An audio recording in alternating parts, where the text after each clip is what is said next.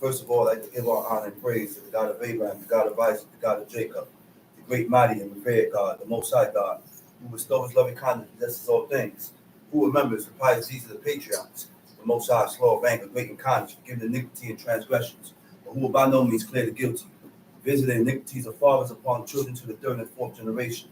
The Most High's work is perfect for all ways of justice, a God of faithfulness and without iniquity, just and right is he. May be seen. In due respect and honor to a head in Israel, my father, Chief Eliezer, to the chief men, princes, brothers and sisters, mothers in Israel, I say unto you at the tongue of my forefathers, Shabbat Shalom. Shabbat Shalom.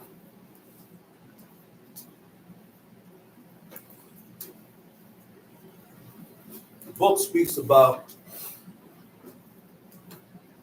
moral rectitude. The book speaks about a crooked mindset or a crooked heart, a crooked mind, a crooked heart, right? So what is a crooked heart? What does it mean to have a crooked heart? And every time when it speaks about the heart, it talks about a mind, the mindset, how you think. A crooked mindset, right? Means what? Deviating from rectitude. When you deviate or you turn away from that which is lawful and right by God.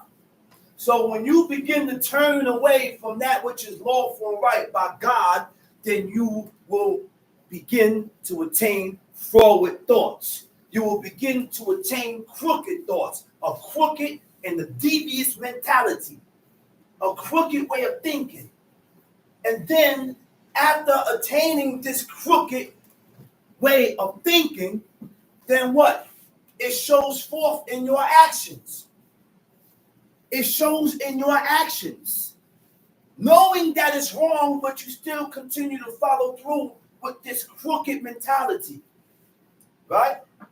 So when you have moral rectitude, you pull yourself away or you pull yourself out from things that are against God. You will not include yourself in things that is contrary and opposite from what God says. See, to do this way of life, it takes a mindset. It takes a certain type of mentality to accomplish these laws, commandments, and statutes. Because when you don't have this mindset, you're gonna contradict.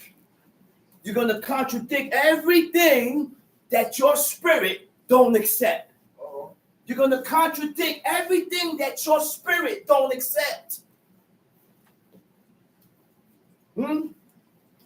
That's why when we come to serve God, we got to clean from inside out. We got to clean from inside out. And the only way to clean from inside out, we got to read and start applying what we are reading. In order to clean from inside out, we got to be truthful with ourselves. Being able to discern between what is right by God and what is evil according to what God says. So when things come, when certain situations, because situation is going to stir up to test your diligence, to test your diligence to God.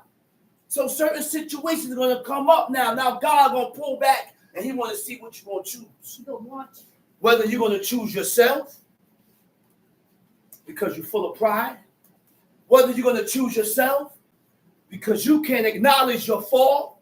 Whether you're going to choose yourself because you don't want to condemn the wrong and the things that you did with yourself.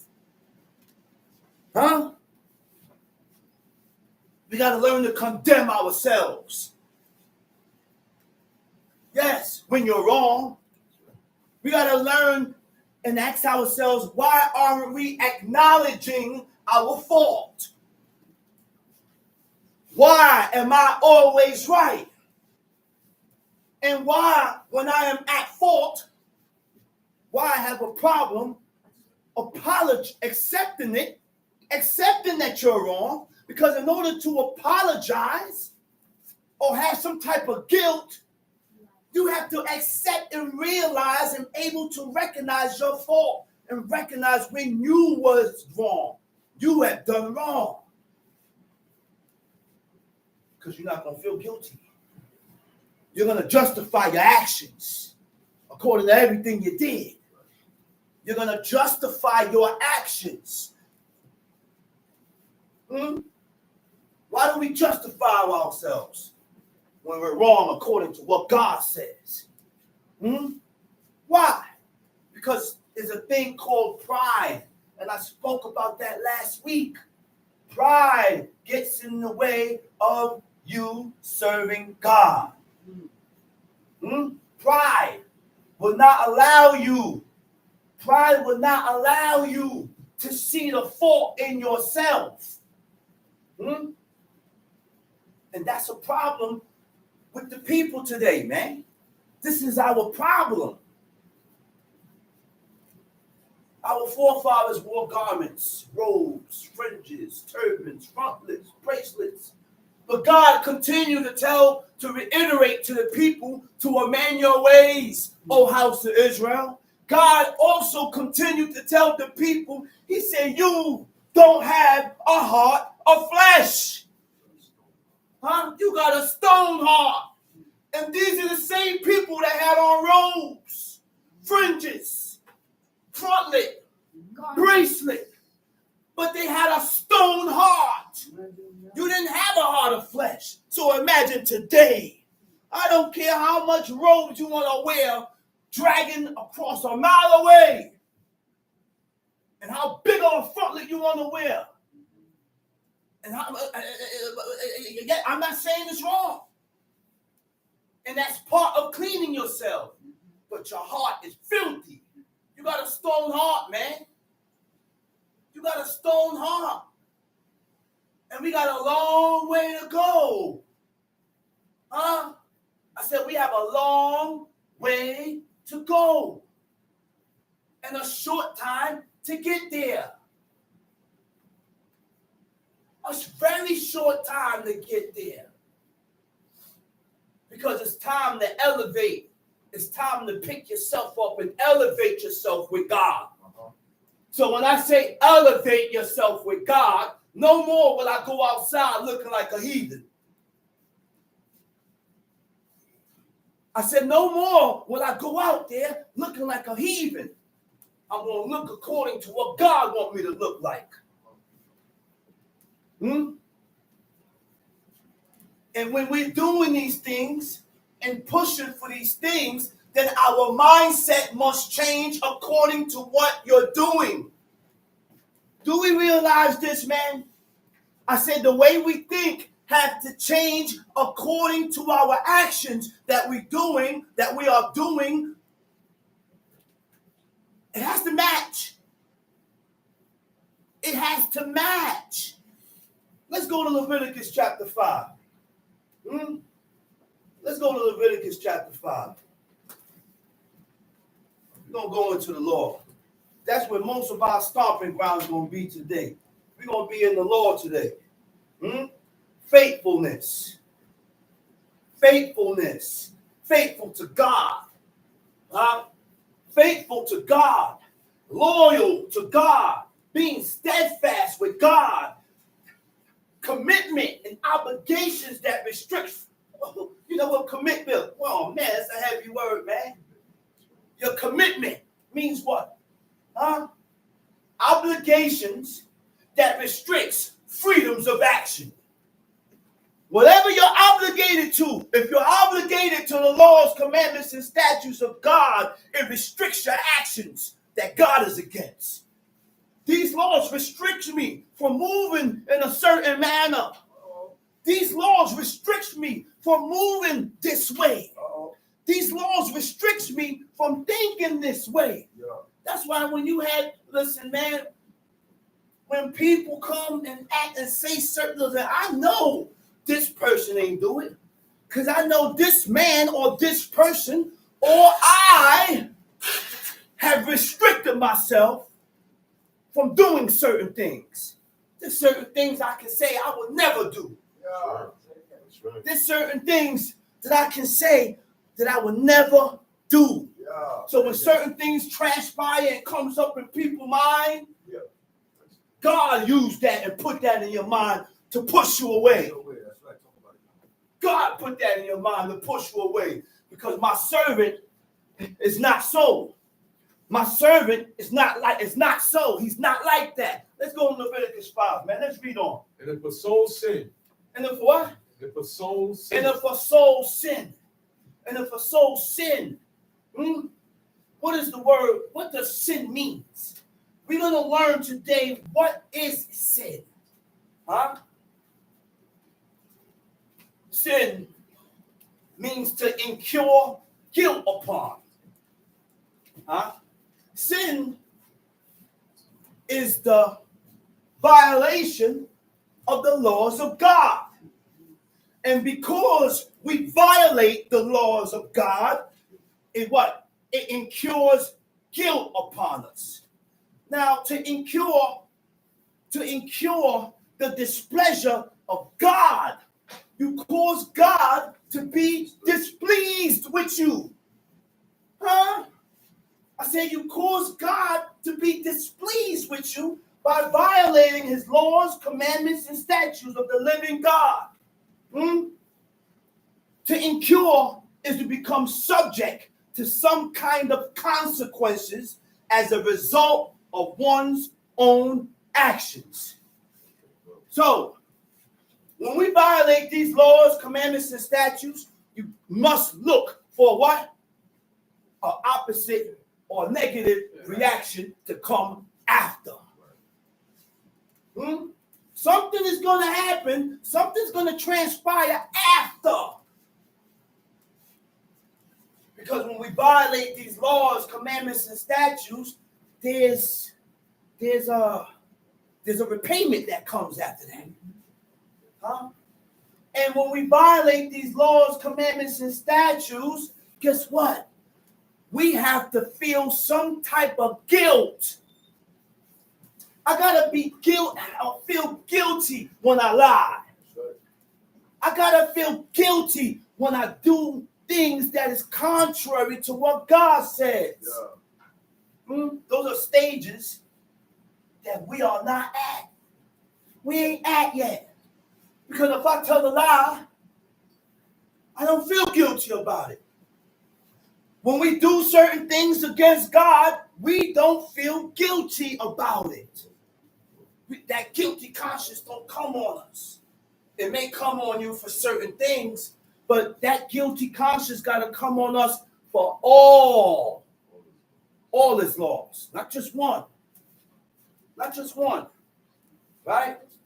Now, sin is also moral evil. Moral evil. Moral evil is evil caused by humans towards each other. So when we do things to each other, your morals is filthy. Because your morals will stop you from violating me. That's right. Your morals, your godly morals that you have in you will hold you back and refrain you from violating your brother. So when a brother violates another brother, your morals is filthy. You need to clean yourself. I say you need to clean yourself. Now we know now we are able to perceive when we need more taking heed to oneself. Because if I'm able to do you wrong according to what God said, then my morals is filthy. I'm not binding myself by the morals and the ethics of our forefathers. Sin includes a failure to do what is right according to the laws of God. Sin includes a failure to do what is right according to the laws of God. But we can also sin by offending people according to the laws of God. It is violence. Violence and lovelessness. Violence, and because we commit violence against each other, that tells you that we don't love each other. There is no love between brother to brother, neighbor to neighbor, sister to sister. That's why I will violate you and you will violate me. That's why I will say certain things to you to hurt you or to offend you, and you will say certain things to offend me. You know, you had people that said certain things, and you go to the person and say, "Oh, hold up, brother. Why are you saying such words? I am not violating you. Why are you saying this to me?" And the brother just keep going on a rant rage. So now you tell me who's better than who? Who's really better than who?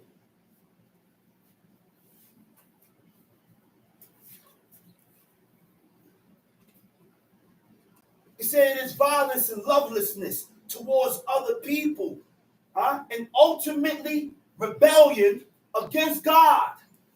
Ultimate rebellion against God. Sin corrupts the heart. Sin corrupts the mindset. That's why when we violate these laws, commandments, and statutes, guess what else get corrupt? Your thinking pattern. Your thoughts get corrupted. God corrupt. Now, when your thought pattern, when your thoughts get corrupt, guess what? Forward thoughts. What God said about forward thoughts. Forward thoughts separate from God. Because of the way you think, God had put a wedge between God and the people because of your thinking pattern. But God told us how to think. We read the book and God shows us how to think. He said, don't make no false accusation if you ain't got no witness. That's a thinking pattern. Automatically, my mind goes on you because you was the only one there. But what God said, 2 or more witnesses establish a matter. I said 2 or more witnesses shall establish a matter. No more will I accuse this man if I don't have 2 or more witnesses. That's a thinking pattern. It's a mindset. I said it's a mindset. You can't do this law with a heathenistic mindset. Because if you continue to have this heathenistic mindset, you're going to contradict everything that you read. When you have this heathenistic mindset, then your behavior emanates according to the way you think. To the way you think. Okay? Check this out. And I never knew this. Iniquity is a Latin word. Iniquity is a Latin word. It consists of 2 words, right? Iniquitous, a Latin word, right? Iniquity is a Latin word, combining the prefix in and not. In and iniquitous, quitus, which means equal or just, okay? So iniquity or iniquitous means not just or not equal, lacking moral principles. You hear that? Iniquity also means perversity and depravity. Depravity means what? Innate corruption of human nature due to original sin. What is the original sin? I said, what is the original sin? Which stems all the way back. You going in there? which stems all the way back to Adam and Eve. Aha. That was the original sin. And God gave Adam a command. And he reiterated and he told Adam, do not eat from that tree that's in the midst of that garden. Of every tree of the garden, you are free to eat. He said, but that tree that's in the midst of the garden, he said, don't eat from it. In the day that you eat from it, thou shalt surely die. Ezra said, oh, Adam, wait a minute. This is a sad thing. It's sad, man. This is a sad situation. We think it's a game, but it's sad. And we are in a hell of a predicament. A hell of a predicament, man. There was a man named Ezra. I said there was a man named Ezra. Right? Look what this man said. He said, I answered then and said, right? I'm in the Apocrypha, second Esdras. This is my first and last saying. That I had been better not to have given the earth unto Adam, or else when it was given him to have restrained him from sinning. Huh? But God gave everybody a choice. God even gave Adam and Eve a choice. Because if I don't give you a choice, then I don't know what's in you. I don't know what you choose. He said it would have been better if you had restrained them from sinning. For what profit is it for men now in this present time to live in happiness, and after death to look for punishment? He said, oh, thou Adam, what hast thou done? For though it was thou that sinned, thou art not fallen alone, but we all that come of thee. For what profit it is unto us if there be promised us an immortal time, whereas we have done the works that bring death? Huh? So that was the beginning, the original sin, when Adam ate from the tree of knowledge of good and evil. But the serpent knew. The serpent knew. So he went to the woman. Why he didn't go to Adam? Because the serpent knows who he can penetrate and who he can't penetrate. That's right. The serpent knew what he had to do to get to Adam. That's right. So he beguiled the woman and he tricked her. And it caused her desire to increase with his tree. She ate from it. Then after she ate from it, she gave it to Adam. And Adam ate. Now they both know they're naked. Now they both know they're naked. They are open to general view. You know what general view is? General view is the way everybody thinks. That's the way the world thinks. That's general view. I don't want to have general view. You know what my view is? God's view. You know what my thinking pattern is? God's thinking pattern. You know what my thoughts is? The way God thinks. And that's how we need to train ourselves to think like God, to move like God, to react like the way God would react. Love what God loves. That's right.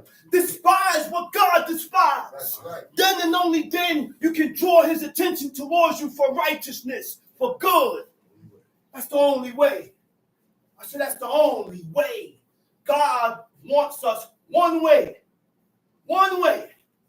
He's not going to accept you no other way. That's right. Because the system, the standards and the curriculum was already set.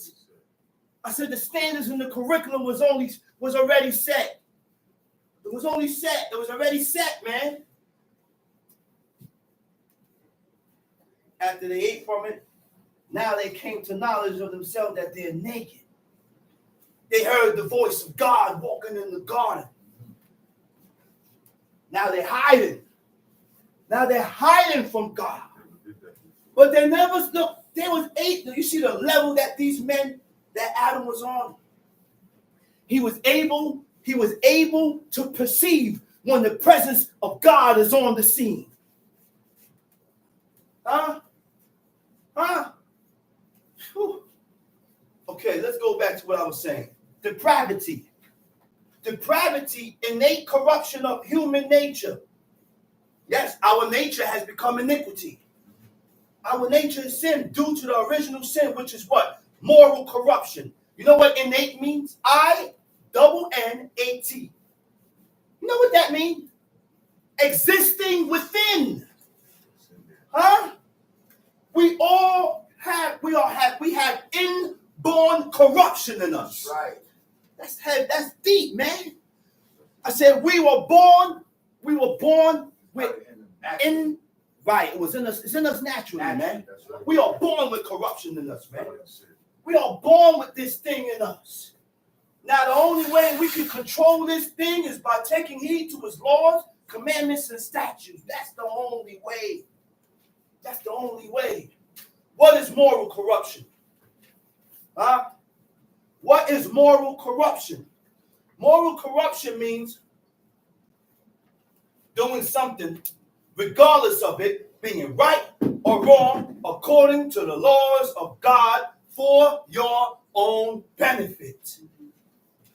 You don't care if it's wrong. I don't care if it's wrong.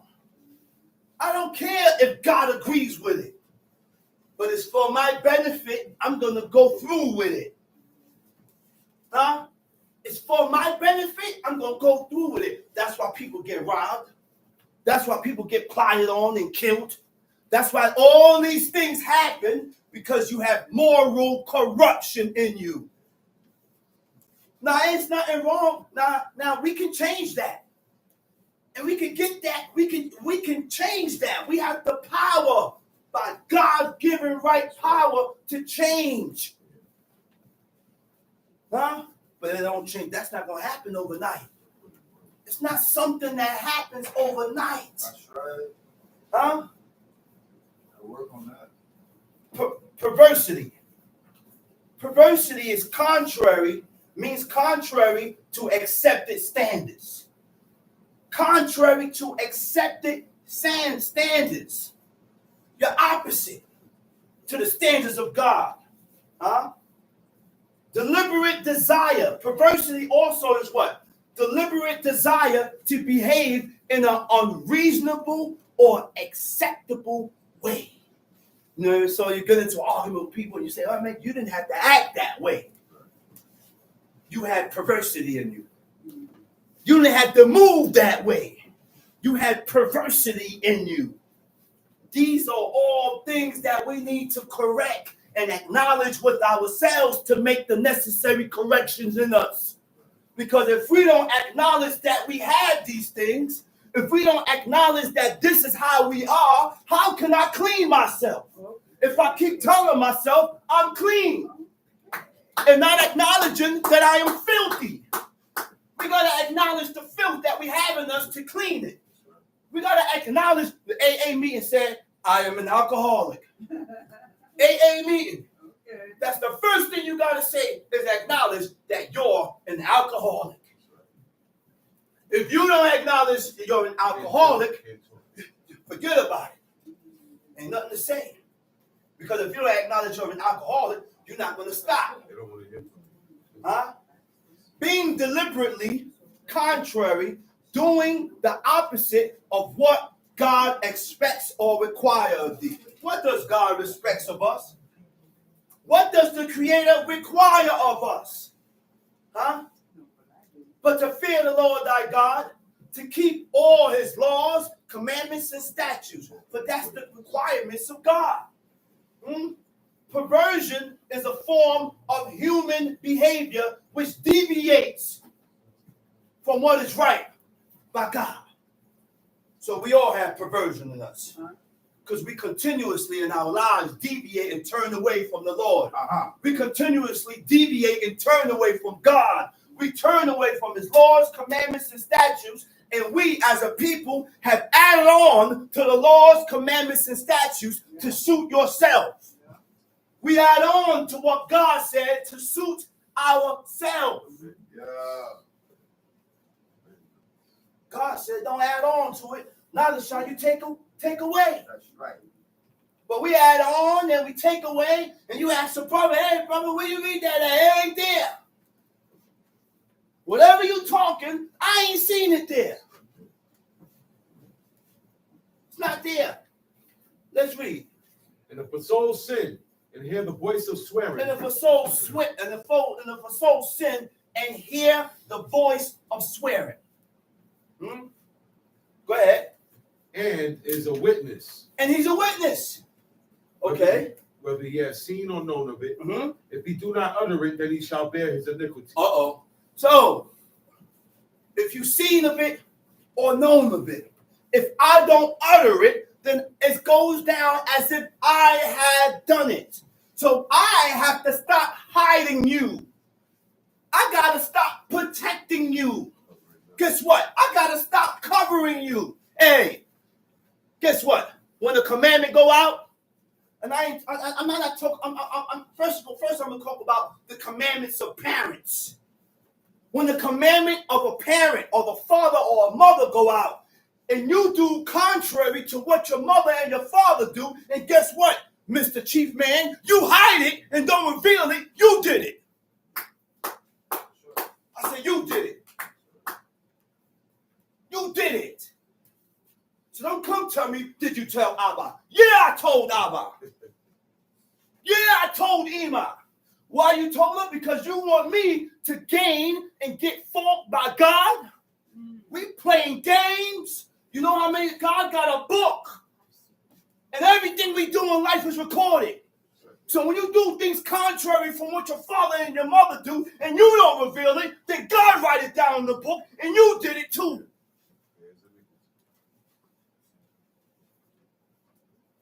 You did it too. So we got to stop hiding and protecting each other. Why? Why do we protect each other against God? Huh? Why? You think it's a game? Keep it up. All we are doing is pushing ourselves further and further away from God. Close to the edge. Closer to the edge. One more step, you're done. Close to the edge.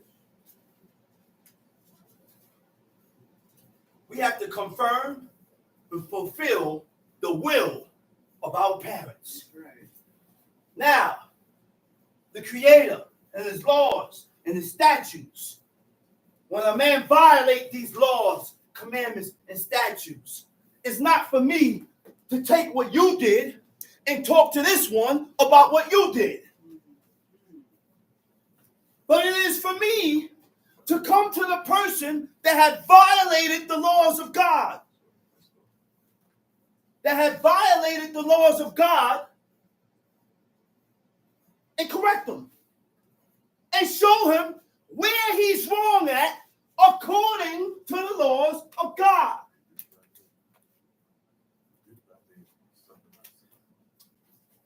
People have a problem.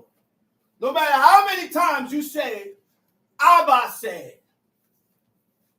No matter how many times you say, Ima said. The despicable person still have a problem with what Abba and Ima said. These are type people that I can't deal with. Because if you go against God and your parents, then what do you think you'll do to the person? Or to your brother, or to your sister, or your friends? Who do you think? He's starting.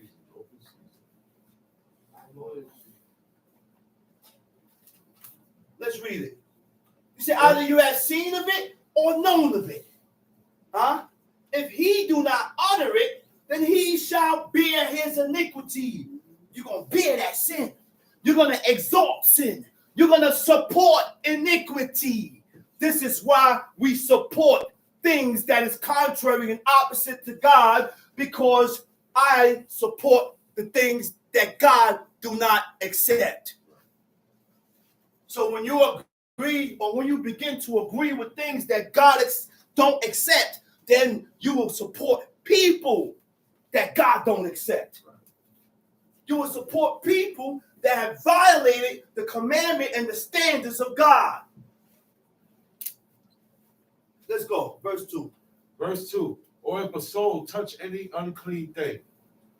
Or if a soul, I said, or if a soul touch any unclean thing, Whether it be a carcass of an unclean beast. whether it be the carcass of an unclean beast, Or a carcass of unclean cattle. or the carcass of an unclean cattle, Or the carcass of unclean creeping or the thing. carcass of an unclean creeping thing. And if it be hidden from him. And if it be hidden from him, which means he didn't know. I didn't know that I came in contact with these things. But go ahead, read. He also shall be unclean and guilty. But even though if you don't know, you're still unclean. Even though if you don't know, you are guilty. There's no excuse. You're guilty. So we gotta be really on point with these things more so than ever. More so than ever, because God, look, we're guilty. Okay, go ahead. Now, hold up. The word for guilty is what? In the Hebrew is Asham. Aleph, Shin, Mem, Sophie. You know what Asham means?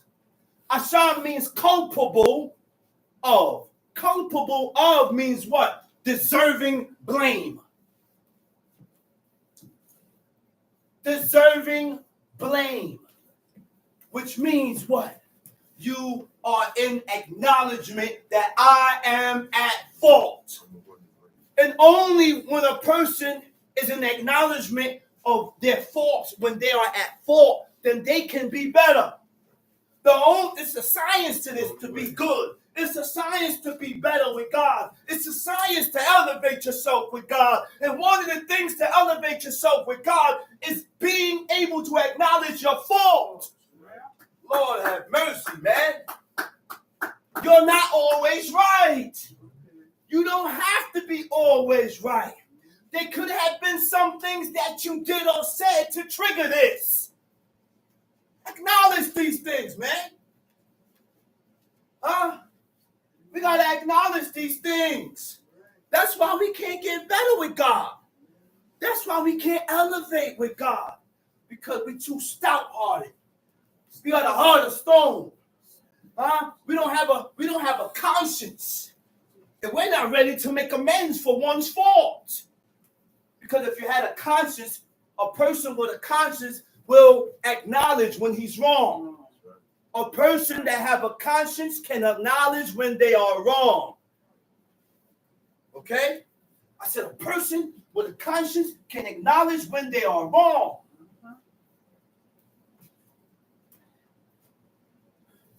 That is one of the ways of being steadfast. That is one of the ways of being gun-ho for God. Keeping a guilty conscience. Because when you keep that guilty conscience, you're always going to be making repairs. You're never going to forget what you did. King David never forgot the things that he did with God, and he enrolled himself in sackcloth and always confessed and turned towards God for the things that he did, and that was years ago. Sometimes your father come to you and say, man, hey, listen, boy. He said, I remember what you did when you did this, this, and this, and this, right? And what the child responded and said, but Abba, that was 5 years ago. I don't care. Not because it was 5 or 10 years ago means I forgot it. You did it. You did it. I said you did it. You did it. Now, these are the things that's supposed to be batteries. We use that for batteries for a booster to push us towards righteousness, because you will always come to remembrance of how I did my parents. Gosh. Gosh. Y'all want to play, man? Hey, talk about it, drama. So y'all want to play? The things we are at fault with, our parents and God, never forget them. That's right. Let me tell you something, man. Let me tell you some keys. I said the things that we have done to our parents in dishonoring our parents, the things that we have done to God in dishonoring his laws, never forget it. Talk about it. Use that for a booster to get better.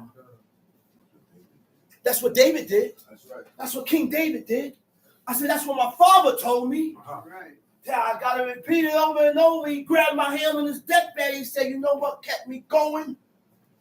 You know what kept this battery in my back to push for the laws of God? He said, I always kept a guilty conscience. Man, my top of my head almost blew off. Come on, man. We do evil. We do evil. We do wickedness. We do corruption. And we forget the things that we did. We forget the things that we have done. And we don't make corrections because we continue to repeat it. I said, we continue to repeat the same things that we had done to each other. What you would say to me? I said, what you would say to me? I'd never say to you. I said, what you say to me, I would never say to you, man. So why it's like that? I said, why it's like that? What you do to me, I would never do to you. I said, why it's like that? Why? We got a problem, and it can't be fixed. We have a problem, and it can't be fixed because in order for these problems to be fixed, you have to acknowledge that you are that way. Acknowledge that I am this way. Acknowledge that I am at fault. Acknowledge that I am violated and I need to change. Culpable of, meaning deserving blame, or culpable of or responsible for a specified wrongdoing. You're taking the initiative to say, well, I messed up. I violated. I'm sorry. People want you to accept fault that you are not at fault of.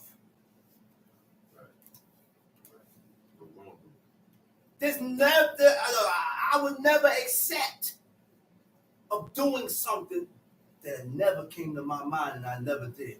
You want to believe that? Then you go ahead. That's just God pushing you away. That's it. You'll realize it.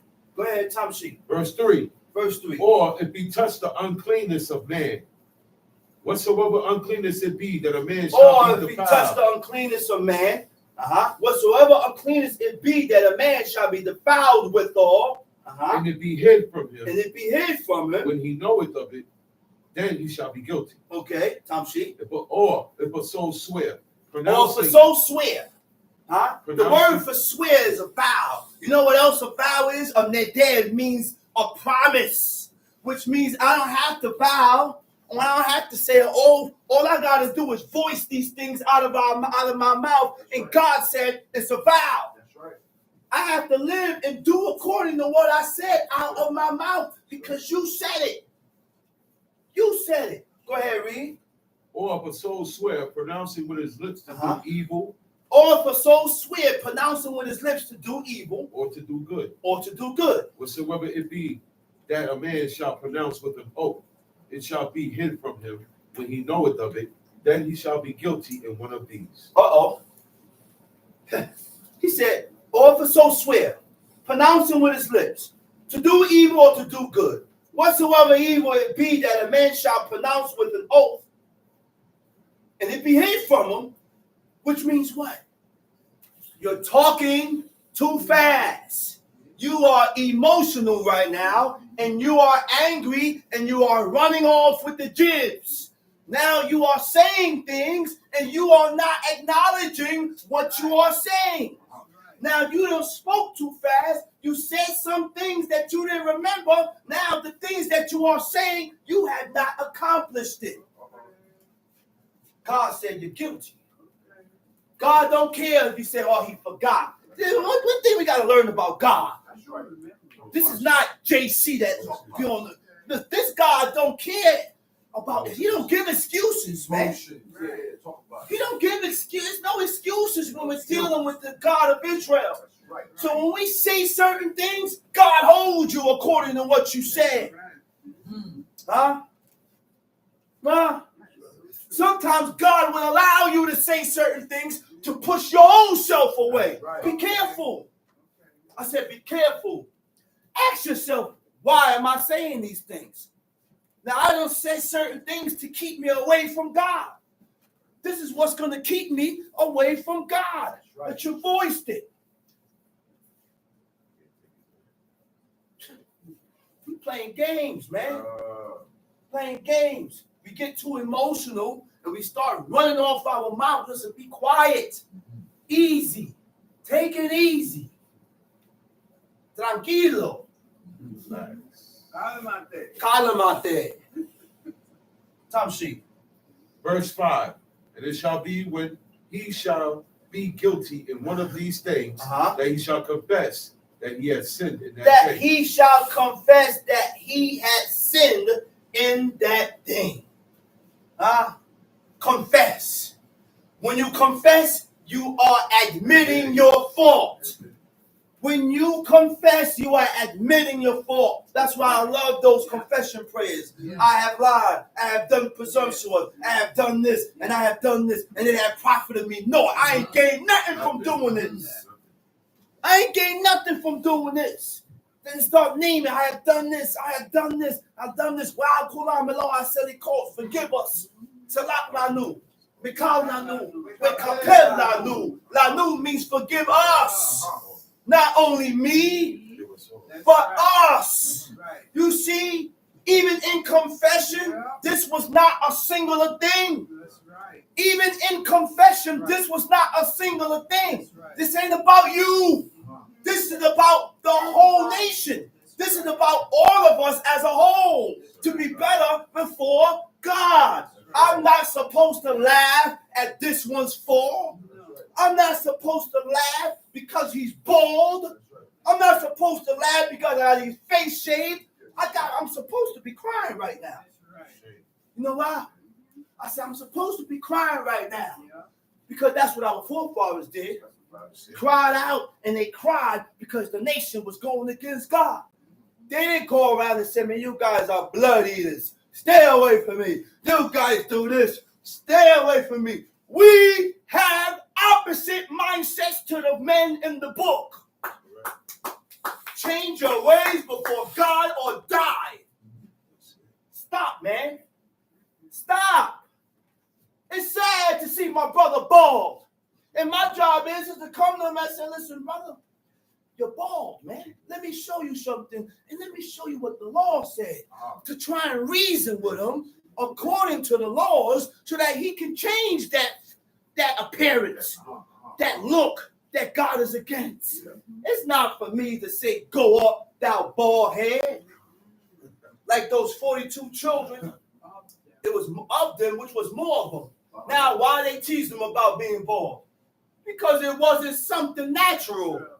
It wasn't a natural look in Israel for men to be bald. That's what he said. Hey, go on up, thou bald head. Elisha looked around. It was children.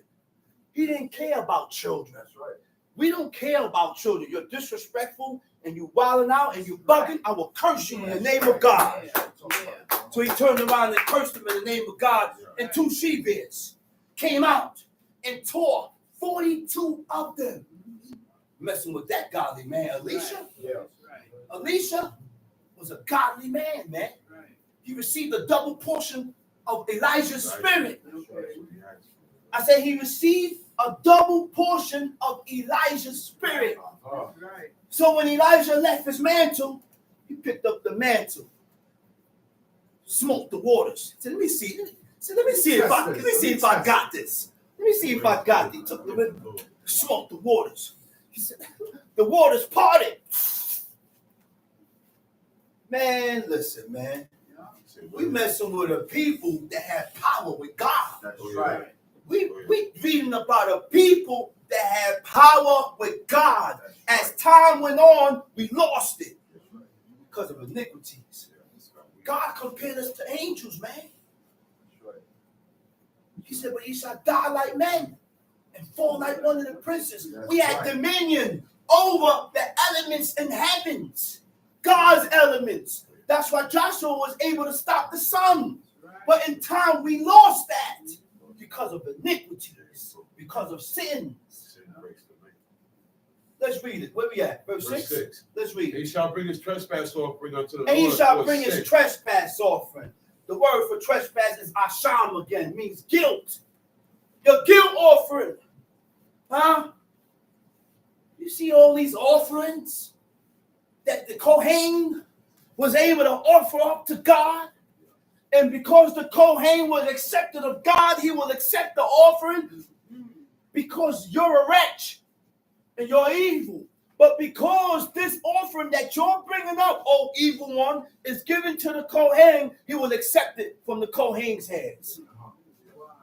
He will accept it from that Kohen's hand. That's why I knew my footsteps, and I knew my footsteps of my father. Yeah. I know the footsteps of my father, and I watch his diligence, and I watch his fear for God. Yeah. And whenever he prayed, I desired to bend my knee and pray with him, Yeah. hoping that God would receive my prayer because I'm praying with my father, a godly and a just man that was accepted of God. That's right. How I knew he was accepted of God? Because that man had some heavy dreams. That's right. Talk about He had dreams. it. I told you about the courtroom. One time he was in prison.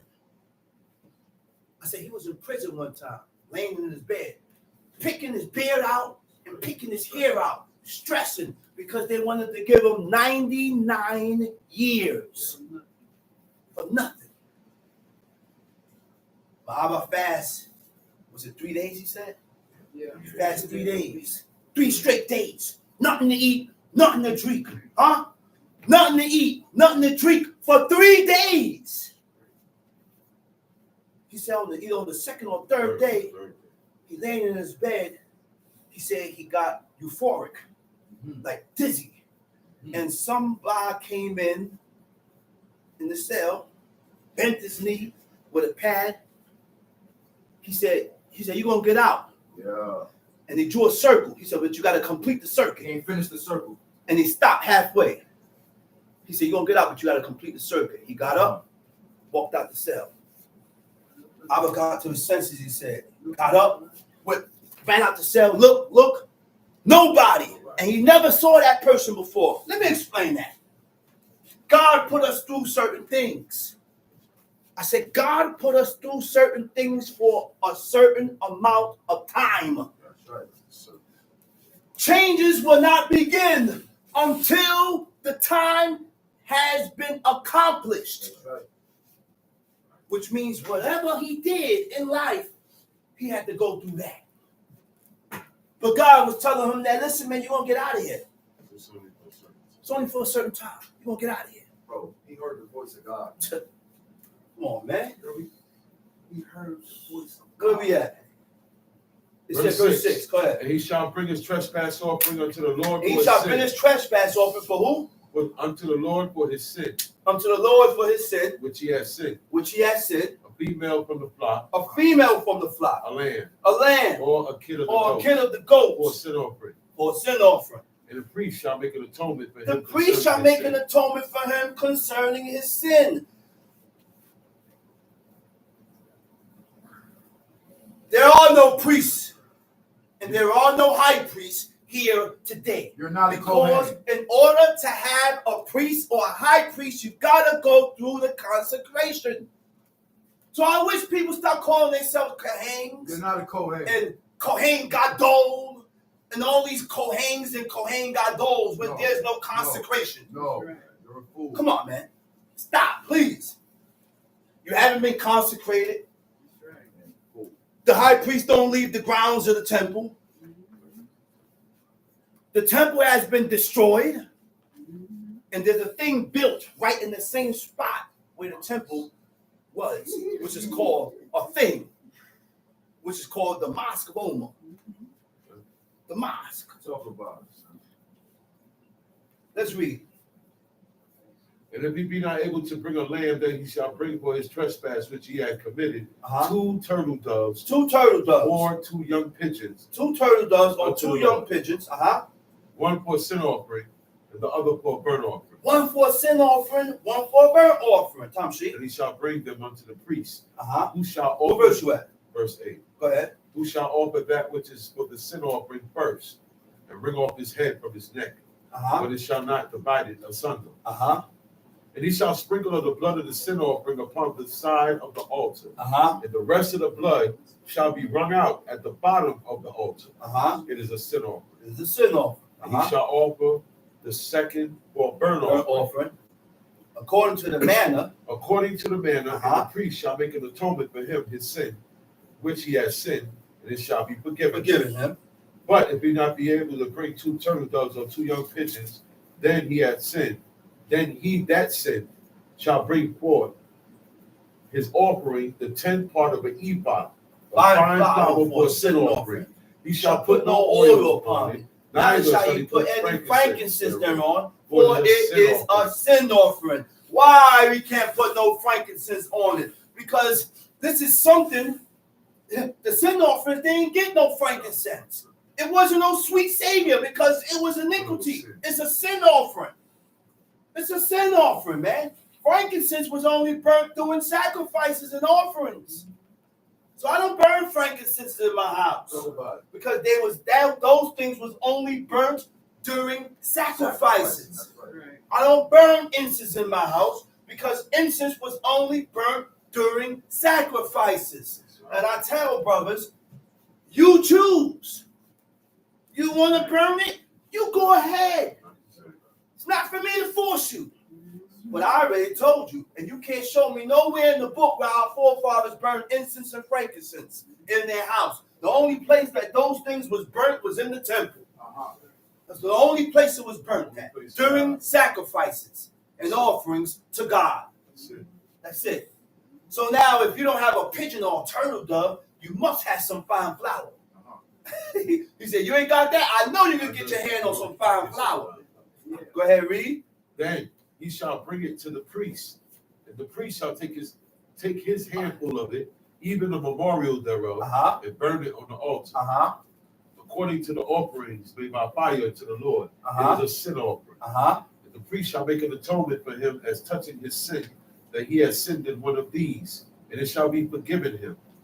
And the remnant shall be the priest as a meat offering. And the Lord spake unto Moses, saying, if a soul commit a trespass and sin through ignorance. If a soul commit a trespass and sin through ignorance, ignorance is shagah, right? It means through error, through mistake. But we don't sin through error and mistake. Presumptuous. We sin presumptuously. And when we sin presumptuously, we cut ourselves off with God. Whether if it's a nikrita or hikaret tikaret, those are 2 different ways of being cut off with God. Neked or nikad or neked means to be alienated before God, to be estranged, to betray. Hikaret tikaret means to be destroyed. He will wipe you out. You get wiped out. You're dead. You died. Go ahead, read. If a soul commit a trespass and sin through ignorance in the holy things of the Lord, then he shall bring for his trespass unto the Lord a ram without blemish, out of the flocks, without estimation, by shekels of silver, after the shekel of the sanctuary, for a trespass offering. And he shall make amends for the harm that he had done in the holy thing, and shall add the 5th part thereto, and give it unto the priest.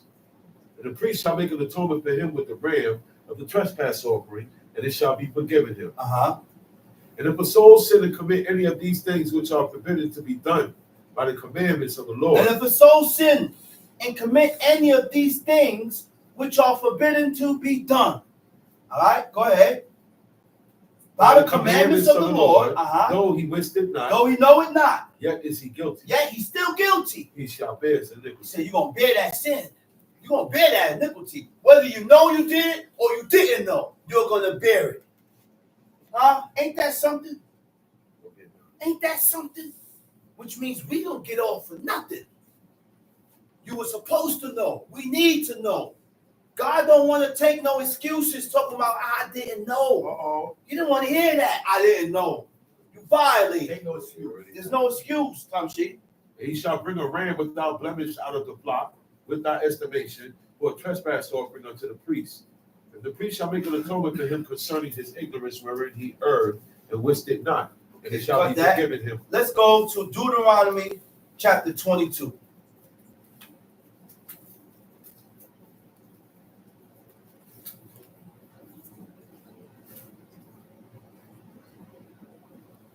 Got it?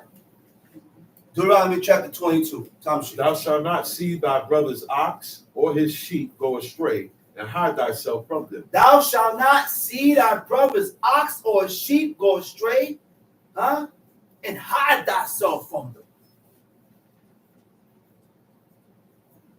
Which means what?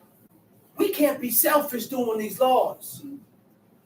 We cannot have a selfish mindset and accomplish the laws and the commandments of God. If we continue to have this selfish mindset, we cannot accomplish the laws of God. So now, let me explain this so-called selfish mindset. A selfish mindset won't be considerate. I said a selfish mindset would not consider. So therefore, when I say certain things, I'm going to first consider what I'm saying so that I don't offend you. A selfish mindset not going to put their hands on you and you didn't put your hands on them. You didn't touch me, but I'm always quick with the hands to put my hands on you. Selfish mindset. Everything that we do in life can tell whether you have a selfish mindset.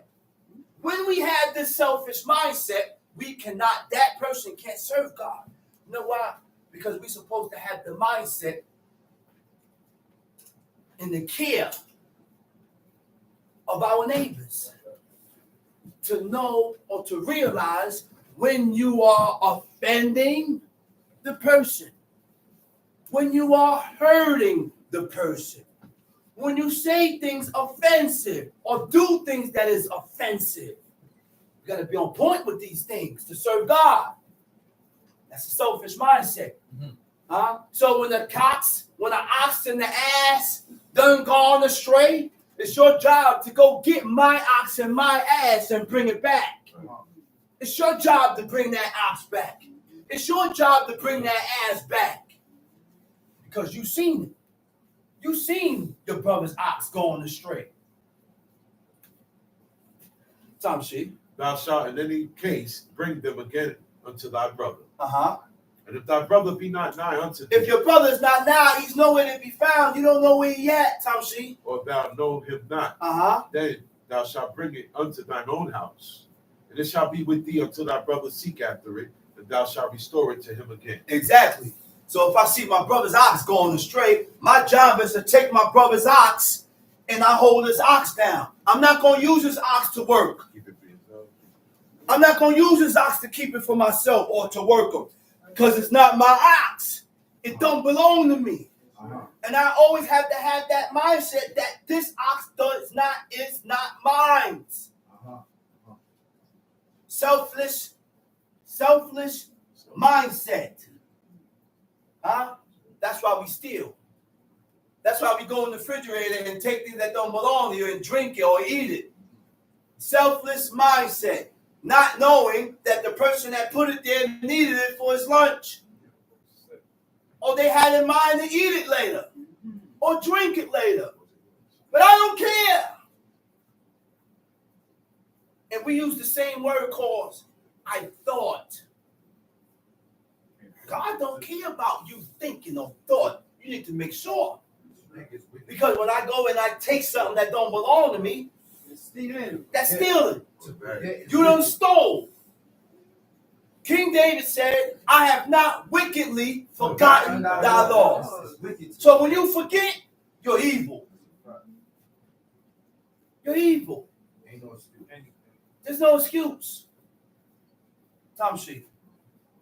In like manner, In shall like thou manner, do with this ass, shall thou do and with his shall thou ass, do with this raiment, do with his raiment, and with all lost things of thy and brother. with all lost things of thy brother. But there's no way you can find something in my house. That's right.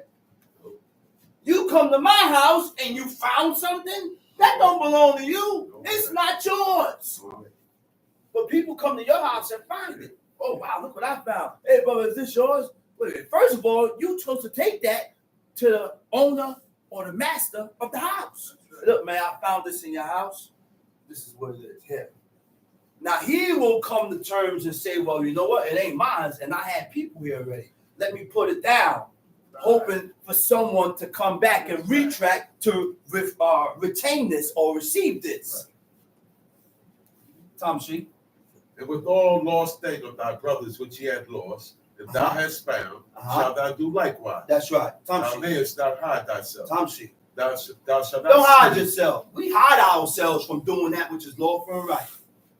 Yeah, we do.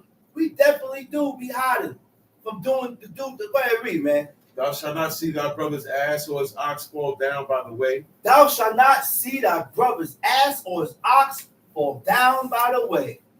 Man, I learned something. It says now, this by crossing animals and hybrid, right? Right?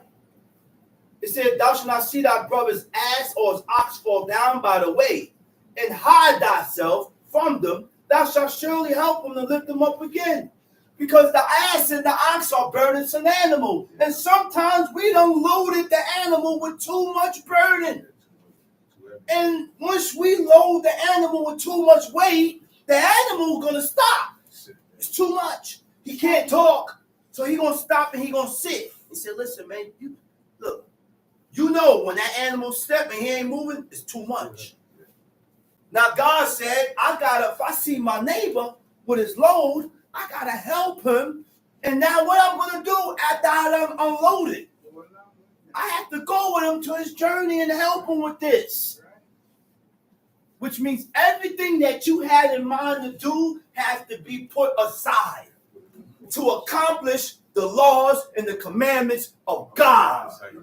That's how you do it, man. We gotta learn to put our personal things, activities, or whatever we had in mind. Man, I was about to do, when you was about to do something, you busy. That don't matter. That's right. Whether I was busy or not. The only thing that matters is the accomplishing the laws of God. That's it. Now we cannot compare this to groceries. Well, brother, what about if you see groceries? Well, if a brother got the mindset of God, of course I'm gonna help you with the groceries. Of course, you got 4, 5, 6 bags. I'm not gonna see you with 5 bags in each hand. I'm gonna take some more and say, let me help you, man. Because that mindset. I will help you. But we got to stop comparing and adding things on to what the book says. Tom Sheep. The woman shall not wear that which pertaineth unto a man. The woman shall not what? Shall not wear. That which pertaineth unto a man. The woman shall not wear that which pertaineth unto a man. Lo yihye keli geber al isha. Al isha means concerning a woman, upon a woman, right? Concerning a woman or upon a woman, right? Lo yihye keli geber. Keli is a utensil, tool, vessel, container. Also means a dress or a garment. So the tool or utensil of a man cannot be concerning a woman, which means what? The spoons and the forks and the knives were separated. If this was a man's spoon, the woman didn't use the man's spoons. She had her own utensils. Now, mind you, they had their own tents. Jacob had his own tent. Leah had her own tent. Raquel had her own tent. And when Leah hired Jacob with her son's mandrakes, she came to him and said, I have hired thee with my son's mandrakes. Therefore, thou shalt come lie with me tonight. You got to come into my tent. But she didn't go in Jacob's tent because she'll be laying on a man's bed. She'll be laying on a man's bed. She'll be sitting on his chairs or whatever he got in there. So anytime he wanted to cohabitate with Leah or Raquel, he went into their tent. He went into their tent. Okay? There was a separation between utensils and cups and artifacts. But a man is able, the king, was able to tell his mother. His mother came in. What did the king do? As soon at the presence of his mother, what did the king do? King Solomon stood up. You're acknowledging, Ima. That's acknowledgement. That's acknowledging the presence of your parents. That's honor. The book shows you what honor is. So when your father and your mother walk in the room while you're there, you stand up. And you give reverence and you give respect and show that, listen, you're acknowledged. And I see that you're standing there. Huh? Because when the sergeant come in, they say, attention, everybody get up and salute him. And they salute him. And they salute the sergeant. So what more your parents and God? What more your parents, man? Get up and recognize your Ima and your father. Hey, shalom, Ima. What's up, Ima? You okay? You need something? You need me to go somewhere? Yeah, I want you to go to the store. You was just about to go do something. But what I was about to do has to be put on hold. That's right. Because my mother want me to run to the store. What I was about to do has to be put on hold because my father want me to run to the store. I don't say I'm tired. I don't feel like it. Especially sometimes your parents, they're considerate. They're very considerate. Because there have been times where the mother would come inside and say, do you feel like going to the store? Do you feel like going to the store? Guess what? I don't know. Can I go? What? Yeah, I don't feel like it, Ima, but you need me to go to the store. I'm going to the store. Everything will be stopped. And I'm running to the store because how I feel don't count. I said, how I feel don't count. And if you want your children to deal with you in that manner, then I have to deal with my mother that way. I got to give it up and give this just due to where it's due at, man. So we didn't mix the utensils, the knives. When I did have a wife, she listened and she heard this. I didn't have to change nothing. Immediately, she went to the store, bought different forks, different knives. I didn't do the changes. She did it. I came in the house from work one day. She said, look, babe. She said, this is my drawer with my spoons and forks for the woman. He said, look, this is your drawer right here. I said, yeah. I said, that's what I'm talking about. And that's what a helpmeet is. That's when a woman is being a helpmeet because she's helping me meet my obligations and my duty to God.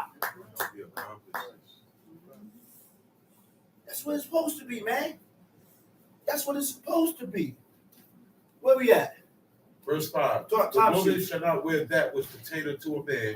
Neither shall a man put on a woman's garment. Neither shall even the couches were separated. I got couches, sofa, love seat. The woman's couches is here. The woman's joints is on that side. The chairs is here. The men's, everything's separated. Right? He said, and a man shall not put on a woman's garment. Okay? Okay? For all that do so is an abomination unto the Lord thy God. You see how easy it is to become an abomination before God? A walking abomination before God. When we do things contrary from what God said, we are abominable. Tom Sheet.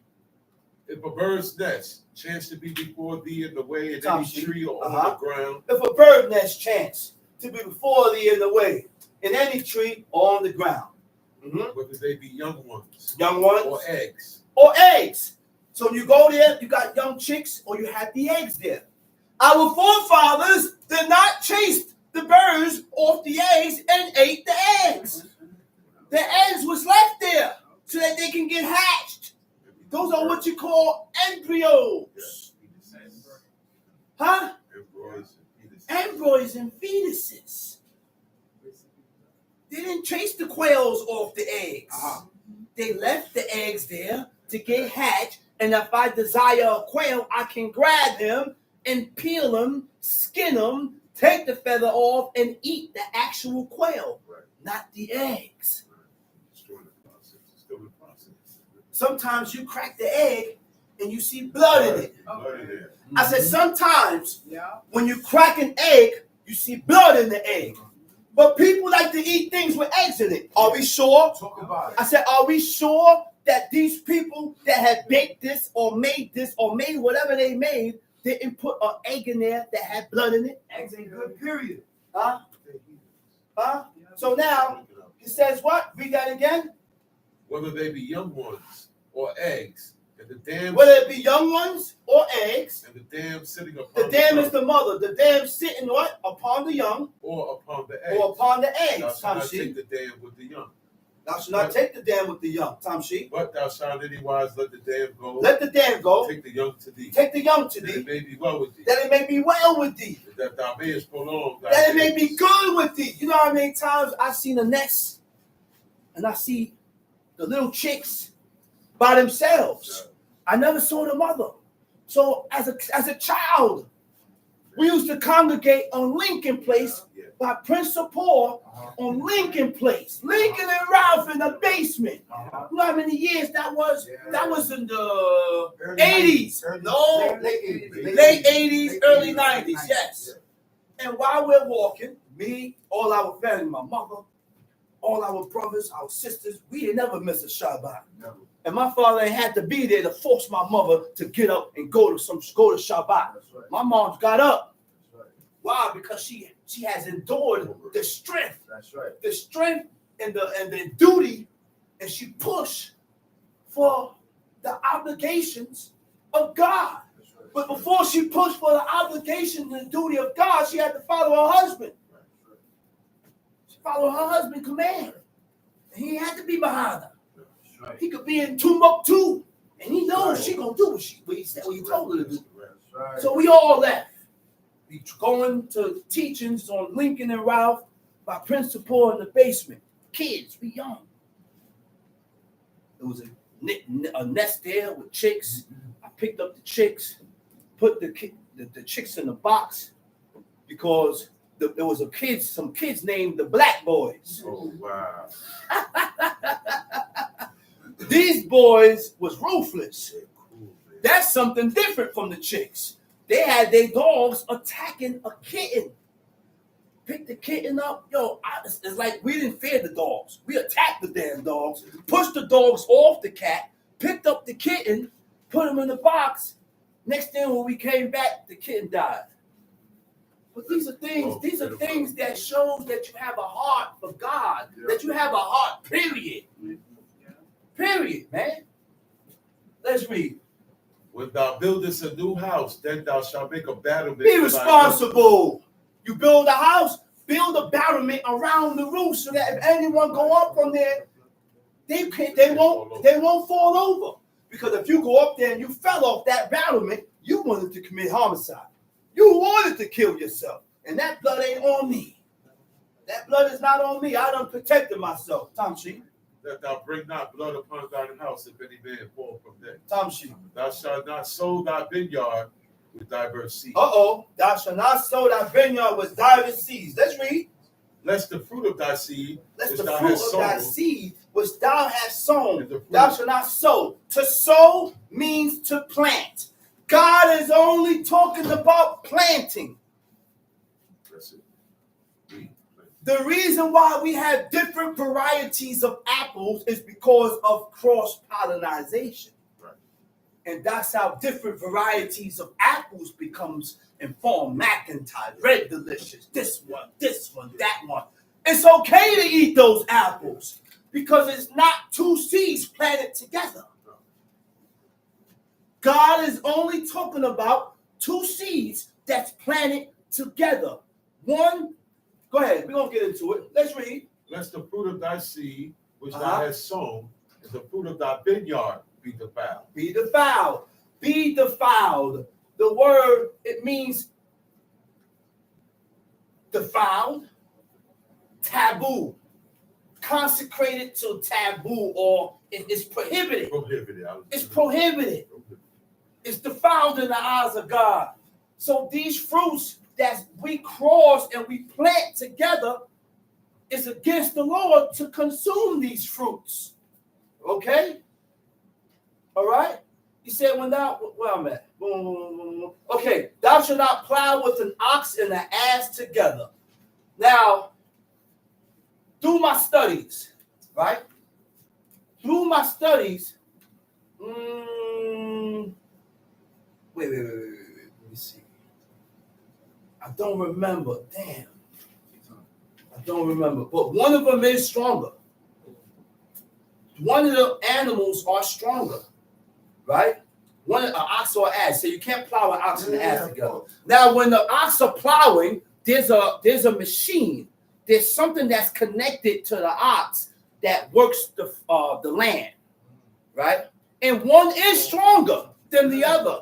And this is the reason that Israelites say, but the book never gave that reason.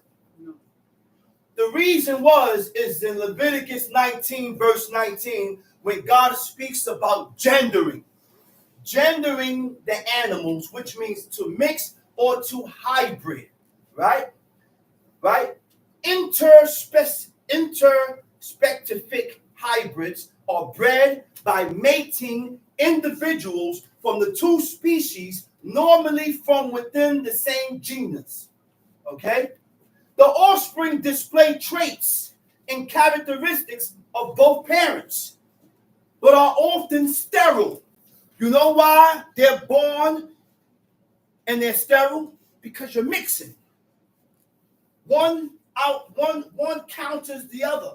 He said, so now it said preventing gene flow between the species. So when two different species mate, their hybrid offspring can be unhealthy when you make two different species as an ox and an ass, right? Or it can be healthy or sterile. And when they become sterile, they can't produce after you mix these two animals. He said often only one sex is affected. Sexual differences in fertility follow a pattern known as Haldane's rule, which states that hybrids are afflicted more when they inherit two different sex chromosomes. When they inherit two different sex chromosomes, that's from two different cattle that you done make together, which affects the animals, which affects them. Okay? Right. The brother said a liger. You're right, Zacharias. A liger. Yes, it is. You're 100% correct. He said, thou shalt not plow with an ox and an ass together. Right? Thou shalt not wear a garment of diverse sorts as a woolen and linen together. Huh? So now the Creator done prohibited us from wearing two mixed fabrics. And I got this information from a brother. This brother lives in California, right? His name is Yehoshua. My brother, Prince Zacharias' friend, close friend of his. It says, do not wear mixed fabrics, right? A doctor did study on fabrics, and this was the conclusion. The human body has a signature frequency of 100, and organic cotton is 100. Therefore, you don't want to wear a garment under 100 that is lower than the frequency of the body. This is why God didn't have to explain this, gave us a command and told us, don't wear mixed fabrics. 50 cotton, 50 this, 25 this, 75 this, because we have a body frequency of 100, and when we wear mixed fabrics, that's 50-50, it cancels,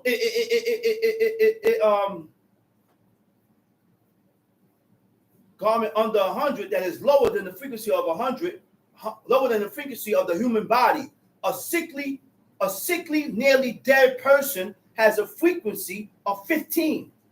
And materials such as polyester, rayon, silk, and spandex register at 15. Science proves that any fabric worn that has a frequency less than 100, our bodies put a strain on us, which causes diseases, inflammation, and other sicknesses. The only super fabrics are wool and linen. And mind you, we only read about wool and linen here. My father said, man, that's all our forefathers wore. You know why? Because I never read where they used cotton. And he said that cotton don't grow in Israel. They didn't have cotton. He said they didn't have cotton. He said they didn't have cotton. He said they ain't growing in Israel. Right? The only fabrics the wool and linen both measures. The only super fabrics are wool and linen, both measuring in at 5,000, which energizes the body and helps fight diseases. As for linen and wool, they have the highest atomic frequency signature of any fabric, totaling 5,000. So when you combine the two together, they cancel each other out to 0. All right? What verse are we at now?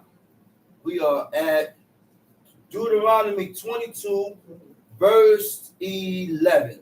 Thou shalt not wear a garment of divers sorts, as of woolen and linen together. Woolen and linen together. That's right, Zacharias, no synthetic neither. All that synthetic stuff out the window. It's garbage. Garbage. Right? Thou shalt make thee fringes upon the 4 quarters of thy vesture. 4. So the word kanaf, it means corners, and it also means borders. But what the law also said 4. So the only way to have 4 corners, you would have to cut and split your garment to have 4 corners on your garment. We did not wear our fringes on our borders. We did not wear our fringes on our borders. The law says 4 quarters. Now, what is the Hebrew word for that? Gedelim ta'aseh leka. Al-arba. Arba is 4. Arba, confort. 4 corners. Confort is corners. Right? 4 corners. Fringes upon the 4 quarters of thy vesture, wherein thou coverest thyself. Okay? If any man take a wife and go into her and hate her. Now this is a mindset. Why would you go into a woman and have sex with a woman, then after you have sex with her, you hate her and despise her? What kind of men are we dealing with today? What kind of men are we dealing with today? Because our mind frame is what? If we have sex with a woman, you got to be able to marry her. You marry this woman. If she was good enough for you to have sex with, she must be good enough for you to marry. This is why they didn't have promiscuous sex. They didn't go around sleeping around with every woman. That's right. If they was not their wives or their concubines. Verse 13. Tamshi. And if any man take a wife and go in unto her and hate her, and give occasions of speech against her, and bring up an evil name upon her, and say, I took this woman, and when I came to her, I found her not a maid. Oh, okay now. He said, and give what? Occasions of speech. You know what occasion of speech is? The word for occasion of speech is alilot dibarim. False accusations. And you give false accusations against this woman, and you say, what? I took this woman. When I came to her, I found her not a maid. When I came to her, she wasn't a maid. She wasn't a virgin. When I went into her, she was not a virgin. The woman did not have sex unless they was married. The man did not have sex unless he was married. If the man is not married, he's not having sex. If the woman is not married, she's not having sex. you gotta be married. That's right. That's right. But according to this American lifestyle and general view, is opposite from the view of God. That's right. It's opposite to the standards of God. That's right. And when you are opposite to the people, they look at you as strange. That's right. When you say certain things that's contrary to general view, they look at you and they don't believe it. They look at you and they don't believe it. When you say, listen, man, I ain't been doing nothing for a whole year, man. Oh, they don't believe that. So you didn't even masturbate? That's the next question. You didn't masturbate? Neither you mean tell you ain't nothing. These are the questions that heathens ask you when you tell them that you are refraining from doing such things. Yeah. You can't believe it. Yeah. When masturbation is a form of Baal worship. Using toys, all that stuff goes into Baal worship. Male and female. That's right, Tom C. Verse 15. 15. Then shall the father of the damsel and her mother take and bring forth the tokens of the damsel's virginity unto the elders of the city and the gates. I ain't hear about you know how long I ain't hear about the tokens of a virgin's virginity? Huh? Everybody. Because the practice is, if your daughter's a virgin, her job is any virgin that's penetrated is gonna bleed. Because you got something called a hymen. Huh? And we got to teach our daughters the importance of keeping their virginity. The value in keeping your virginity. Because ain't nothing out there.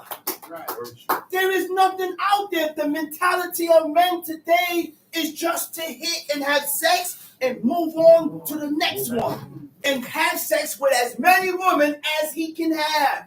The woman will grow attached to him, but he won't be attached to her. He'll come, push her aside, step to the next one, hit that one, push that one aside, and he'll continue to move that way. He'll continue to move that way. Now you are causing the daughters to be whores. You had caused her to be a whore. Because you had sex with her and you didn't marry. You didn't have intentions on marrying this woman. That's right. Can't walk shop. Just like today, Tom C. And the damsel's father shall say unto the elders, I gave my daughter unto this man to wife, and he hated her. Yeah. Yeah. You're 100% correct. Not only men got that mentality, the woman got that mentality too. Yes. They said, well, know what they call that? Well, I just want to enjoy life. What's enjoying life? Having different cucumbers? They gonna still changing cucumbers? They're gonna still turn to the side. Fruits. Flavor Flav cat. Huh? That's not a life. They're gonna look at your man. Because all we're doing is damaging our mental. You damage your mental and your mind frame when you do these things. I told you already, when a woman had multiple sex partners, she began to absorb, the woman absorbed DNA from every man that she had sex with, which interrupts the oxytocin that the woman, which is the oxytocin, which causes her to peer bond. Yeah. It disrupts that. Now, when you continue to have sexual relations, which disrupts the pair bonding, when you decide to settle down, it's difficult for you to pair or bond with this guy here because you done had too many sex partners. That's why men will look at a woman and say that she got too many mileage. Yeah. Too much mileage. Too many hands been on that. Yeah. That's right. That's right. Where we at? Tom C. And lo, he had given occasions of speech against her. And lo, he had given occasion of speech against her. I found not thy daughter a maid. I found thy daughter not a maid. Yet these are the tokens of my daughter's These virginity. are the tokens of my daughter's virginity. And they shall spread the cloth. And they shall spread the cloth. You know what's the Hebrew word for the cloth? Simla. You know what a simla is? Her dress. The simla is her dress, her covering. Which means what? She mustn't get butt naked. She lifted up her dress, penetrated, and whatever it was that came out of her, she was supposed to take that cloth. Take that cloth and give it to her parents. How many of us, women, had done such a thing? Or have you been sleeping around with different men before you that decided to get married to one man? Yeah, talk about it, John. Where's the tokens of virginities today? Where is it? It's an honor to have these things, man. It's an honor by God to have these things. Tom She. And yet these are the tokens of my daughter's virginity, and they shall spread the cloth before the elders of that city. The elders of that city shall take that man and chastise him. Yeah, chastise him. Chastise him. Because you done spoke against the daughter of Israel. You done put a false accusation. You done accused this woman of sleeping around. And the woman wasn't sleeping around. You know what that is? One of the things to denote hatred is to falsely accuse someone. One of the things to show hatred for a person is to falsely accuse them. That's what he said, man. He falsely accused her. He said he hated her. He hated her. And it showed and it said what he did to show his hatred for her by false accusations. Tom She. And they shall immerse him in 100 shekels of silver. 100 shekels of silver. And give them unto the father of the damsel. Because he had brought up an evil name upon a virgin of Israel. And she shall be his wife. She shall be his wife. You may not put her away all days. You can't put her away all your days. But if the thing be true, and the tokens of virginity be not found. If the thing be true, and the tokens of virginity be not found for the damsel, for the Betula, right? For the, what is it? Betula or damsel? Yeah, Betulim. Or Naad. The tokens of virginity of the child, right? Of the damsel, Naad, right? Then they shall bring out the damsel to the door of her father's house. Then they shall bring the damsel of the door of her father's house. Somewhat like when you're doing an offering before God, where the offering go? At the door of the tent of meeting before God. Ownership, that offering belongs to God.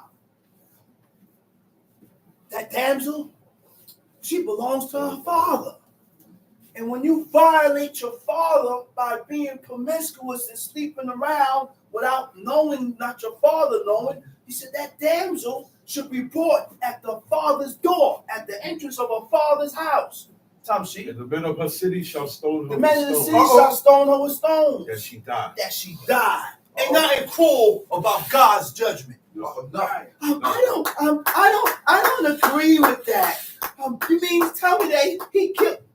That's what God said, right? That's right. Why do people have a hard time accepting what God said? Why? Because you don't agree with it? Naturally. You know, I ran across people, me too, like that disagree with what God says.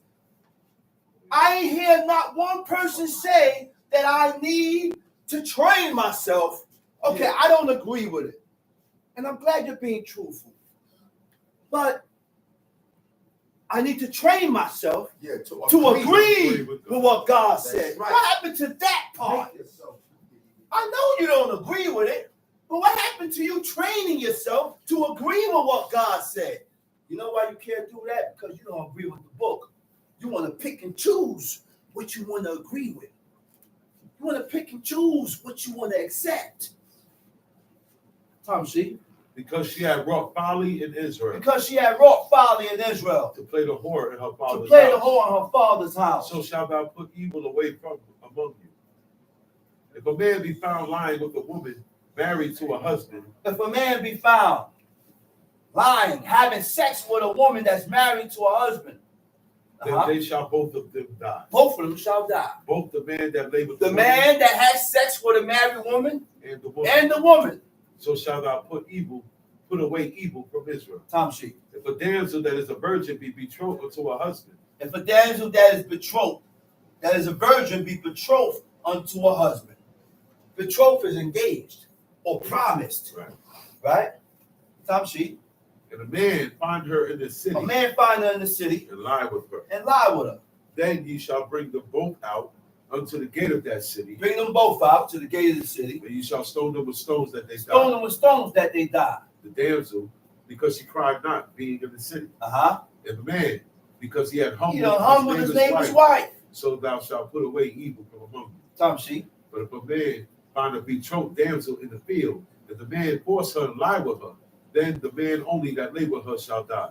Mm-hmm. But unto the damsel thou shalt but if a man nothing. find a betrothed damsel in the field, and the man force her against her will, and he has sex with her, that's rape.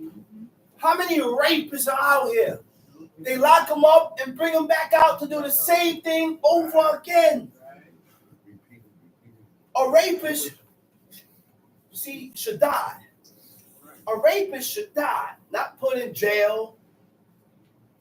Not none of that. You rape a woman, you die. That's it. Tom sheet. Then the man only that lay with her shall die. Uh-huh. But unto the damsel thou shalt do nothing. There is in the damsel no sin worthy of death. Mm-hmm. For as when a man riseth against his neighbor and slayeth him, even so is this man. For he found her in the field, and the betrothed damsel cried, there was none to save her. Uh-huh. If a man find a damsel that is a virgin which is not betrothed, and lay hold on her and lie with her, if they be found. If a man find a damsel that is a virgin, right, which is not betrothed, she's not engaged, and lay hold on her and lie with her, and they be found. Now he found a woman, he has sex with her, right? She's not betrothed, she ain't married. Uh-huh. Then the man that lay with her shall give unto the damsel's father 50 shekels of silver, and she shall be his wife, because he had humbled her. He may not put her away all his days. Uh-huh. A man shall not take his father's wife, nor discover his father's skirt. That's right. So let's go to Genesis 31. Genesis 31.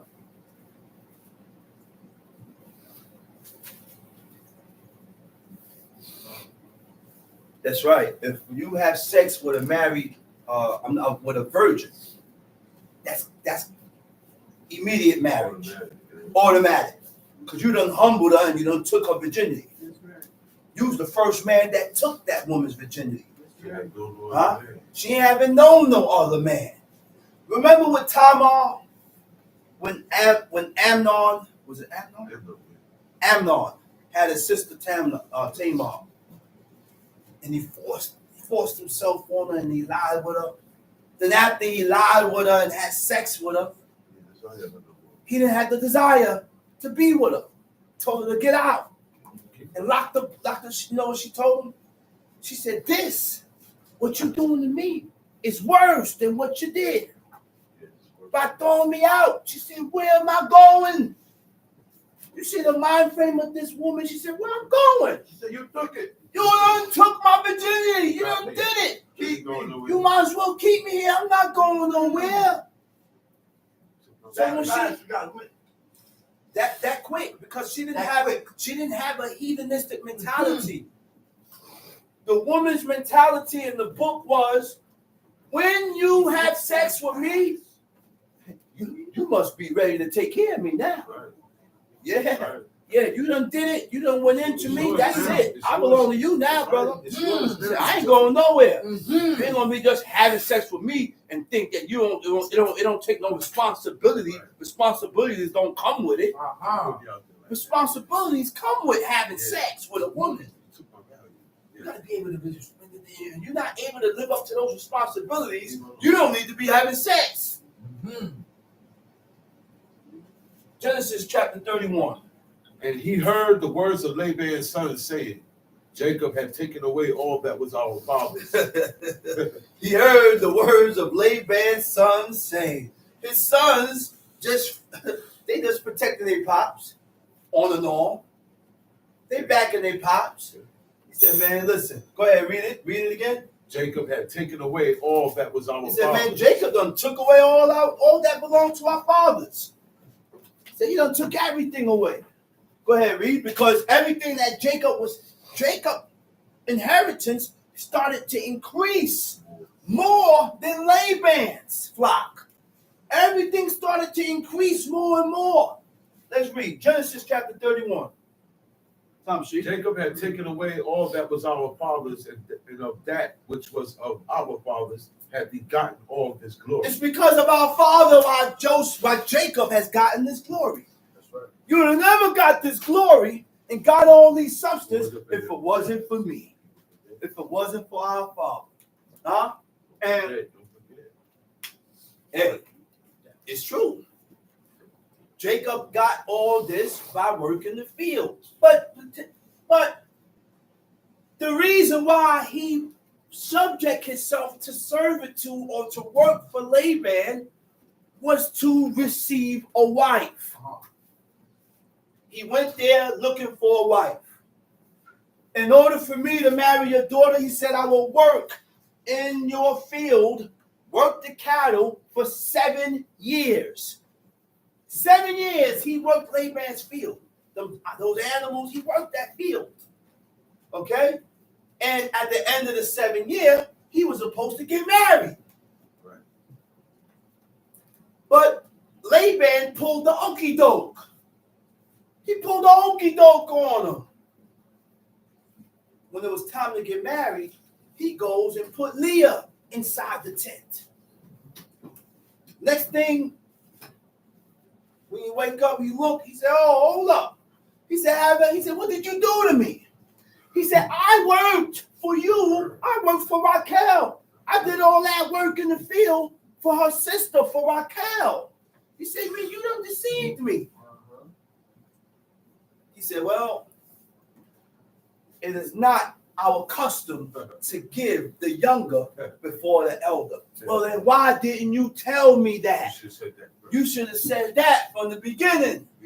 So now this Laban was being deceitful.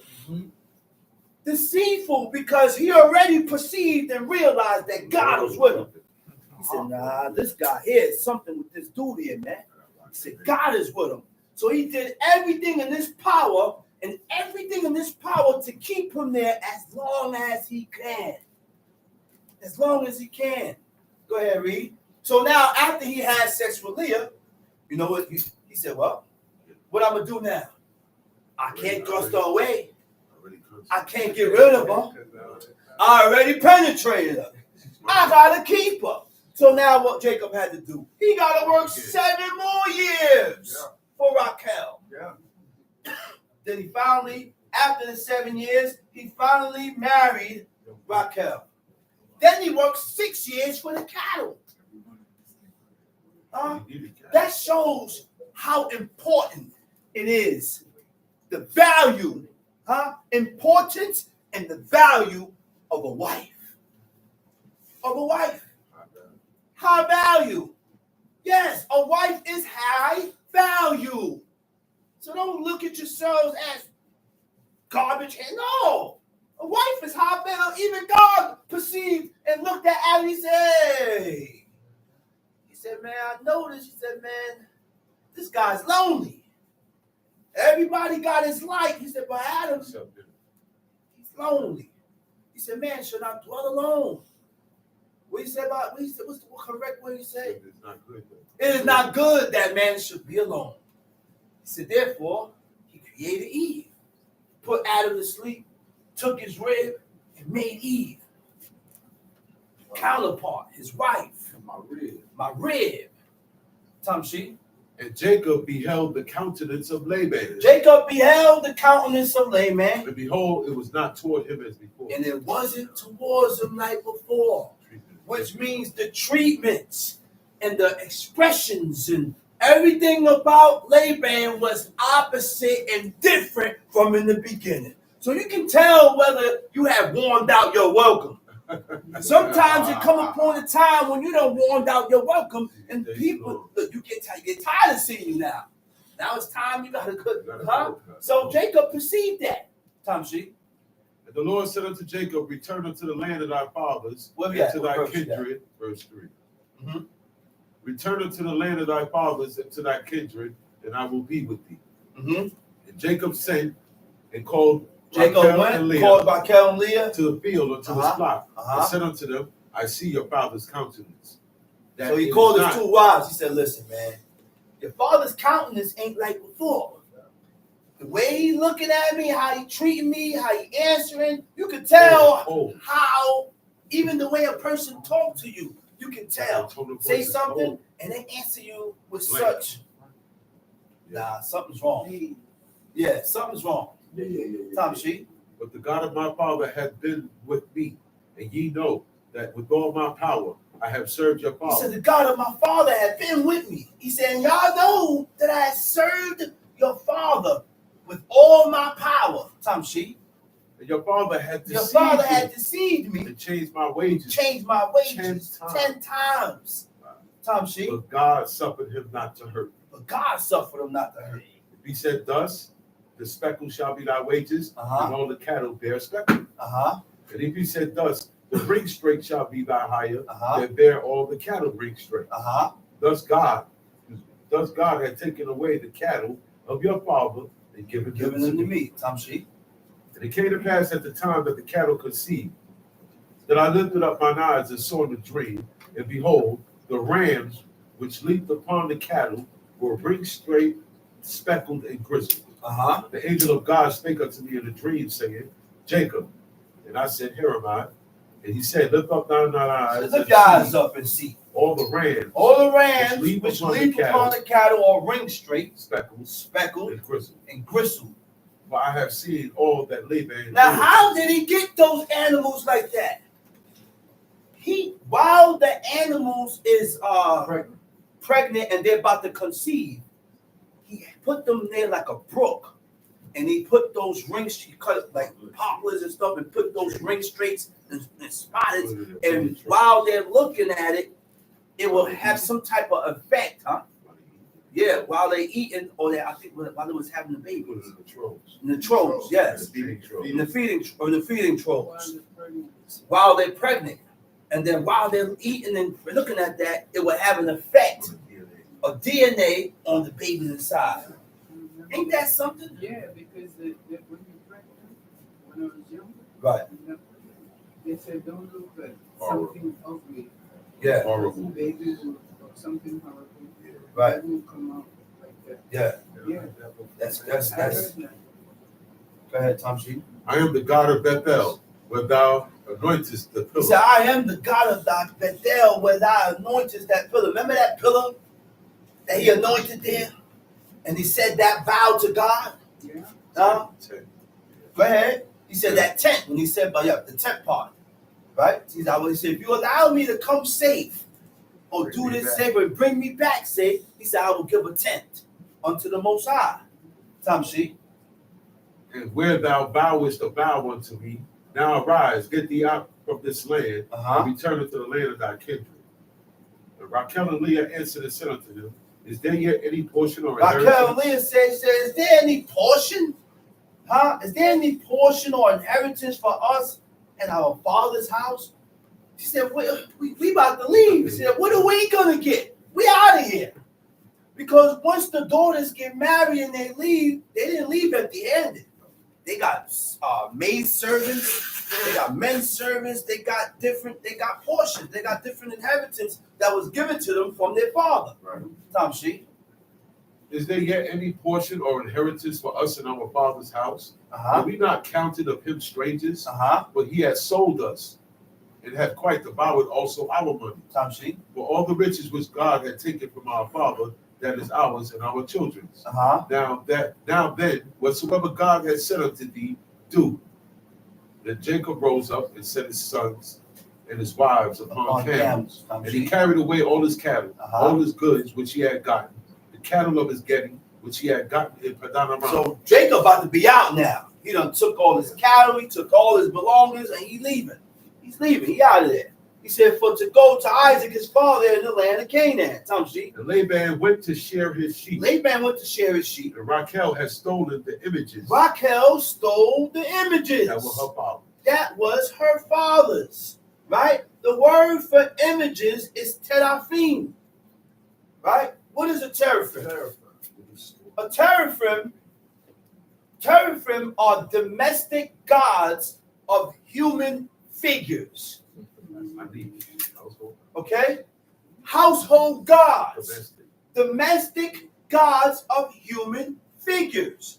So when we buy these action figures, G.I. Joe figures, Transformers figures of human figures, those were really teraphims back in ancient days. Barbie dolls, those are all figures of human figures of back in ancient days that was categorized as teraphims, as gods. The custom of the teraphim is that the gods would be treated as members of the families and invited to join in meals or be giving offerings of food and drinks. Right? Small images or cult objects used as domestic deities or oracles by ancient Semitic people. Okay? A cult object is an object of religious devotion, veneration, or ritualistic and symbolic value within a system of worship. Time sheet. And Jacob stole away unawares to Laban the Syrian, and that he told him not that he fled. Now it said, and Jacob stole unawares.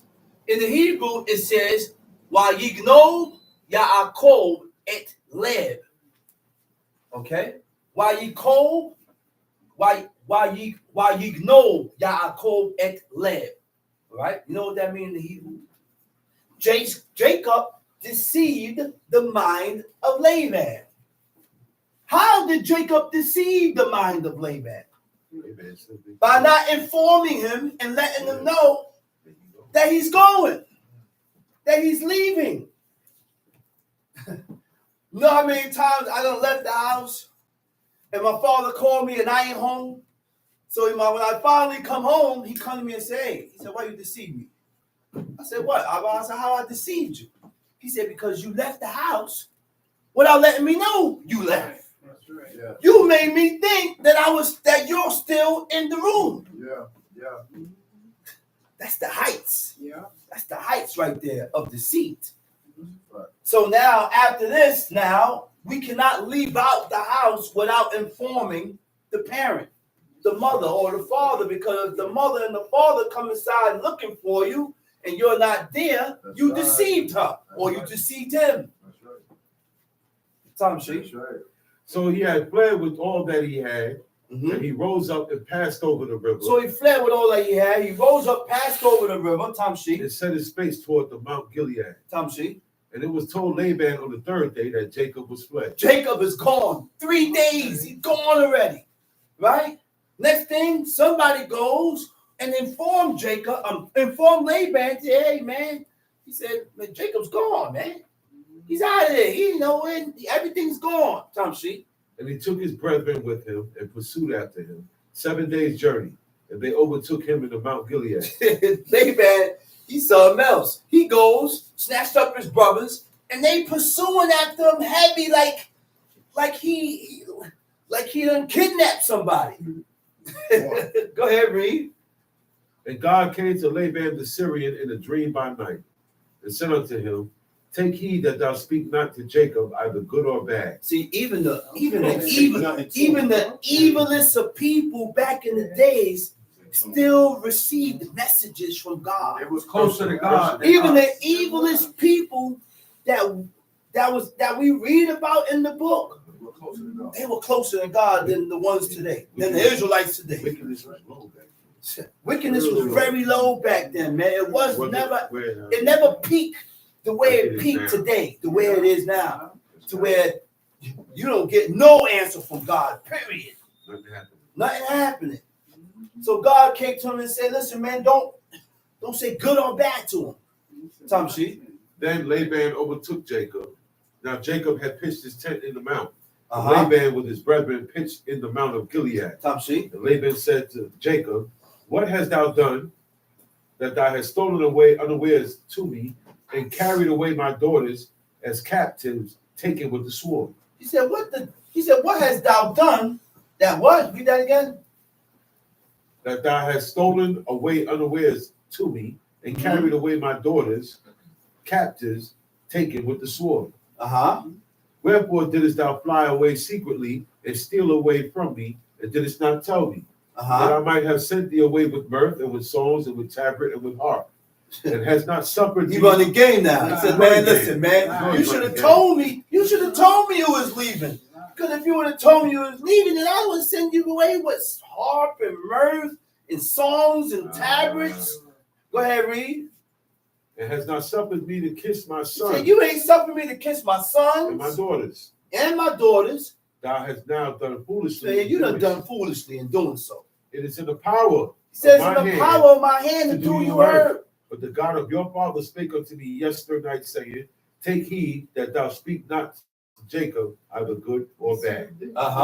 And now, though thou wouldest needs be gone, because thou sore longest after thy father's house. Because your soul longest is yearning to head back home.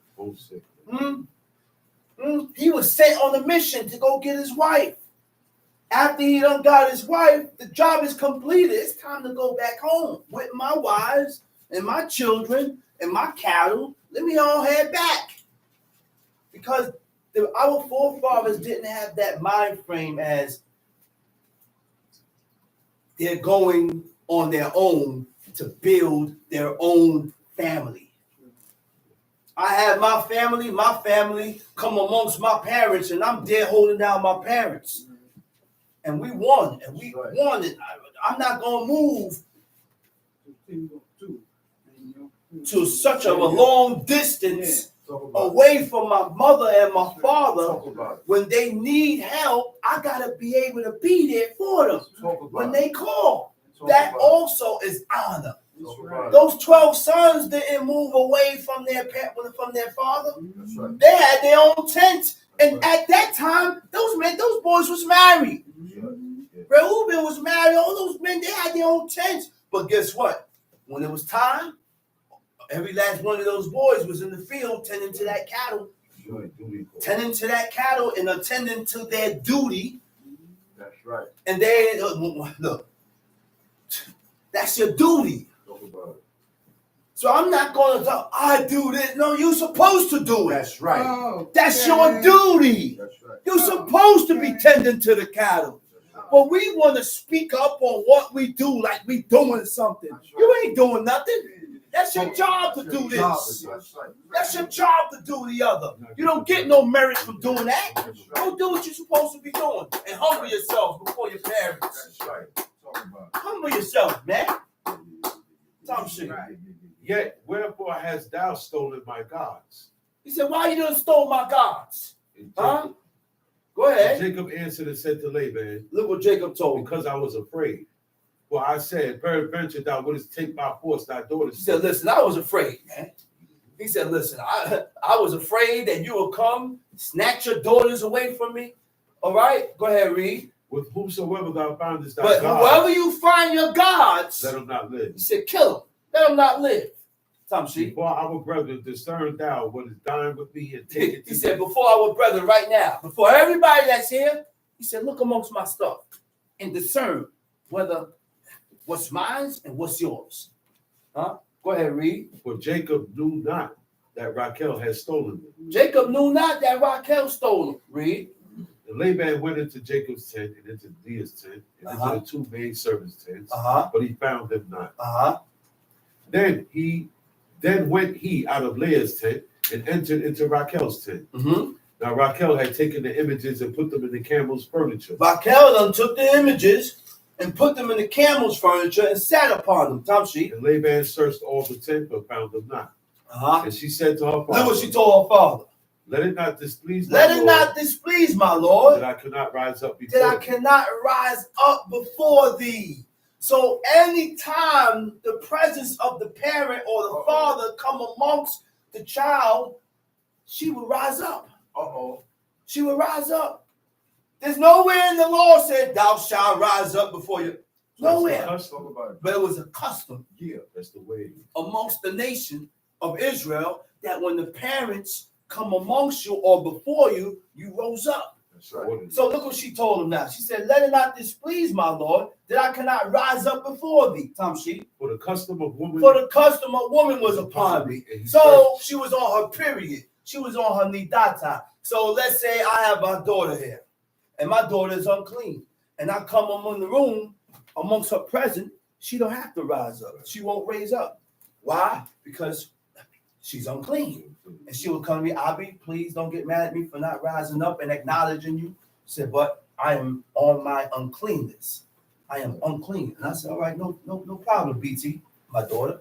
And then we move on. Those are customs. See, the book, we got to read this book and start putting these customs to apply it. Start applying these customs that we read in the book so that we can attain and gain the knowledge and the attention of God. Why? Why say we can attain the attention of God? Because nobody's doing that. That's right. People are not following the customs of their forefathers. You know the customs and the traditions that people is following? American customs. Yeah. Canaanite customs. Yeah. We follow every custom except for following the customs of our forefathers that we read here in the book. We got to start applying these things to ourselves, man, so that we can make an impression in the heavens. So that we can make an impression in the heavens with God. Huh? We can be the holy ones. We could be the righteous ones in this generation. And it ain't hard, like Noah. Huh? We could be the Noah right here today. Come, she. And Jacob was wroth and chode with Laban. What verse you at? 36. Come, she. Jacob was wroth and he chode with Laban. Go ahead. Jacob answered and said to Laban, what is my trespass? He said, what's my trespass? Huh? What did I do to deserve this? Huh? Right. What did I do to deserve such actions coming from you? Did I do anything? Did I say anything? Those are questions that we need to ask people. What are you angry with me about? Okay. What are you tight with me about? What is your problem with me? What did I do to cause you to come at me so sick and crazy? Sometimes people don't have a problem with you. You ain't got to do nothing. They just come at you. Tom, see? What is my trespass? What is my trespass? And what is my sin? What is my sin? That thou hast so hotly that you done hotly pursued after me like 3 days. He's gone. He go gather up his lambs, gather up his animal, his servants and brothers, and they chasing after man. Go ahead, read. Whereas thou hast searched all my stuff. What hast thou found of all thy household stuff? Mm-hmm. Set it here before my brethren and thy brethren, that they may judge betwixt us both. This 20 years have I been with thee. 20 years I have been with thee. Now he gonna run it down to him now. He said, listen, man. He said, now I gotta talk. He said, 20 years I've been with you. Tom sheep. Thy ewes and your thy ewes and thy she-goats have not cast their young. Read. If the rams of thy flock have not eaten. Read. That which was torn of beast. Whatever was torn of beast, I brought not unto thee. I bear the loss. I took the loss of myself. I bore the loss. Why? Because it's your responsibility. That's right. You are responsible for these flocks and these sheep while you are attending them. Right. So whatever you're responsible for, you got to take. He took the loss. Right. Tom she. I bear the loss of it. Of my hand didst thou require it, whether stolen by day or stolen by night. Thus I was in the day, the drought consumed me, and the frost by night, and my sleep departed from mine eyes. Thus I have been 20 years in thy house. I served thee 14 years for thy 2 daughters, and 6 years for thy cattle. Thou hast changed my wages 10 times. Except the God of my father, the God of Abraham, and the fear of Isaac had been with me, surely thou hast sent me away now empty. God has. He said, if it wasn't for God, you would have sent me home with nothing. Everything that came and yet increased, you would have took and kept everything and sent me away with nothing, like I ain't put no work in. Tom she. God has seen mine affliction and the labor of my hands and rebuked thee yesterday. And Laban answered and said unto Jacob, these daughters are my daughters. And these daughters are my daughters. And these children are and my these children. are my children. And these cattle are and my these cattle. cattle are my cattle. And all that thou seest is mine. He's wrong.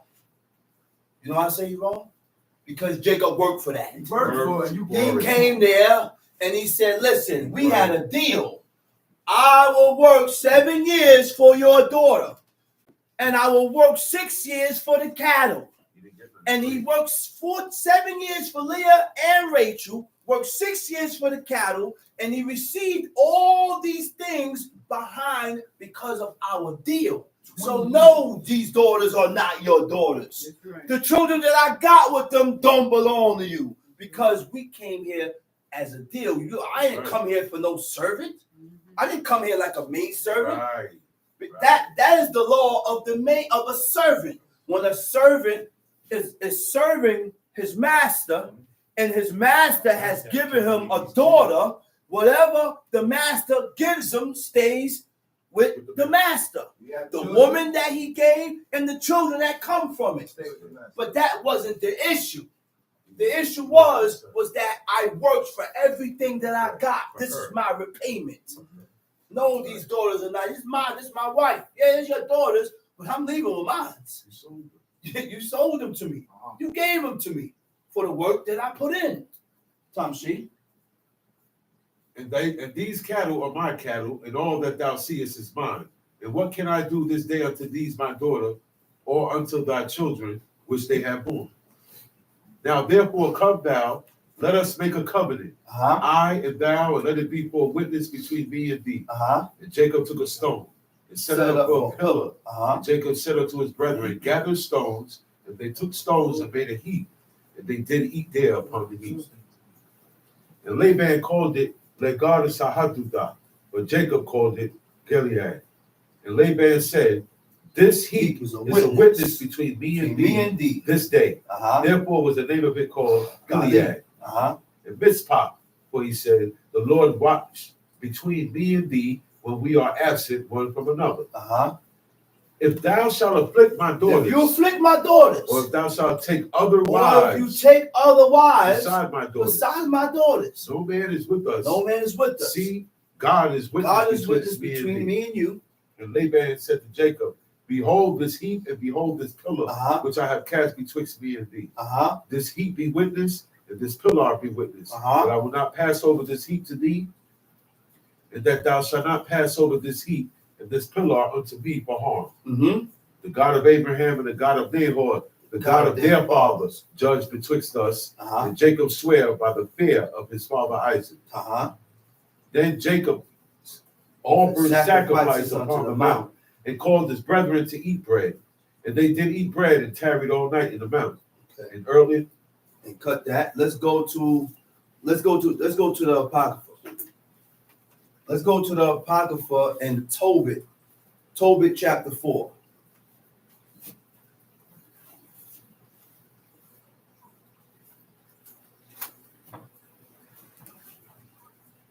Tobit chapter 4. In that day, Tobit remembered the money which he had committed to Gabriel in Rages of Midian. Oh, you mean he didn't forget? He didn't forget. Most of the time when we owe people or we say things out of our mouth, we forget. We said we forget. Then the brother got to come to you and remind you. And then when he come to remind you, you give him a shrewd, nasty answer. Because really and no, you didn't have intentions on paying back. So when the brother reminds you, you give him a shrewd answer. Go ahead, Tom C. And said with himself, I have wished for death. He said, I have wished for death. Wherefore do I not call for my son Tobias, that I may signify to him the money before I die. Because if I die, I got to make sure that this money gets to the hands or get to where it has to get to. Right. Okay? There are certain things that a father or a parent would like to, what's the word? Certain things that has to be done, even if to be kept. Even if I die, you instruct your child, this has to be done. Don't forget this. Don't forget the other. If I die, make sure this is accomplished. That's what Tobit is telling his son, Tamshi. When he had called him, he said, my son, when I am dead, he said, when I'm dead, bury me. And despise not thy mother. And don't hate your mother. Don't despise your mother, Tamshi. But honor her all the days of thy life. Honor her all the days of thy life. And do that which shall please her. And do that which shall please her. So how do we do the things that pleases our mother? When she tells us, I don't like this, son. Oh, you don't like this? You don't like that, Ima? I won't do it again, Ima. He said, don't do nothing to displease her or cause her to be grieved. Huh? Because when we do things like that, it denotes hatred. That's why he told Tobias, he said, don't hate your mother. That's right. Don't despise your mother. Then he went on and told him, don't do nothing to displease her. Because if I do things to displease my mother, it shows that you despise her. It shows dishonor. It shows that you hate her. It's that easy. And we go around and say, no, I don't hate my mother. Whether you agree, whether you agree with her or not. But why do we do things to displease her then? If you don't hate her. No, Ima, I don't hate you. Ima, yeah, you do hate me. Didn't I tell you to keep this and throw it in the garbage? You didn't throw it in the garbage. You left it there. You despise me. That's right. Our actions denotes whether you love. Our actions denotes whether you hate. That's right. That easy. That's why God said, love me and keep my commandments. Right. If you love God, you will keep his laws. That's right. If you hate God, you're not going to keep his laws. That's right. Huh? Love is an action word. That's right. Love is something that's shown. That needs to be shown, not spoken. Yeah. Oh, I love you. I love you. You love me, then why you go against everything I say? Sure. If you love me, why do you go against everything I say? Yeah. I done told you not to do this, not to do that, and don't do this. And guess what? If you truly love me, there's certain things that's not going to transpire in your mind about the person. Love, right. Love will stop that. Love stops. He said, nah. Right. I doubt he would do this. I doubt she would do that. Huh? Tamshi. And do that which shall please her. And do that which shall please her. And grieve her not. And grieve her not. Remember, my son, that she saw many dangers for thee. Remember, my son, that she saw many dangers for thee.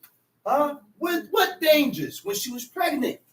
Women go through a lot of dangers when they are pregnant with babies.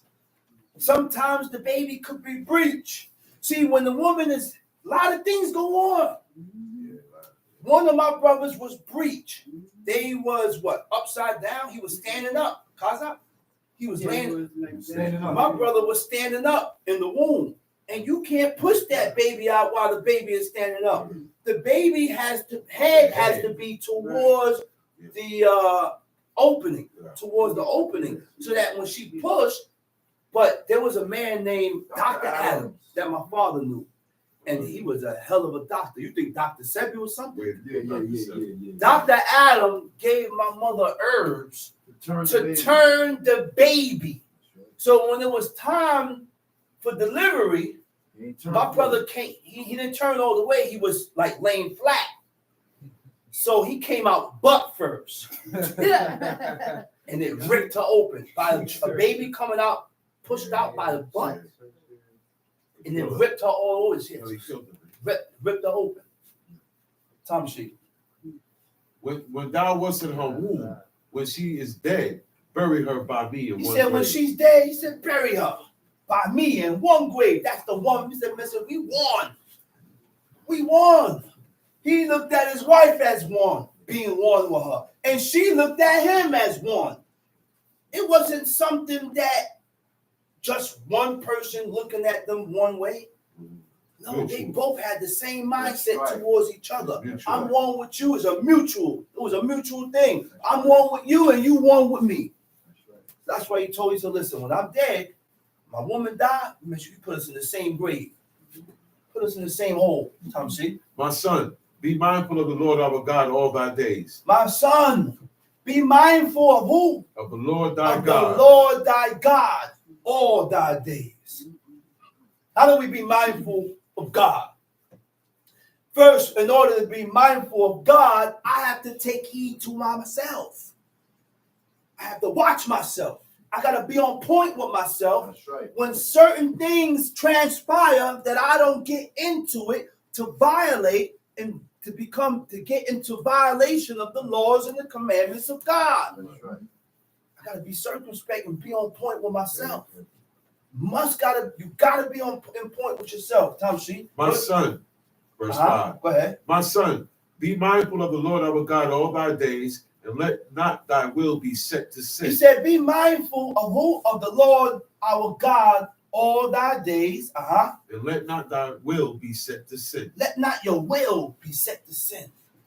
Go ahead. Or to transgress his covenant. Or to transgress his covenant. Do uprightly all thy life long. Do uprightly all thy life long. And follow not the ways of unrighteousness. Follow not the ways of unrighteousness. What is upright? Being just, being upright, pursue righteousness. The only thing that shows us what upright is that book.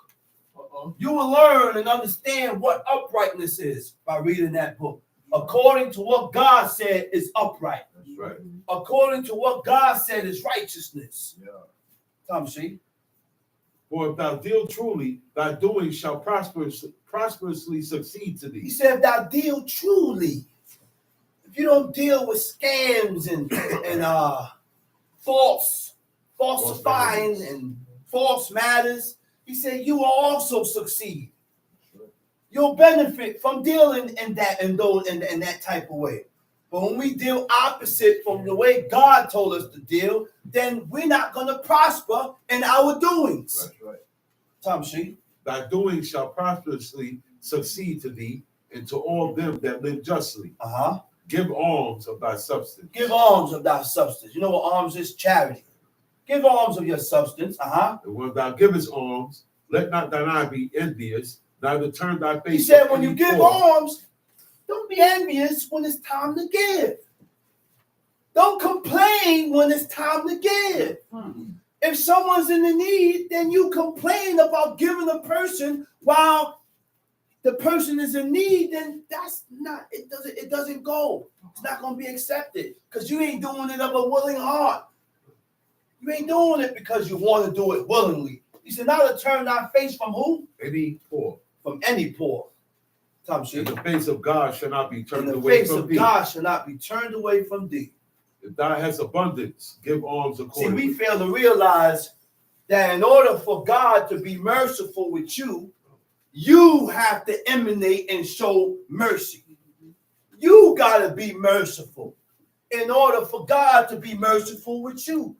In order for God to show you pity, you have to show pity. That's right. In order for God to show you compassion, you have to show compassion. That's right. But we don't want to show mercy and pity and compassion. And these are the same things that we want from God. Ain't that something? You ain't merciful at all. You don't show no mercy. And you ain't sorry. You know, what's mercy? Sorrowful for one suffering. You don't show mercy for that. But you want God to show you mercy. That's backwards. Tom C. If thou hast abundance. If thou hast abundance. Give alms accordingly. Give alms accordingly. If you have a lot, give according to what you have. Don't watch what one man is giving and you give according to what he got, because that's what he had to give. You had more to give, so you give according to what you had. Israelites, something else. When we're in the camp, you see brothers watching other brothers to go give and donate towards the camp. You gotta donate. If you have a camp, you must donate. How else do you think we're gonna keep the lights on? at where we're congregating at. How else? Why you think we're able to do what we can do to keep the place open? We gotta donate. And it's not my job to watch what one brother is giving and give according to what he gives. I got to give according to what I have. Yeah. That brother is going to give according to what he has. Right. Not him watching me and me watching him. Tom She. If thou have but a little, be not afraid to give according to that little. If you have a little, give according to your little. But if thou layest up a good treasure for thyself against the day of necessity. He said you lay up a good treasure for yourself in the day when you really need it. When you really need God to save you and help you, he won't come. Tom She. Because that alms doth deliver from alms death. Deliver from death. And suffer it not to come into darkness. For alms is a good gift unto all that give it. Alms is a good gift to them that give it. In the sight of the Most High. Tom She. Beware of all whoredom, my son. Beware of all whoredom, my son. And chiefly take a wife of the seed of thy fathers. And take not a strange woman to wife, which is not of thy father's tribe. For we are the children of the prophets. What tribe? See, the tribes did not marry outside of their tribes. No. All the tribes married within their tribes. Reubenites didn't marry a Gadite, a woman out of Gad. They didn't do that. They didn't mix the tribes. That's why in the time in Judges 19, they was prohibited for those Benjamites to marry into their tribes. So they had some woman, I forgot the name or where the woman came from. He said he allowed them to come out there to dance. He said, and then after the woman went out to the dance, they will go out there and snatch and have those women to build back up their tribe. Tom She. Beware of all whoredom, my son. Beware of all whoredom, my son. And chiefly take a wife. So if you're having sex and she's not your wife, it's called whoredom. Plain and simple. Our forefathers did not have sex with women, and they wasn't their wives. She would have to have been either your wife or a concubine. You can't be married to a woman and having sex with woman besides your wife. Because what? That's called whoredom. That's called whoredom. That's right. Tom She. Fall back. And chiefly take a wife of the seed of thy fathers. Chiefly take a wife of who? Of thy fathers. Of thy fathers, read. And take not a strange woman to wife, which is not of thy father's tribe. For we are the children of the prophets.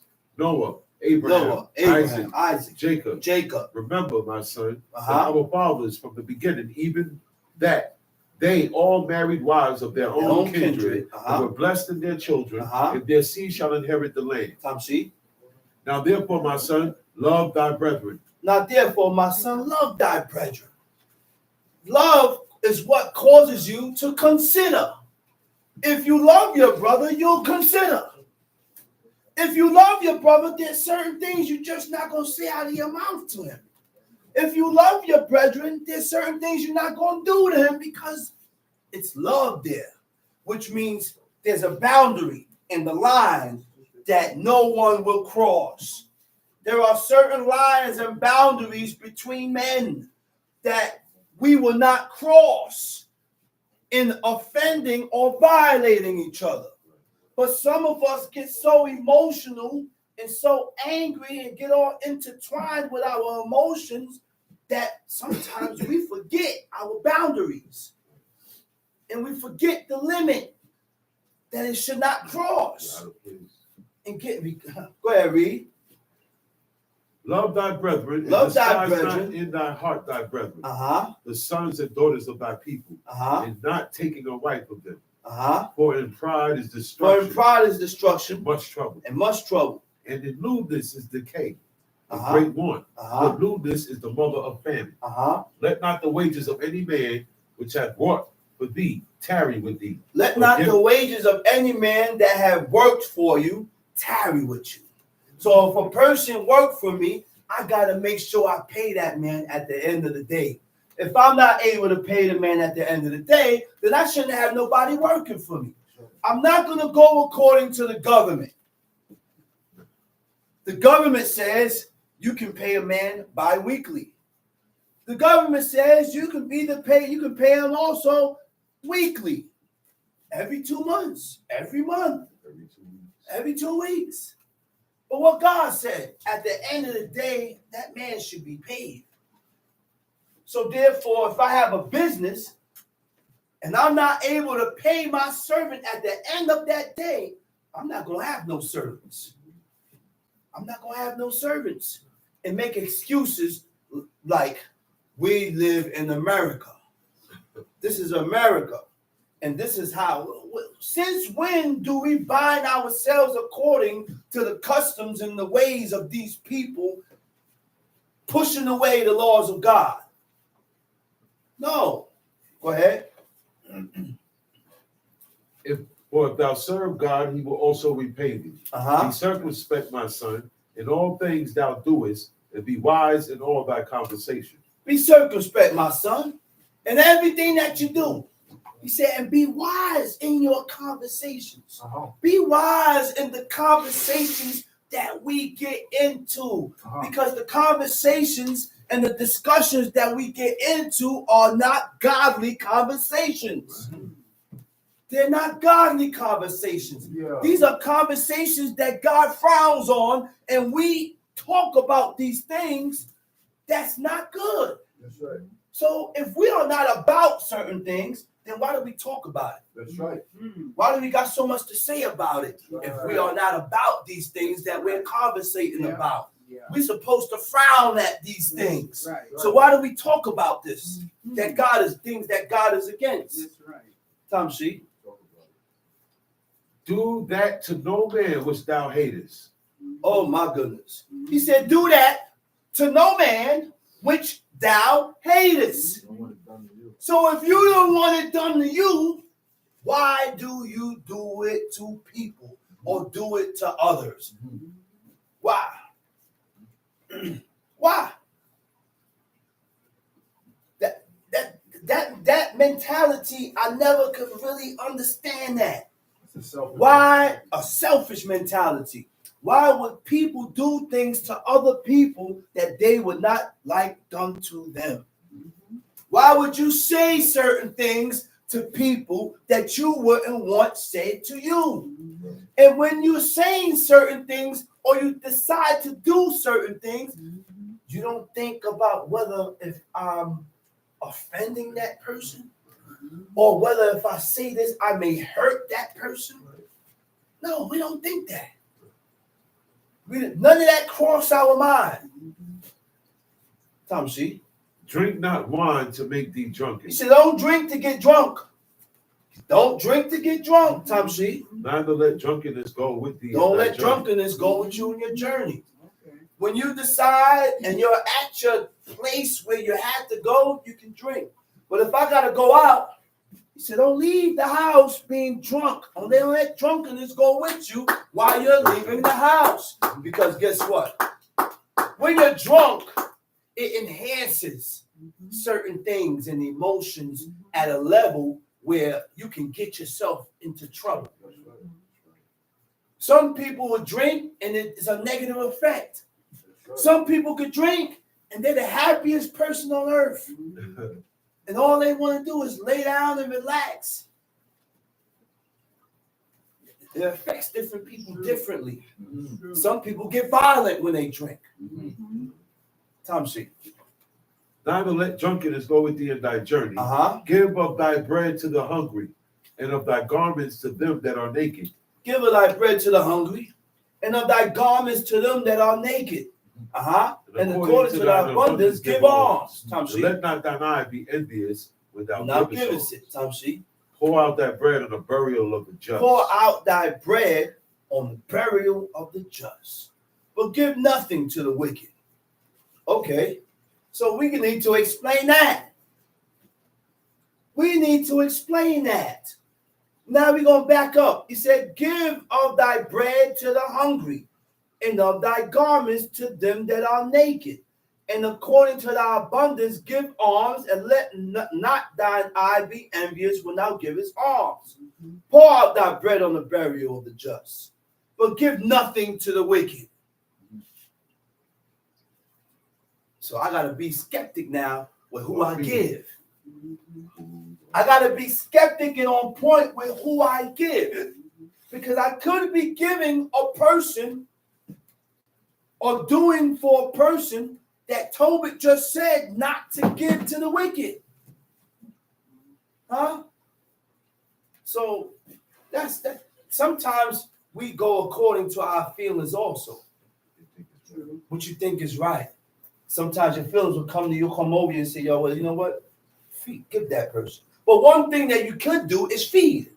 I can feed you food. You know why? Because God said you feed the wicked, so you'll heap hot coals upon his head. So I'll feed you, but I'm not going to give you $1 and straighten your hands. He said, straighten not the hands of the wicked. I'm not giving you no money, but I'll feed you.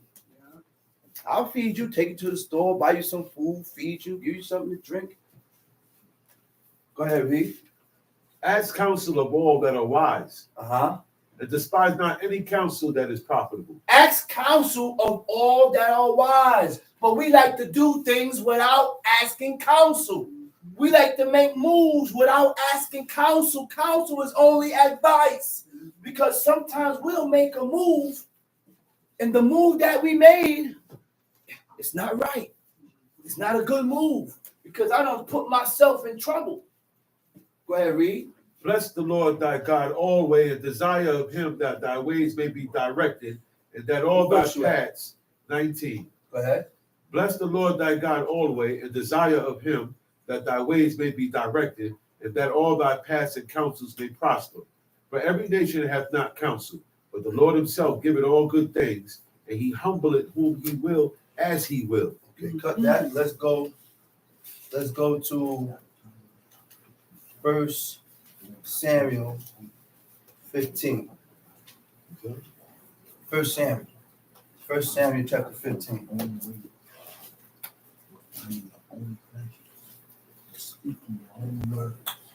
He said he humbleth who he will as he will. You can't question what God does. You can't question whether he want to show you mercy or not. Whether he chose to show this person mercy. Whether he chose to show this person any type of good. It's his will. And God do it according to his own will. Let's go into 1 Samuel chapter 15. Samuel also said unto Saul, the Lord sent me to anoint thee to be king over his people, over Israel. The Lord sent me to be what? King. The Lord sent me to anoint thee to be king over his people, over Israel. Now, therefore, hearken thou unto the voice of the words of the Lord. Hearken now to the voice of the words of the Lord. Thus saith the Lord of Thus hosts. saith the Lord of hosts. I remember that which Amalek did to Israel, how he laid wait for him in the way when he came up from Egypt. You mean to tell me God ain't forget? You know how many years transpired? You know how many years was in between King Saul at this point in time when they was leaving Egypt? But God never forgot what Amalek did to the nation of Israel when they was leaving Egypt. How they was hitting them from behind and killing them from behind. God didn't forget that. Tamshi. Now go and smite Amalek utterly. Destroy all that they have. Destroy all that they have. The word for destroy means kedem. Right? It means to devote to destruction or to exterminate. Right? He said, wipe everything out. Everything that belonged to Amalek was sentenced to destruction. God, certain things God don't want back. Because you're an abomination. That's right. And everything you have, God done abominated. That's right. He despised it. He don't want it. It's not accepted. But we had people that will despise you and still take from you. I said, we had people today that will hate you and still receive and take from you. Those type of people is dangerous. If I really, truly hate you, I don't want nothing from you. That's right. Tamshi. Spare them not, but slay both man and woman. Slay both man and woman. Infant and suckling. Ox and sheep. Camel and ass. And Saul gathered the people together and numbered them in Telaim.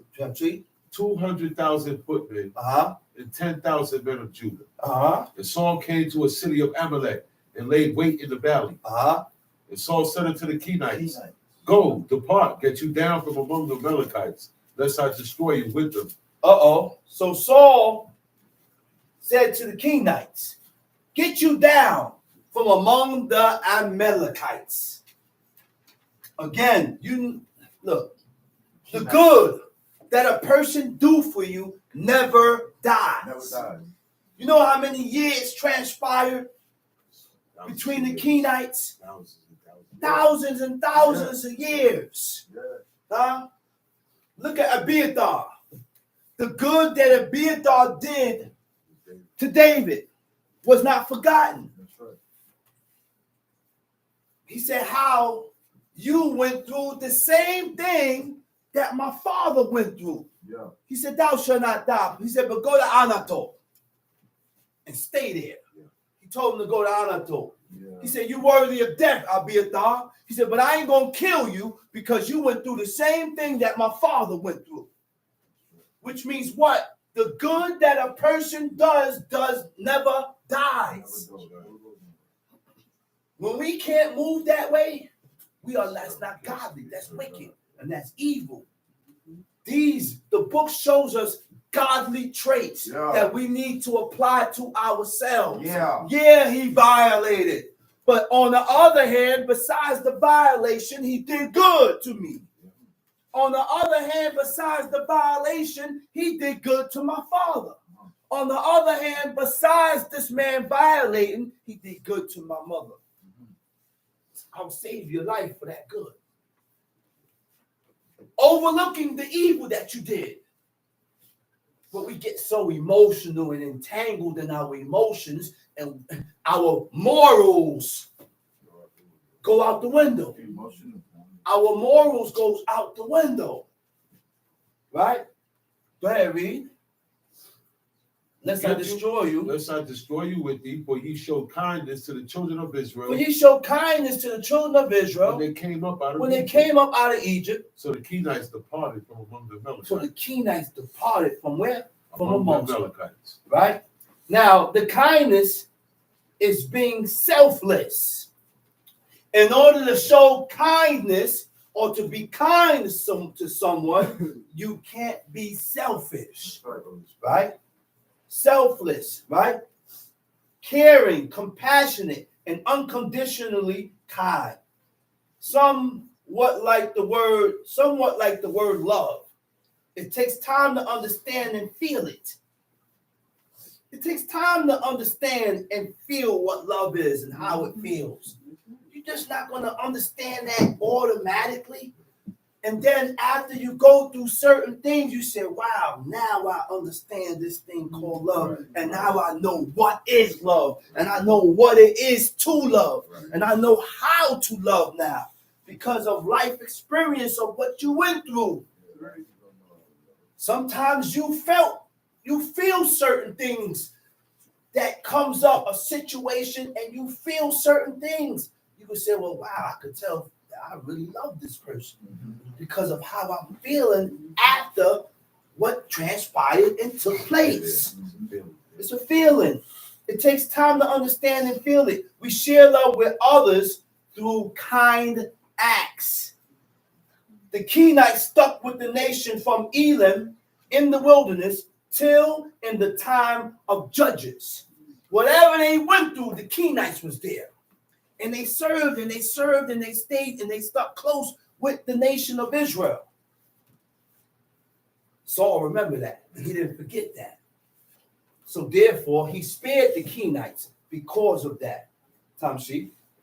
And Saul smote the Amalekites from Havilah until thou comest to Shur, that is over against Egypt. And he took Agag, the king of the Amalekites, alive, and utterly destroyed all the people with the edge of the sword. But Saul and the people spared Agag and the best of the sheep and of the oxen, and They of the spared fatlings, Agag, the best of the sheep, the sheep, best of the oxen, oxen, and of the fatlings, the and fatlings, the lambs, and the lambs, and all that was good. and would not utterly destroy them, but everything that was vile and refuse that they destroyed utterly. Then came the word of the Lord unto Samuel, saying, he said, then came the word of the Lord, came unto Samuel, saying, it repented me that I have set up Saul. It grieved me. What is grief? Great sorrow, sincere regrets or remorse about one's wrongdoing. Sincere regrets or remorse about what you did, the things that you did that was wrong. See? For he is turned back from following me. He turned back from following me. And hath not performed my commandments. He didn't perform my commandments. And he grieved Samuel. And he cried unto the Lord all Why? night. Because he was grieved. Because God was grieved. When God was hurt, he was hurt. When God was hurt, he was hurt. He hated what God hated. He loved what God loved. He accepted what God accepted. And that's why Samuel was able to cry all night. It was different. That's why Samuel felt offended when King Saul did what he did. It was different, man. We don't have that same feelings for God no more today. Not even a drop. Not even a drop. When someone violates the law, you don't feel sorry for God. No. You don't feel sorry for God. You don't even think about that. That don't even come to your mind. Different. We don't think about how God feels. Wow. All we worry about is how you feel. That's right. How I feel at this present moment. That's why a person that is selfish cannot serve God. That's why we break the laws. That's why we break the laws of God. Because we're selfish and you're only considering yourself. You're not considering how God feels after you done violate these laws, commandments, and statutes. After you done profane the Sabbath day, you ain't thinking about how God feels about you desecrating and profaning the Lord's Sabbath day. Monkey. See? And when Samuel rose early to meet Saul in the morning, it was told Samuel, saying, Saul came to Carmel, and behold, he set him up a place and was going about, and passed on, and going down to Gilgal. Samuel came to Saul, and Saul said unto him, Blessed be thou the Lord, I have performed the commandment of the Lord. Saul, he said, man, blessed art thou. Blessed be thou. Blessed be thou of the Lord. He said, I have performed the commandment of God. And Samuel said, What meaneth then this bleating of the sheep in mine ears, and the lowing of the oxen which I hear? If you perform the commandment of God, then why I'm hearing all these sheeps? Where they come from? Where they coming from? Where all these sheep coming from if you perform the commandment of God? The lowing of the oxen which I hear. And Saul said, They have brought them from the Amalekites, for the people spared the best of the sheep. The people brought them from the Amalekites, and they spared the best of the sheep. And of the oxen. To sacrifice unto the Lord thy God. Sacrifice unto the Lord. Now you want to put the blame on the people now. Go ahead. And the rest we have utterly destroyed. Then Samuel said unto Saul, Stay, and I will tell thee what stay the right Lord here.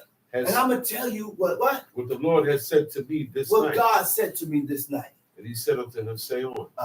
And Samuel said, When thou wast little in thine own sight, wast thou not made the head of the tribes of Israel?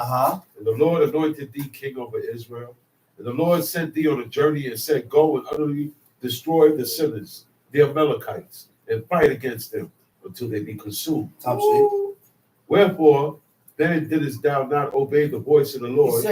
He said, and the Lord sent thee on a journey and said, Go and utterly destroy the sinners. That's right. He said, Go destroy the sinners, right? The Amalekites, and fight against them until they be consumed. God got problems. He got beef with sinners. Yeah. He got beef with people that transgress his covenant. Yeah. He got beef with people that have violated the laws and the commandments of God. Yeah. Tom Sheep. Controversy. A controversy, Tom Sheep. Wherefore then didst thou not obey the voice of the Lord? He said, why didn't you obey the voice of God? But didst fly upon the But spoil, you flew on the and spoil, did evil in the sight and you of the did Lord. evil in the sight of the Lord. And Saul said unto Samuel, Yea, I have obeyed the voice of the Lord. He's still saying he obeyed God. And have Still gone obeying, and have gone the way which the Lord had sent me, Uh-huh. and have brought Agag, the king of Amalek, and have utterly destroyed the But Amalekites. I didn't tell you to bring back Agag. I didn't tell you to bring back the best of the sheep. And all. I told you to wipe everything out. I don't want nothing back. But because of him going against the commandment of God, is what's causing him to say such things. Right. See, you start to lose your mind and That's your right. wits. Once we start violating the law and doing things contrary from what God said, you start to lose your reasoning. Yeah. Go ahead, read. But the people took up the spoil. The people sheep, took the spoil, the sheep, oxen, the chief of the the chief things of which the should have been things, utterly destroyed, to sacrifice unto the Lord thy God in Gilgal. Tom sheep. And Samuel said, Hath the Lord his great delight in burnt offerings and sacrifices? You think God delights in burnt offerings and sacrifices?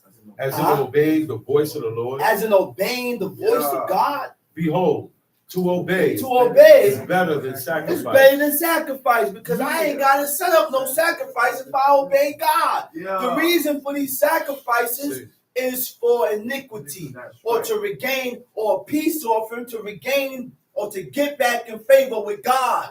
That is the reason for these sacrifices. Tom Sheep.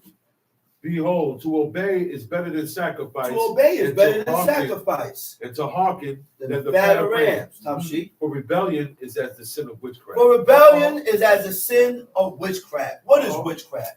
The word for witchcraft is qasem, means divination, practice of seeking knowledge of the future.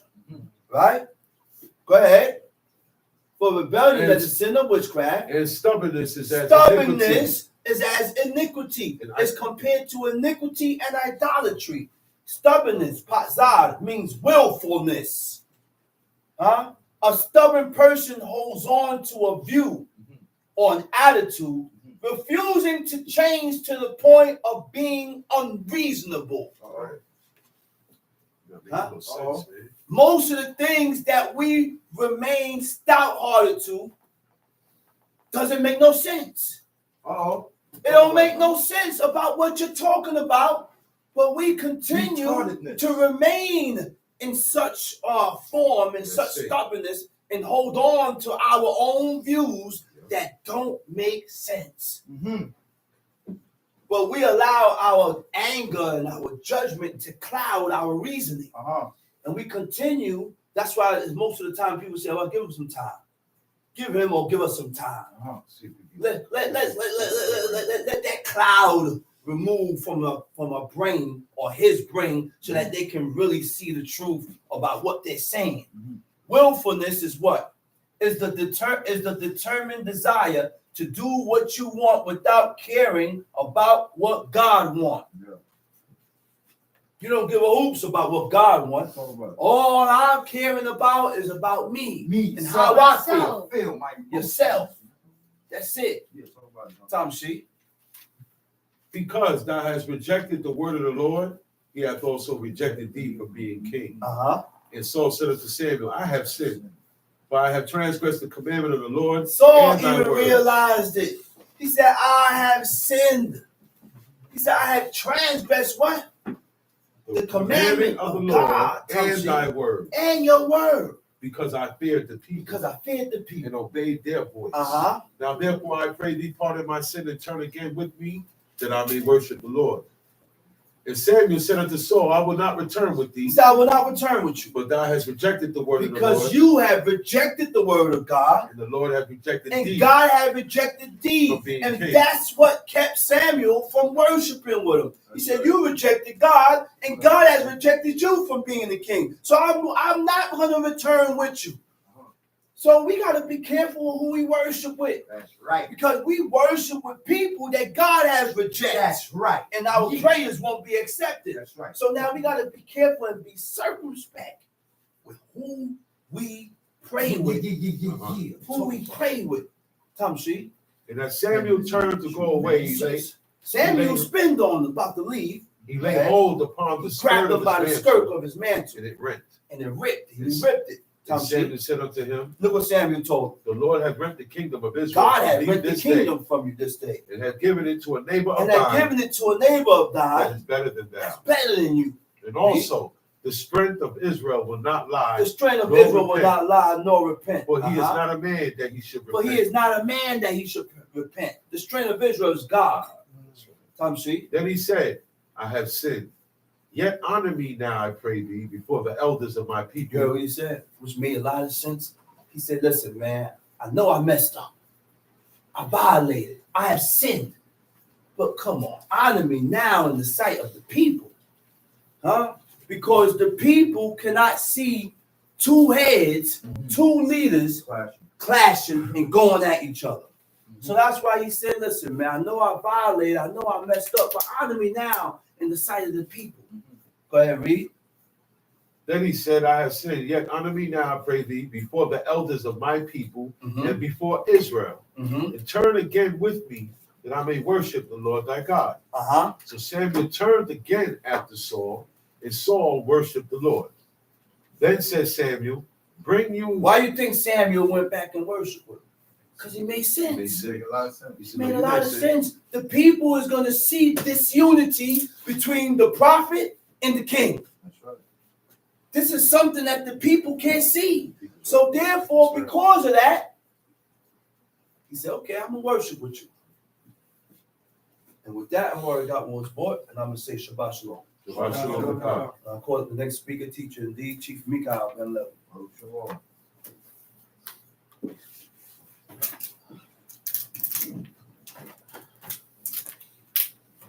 Giving all praises to the God of Abraham, the God of Isaac, and the God of Jacob. Giving all due respect to my father, my teacher, the leader, Chief Eleazar Ben Dolo, the tribe of Lewi.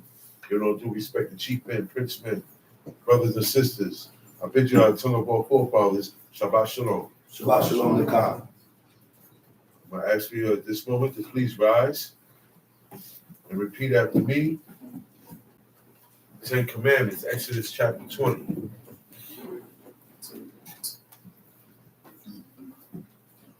And God spake all these words, saying, And God spake all these words, saying, I am the Lord thy God, I am the Lord thy God, which have brought thee out of the land of Egypt, which have brought thee out of the land of Egypt, out of the house of bondage. out of the house of bondage. Thou shalt have no other gods before me. Thou shalt have no other gods before me. Thou shalt not make unto thee any graven image, Thou shalt not make unto thee any graven image, or any likeness of anything or any likeness of anything that is in heaven above, that is in the heaven above, that is in the earth beneath, that is in the earth beneath, that is in the water under the earth. that is in the water under the earth. Thou shalt not bow down thyself to them, Thou shalt not bow down thyself to them, nor serve them. nor serve them. For I, the Lord thy God, am a jealous God, For I, the Lord thy God, am a jealous God, visiting the iniquity of the fathers visiting the iniquity of the fathers upon the children, upon the children, unto the third and fourth generation of them that hate me, to the third and fourth generation of them that hate me, and showing mercy unto thousands of them that love me, showing mercy to thousands of them that love me, and keep my commandments. and keep my commandments. Thou shalt not take the name of the Lord thy God in vain. Thou shalt not take the name of the Lord thy God in vain. For the Lord will not hold him guiltless that taketh his name in vain.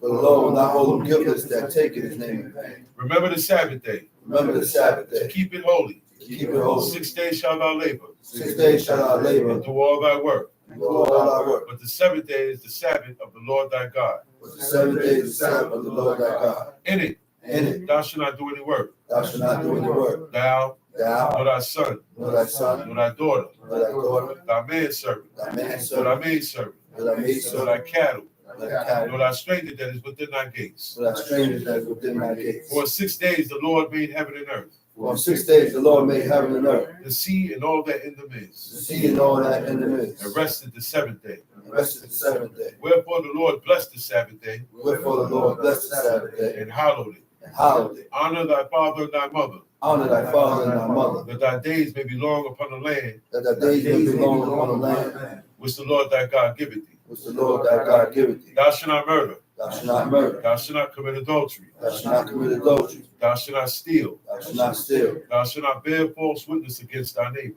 Thou shalt not bear false witness against thy neighbor. Thou shalt not covet thy neighbor's house. Thou shalt not covet thy neighbor's house. Thou shalt not covet thy neighbor's wife. Thou shalt not covet thy neighbor's wife. Nor his manservant. Nor his manservant. Nor his maidservant. Nor his maidservant. Nor his ox. Nor his ox. Nor his ass. Nor his ass. Nor anything that is thy neighbor's. Nor anything that is thy neighbor's. Simple. And all the people saw the thunderings and the lightnings and the noise of the trumpet and the mountains smoking. And when the people saw it, they removed and stood afar off. And they said unto Moses, Speak thou with us, and we will hear, but let not God speak with us, lest we die. And Moses said unto the people, Fear not, for God is come to prove you, and that his spear may be before your faces, that ye sin not. And the people stood afar off, and Moses drew near unto the thick darkness where God was. And the Lord said unto Moses, Thus thou shalt say unto the children of Israel, Ye have seen that I have talked with you from heaven. Ye shall not make with me gods of silver, neither shall ye make unto you gods of gold. An altar of earth thou shalt make unto thee, and shalt sacrifice thereon thy burnt offerings and thy peace offerings, thy sheep and thine oxen. In all places where I record my name, I will come unto thee, and I will bless thee. And if thou wilt make me an altar of stone, thou shalt not build it of hewn stone, for if thou lift up thy tool upon it, thou hast polluted it. Neither shalt thou go up by steps into mine altar, that thy nakedness be not discovered thereon. Okay, we're going to go to the book of the Lord.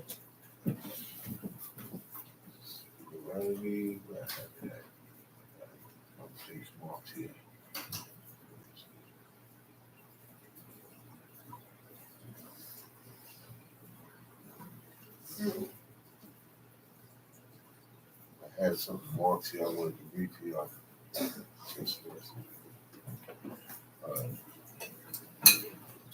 Okay.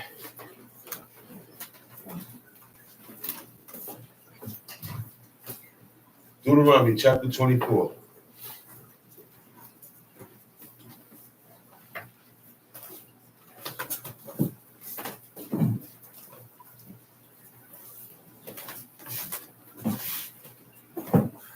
It said, when a man had taken a wife and married her, and it come to pass that she found no favor in his eyes. Because he had found. So now we see that there's, we have a different procedure of getting married. Because that man didn't have to go nowhere. He didn't have to take her somewhere to be married. Altar. He announced. Okay? You didn't have to have a ceremony. A ritual, okay. He didn't have to go to court either back then. Yeah. But today you have to.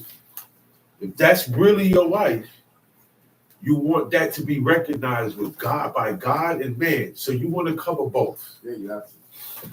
Okay. Different time. You cover both. Okay. That's how you do that today. So when the man had taken a wife and married her, and it come to pass, meaning time has passed, he married her, and they lived. Because I was always told one thing: you don't know a person unless you live with them. Until you really live with that person, now you really know that person.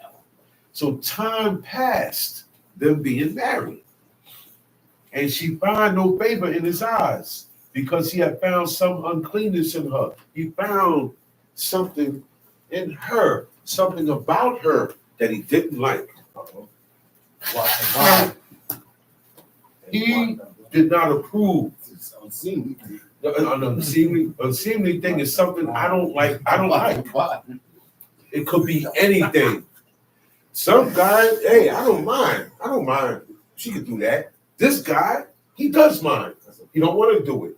That's up to the husband. Okay, you can't question that man upon his decisions for how he run his household and his wife. It says, so now when she does something or she has something about her a certain way, okay, now I'm being turned off. I'm not being pleased because it's unseemly. Meaning this thing, I don't like this. And you keep doing it. So that shows that You don't fully agree with me. We don't agree together. It says it's a beautiful thing when a man, a wife and a husband agree together.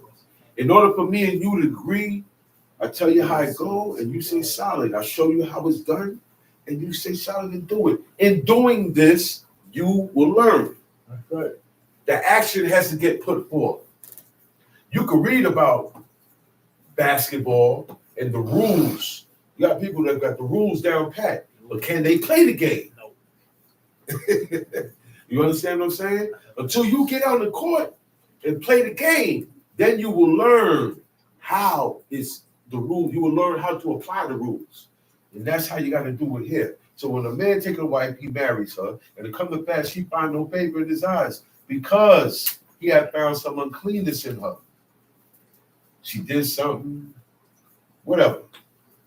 What happens? Then let him write her a bill of divorcement and give it in her hand and send her out of his house. This only happens if I really look at you as my wife. This only happens is if I actually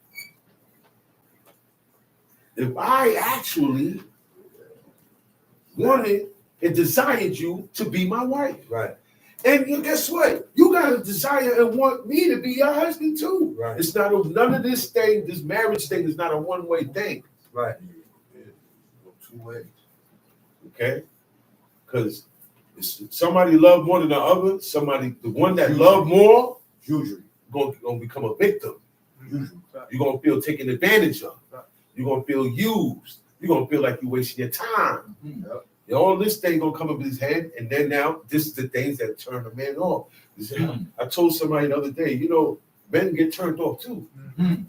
I am a woman, and we all are aware what turns a woman off. Mm-hmm. But nobody's aware what turns a man off, how a woman will turn a man off. And in here it says, whatever he don't like. Okay, so time passed. That means it's been discussed about. We went over this. It's a repetitive thing. So he comes to the point where I don't want it no more.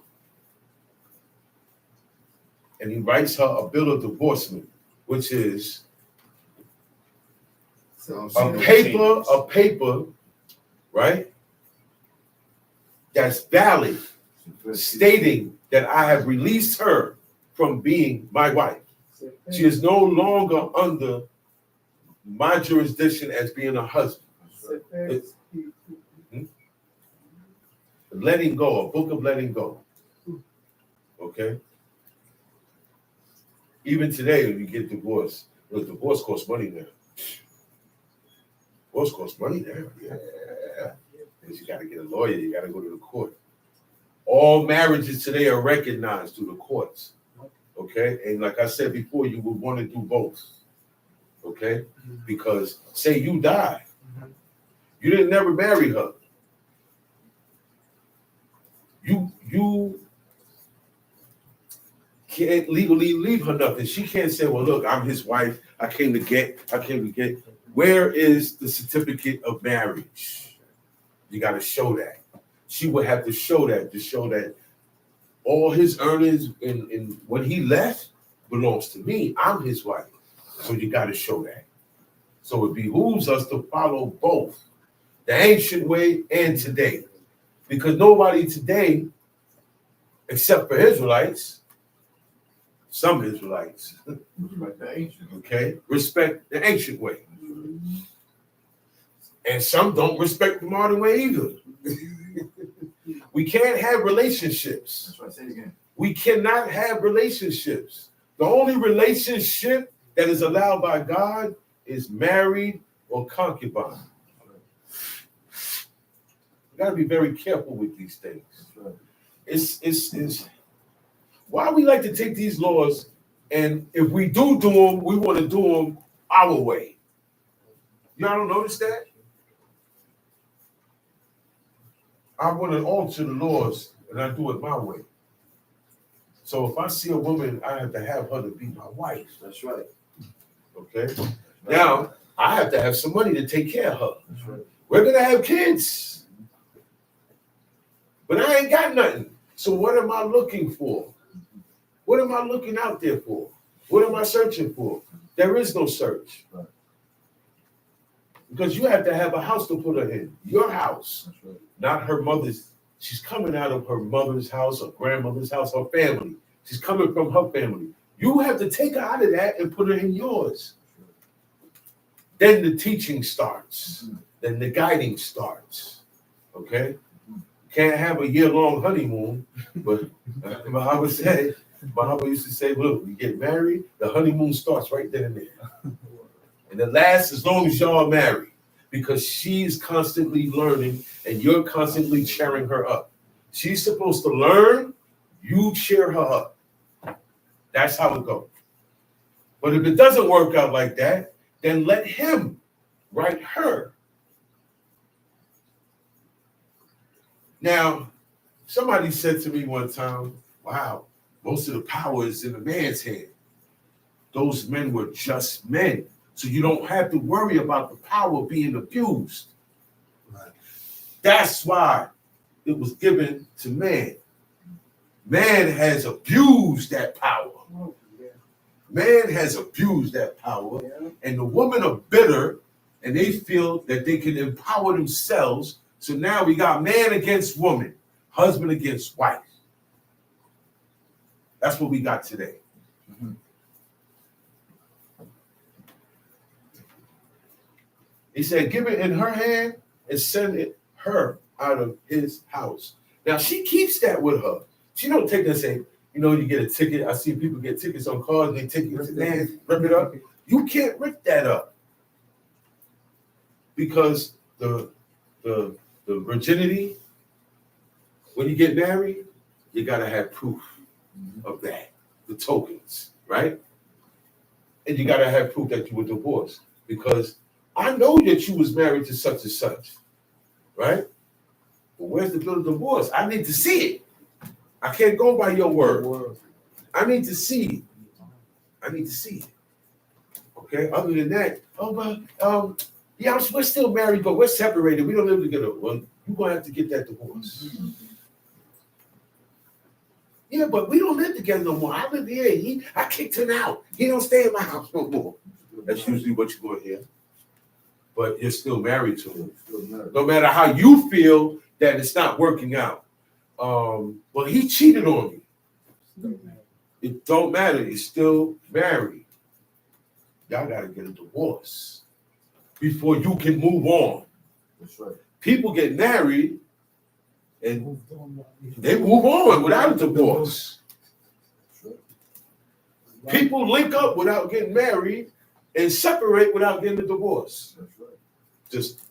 This is why the families in Israel are broken like the heathens. That's right. It's not supposed to be broken. Bastards. Okay? Because you're having sex and having babies out of wedlock. You're not married. That creates a bastard. Bastards. The world is full. Oh man, I don't know. Bastards. Oh, you pregnant? I'm 5 months, man. It says it's gonna be a boy. Look, the question gonna be asked. Who's the daddy? That's a fact. So when a woman says she don't know, That's the right. that means she's been dealing with whoredom. Yeah. Talking about Because she don't have sex with 2 men in 1 week. Don't know. Talk about it. This is why you got shows like Maury. DNA. You got DNA. Shut up. Okay? Yeah. She got 30 men up there. And none of them men are no good either. Because they getting women pregnant, right? They shooting and leaving. Shooting and leaving. Shoot the club up. Because like Keyshawn said earlier, that's all they want is the feeling, that thrill. All they're doing is satisfying a lust, a physical lust called sex. So that's why it's all messed up now. So if you want to get married, you do it the ancient way, like God say. Yeah. Make sure the men, young men, grown men, make sure you have your own house to put her in. Right. Okay? Or it ain't gonna work. And then now, I've seen men do that. And it still don't work. That's why I say it's a beautiful thing, right? Husband agreed together. There is no, so that means that there is no problem we can't solve together. Right. If the problem ain't solved, one of us or both of us being stubborn. That's right. What do you want? You want something else, but you're still here. Sure. So what are we doing? It takes two. It takes two of us to feel the same way. So I gotta talk to you. We gotta talk. We gotta be open with each other. Sure. We gotta communicate, because they communicate. Sure. Okay? See how Sarah was speaking to Abraham, right? She said, man, you gotta do something about this, because my shame is your shame. Sure. See, wisdom comes to a wife that agrees with her husband. That's right. Tell she. And when she is departed out of his house, she may go and be another man's wife. But today, the man shack up in her crib. And when she get tired and she finds something unseemly in him, she kicks him out. And if he don't go, she gonna call the police. That's what she gonna call. B12 119. I was very upset one day. This is when I was married. I was very upset one day, and my voice was up, and I was yelling because my commands wasn't being met. Neighbors called.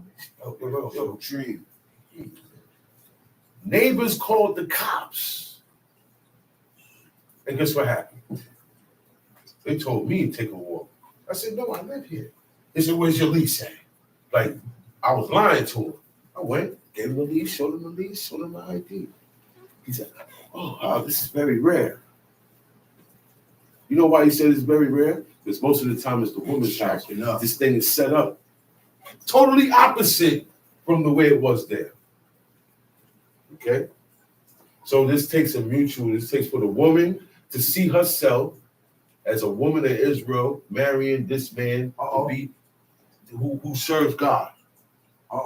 Okay? You gotta see yourself that way. Because I see myself this way. It's a mutual thing. So now, when she is departed out of his house, she don't belong to him. She's not committed to him no more. She don't have to answer to him no more. She may go and be another man's wife. She is open to be remarried. You see what it says? Mm-hmm. She don't go and start dating. She don't go on Tinder. And they got so much of them now. Dating apps. They got dating apps for everybody. Mm-hmm. They got Muslim dating apps, Christian dating apps, Israelite dating apps. Mm-hmm. They got dating apps for fat people. Mm-hmm. They got dating apps for midgets. Everybody date. Nobody get married. Mm-hmm. Link up. Sneaky link. Yes, linking up sneaky because you're not married. That's why you got to sneak. This particular person you got to sneak with. Time sheet. And if the latter husband hate her and write her a bill of divorce. The latter husband is the husband that she's with now. She remarried. And this guy hates her. It happens. It happens. And write her a bill of divorcement and give it her in her hand and send her out of his house.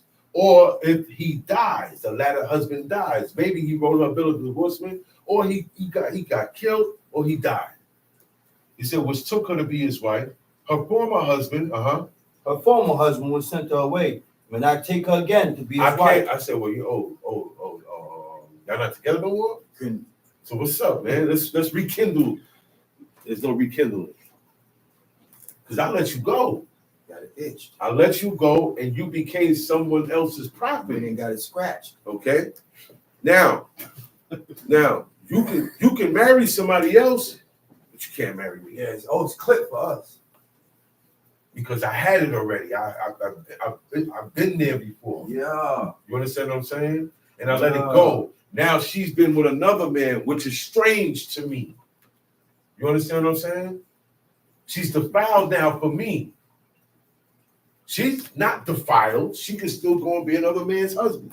Another man's wife. But for me, she's defiled. Okay? That's why the former husband can't take her back.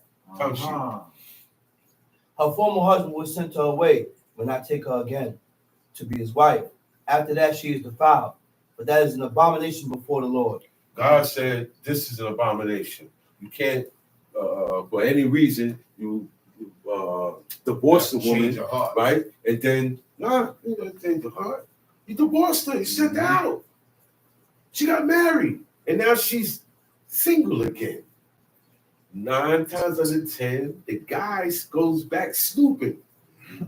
It happens. Okay? You can't marry her again. How she? And thou shalt not cause the land to sin, which the Lord thy God giveth thee for inheritance. That action, right, brings sin on the land. You cause the land to sin. The land ain't the one getting married. Right or wrong? Right. The land ain't the one that's defiled. We the ones doing all the action. And the land, the earth, the animals, everything get hit for it. So now you see why, after a while, it said the land will be filled with whoredom. You read that part with somewhere else, right? Mm-hmm. So the land will be filled with whoredom. This is one way that the land will be filled with whoredom. He said, this thing here is an abomination. I don't like it. He said, it's going to cause the land to sin. He said, which the Lord thy God giveth thee for inheritance. Township. When the man had taken a new wife, he shall not go out to war, neither shall he be charged with these were laws that they live by. You know, like if you could be the baddest warrior, you just got married and it's wartime, you not going to war. You can't go. Did you see that? Rules for war, rules for engagements. He said, neither shall he be charged with any business. You see movies where the father, the family, they're on a vacation and he can't stay off his laptop. He said, what are you doing? We're supposed to be on a vacation and you're still handling work. Well, we're supposed to be on a honeymoon and you're still handling work. That's where they get it from. He said, he don't go out to war. He said he shall not be charged with any business. He cannot, no duties could be put on him. He worked for this guy, he got to let him off now because he's married. He said, but he shall be free at home 1 year and shall cheer up his wife, which he had taken. Now you can't stay home for 1 year. The system is different now. These are people who own their own money. That's right. These are people who own their own land. These are people who own their house. Nothing is rented. Okay? Where they're living at, nothing is rented. All of it is his. My money comes from my stock, my flocks, and what grows out there. That's my land and all that stuff growing. So I can afford to stay home. I'm not going on no long journey and I'm not going to war. But today you can't do that. So people's honeymoons be like a week or 2 weeks. Rich people be a little bit more because they're rich people.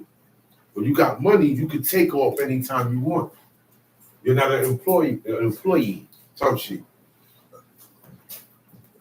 But he shall be free at home 1 year. He shall cheer up his wife, which he had taken.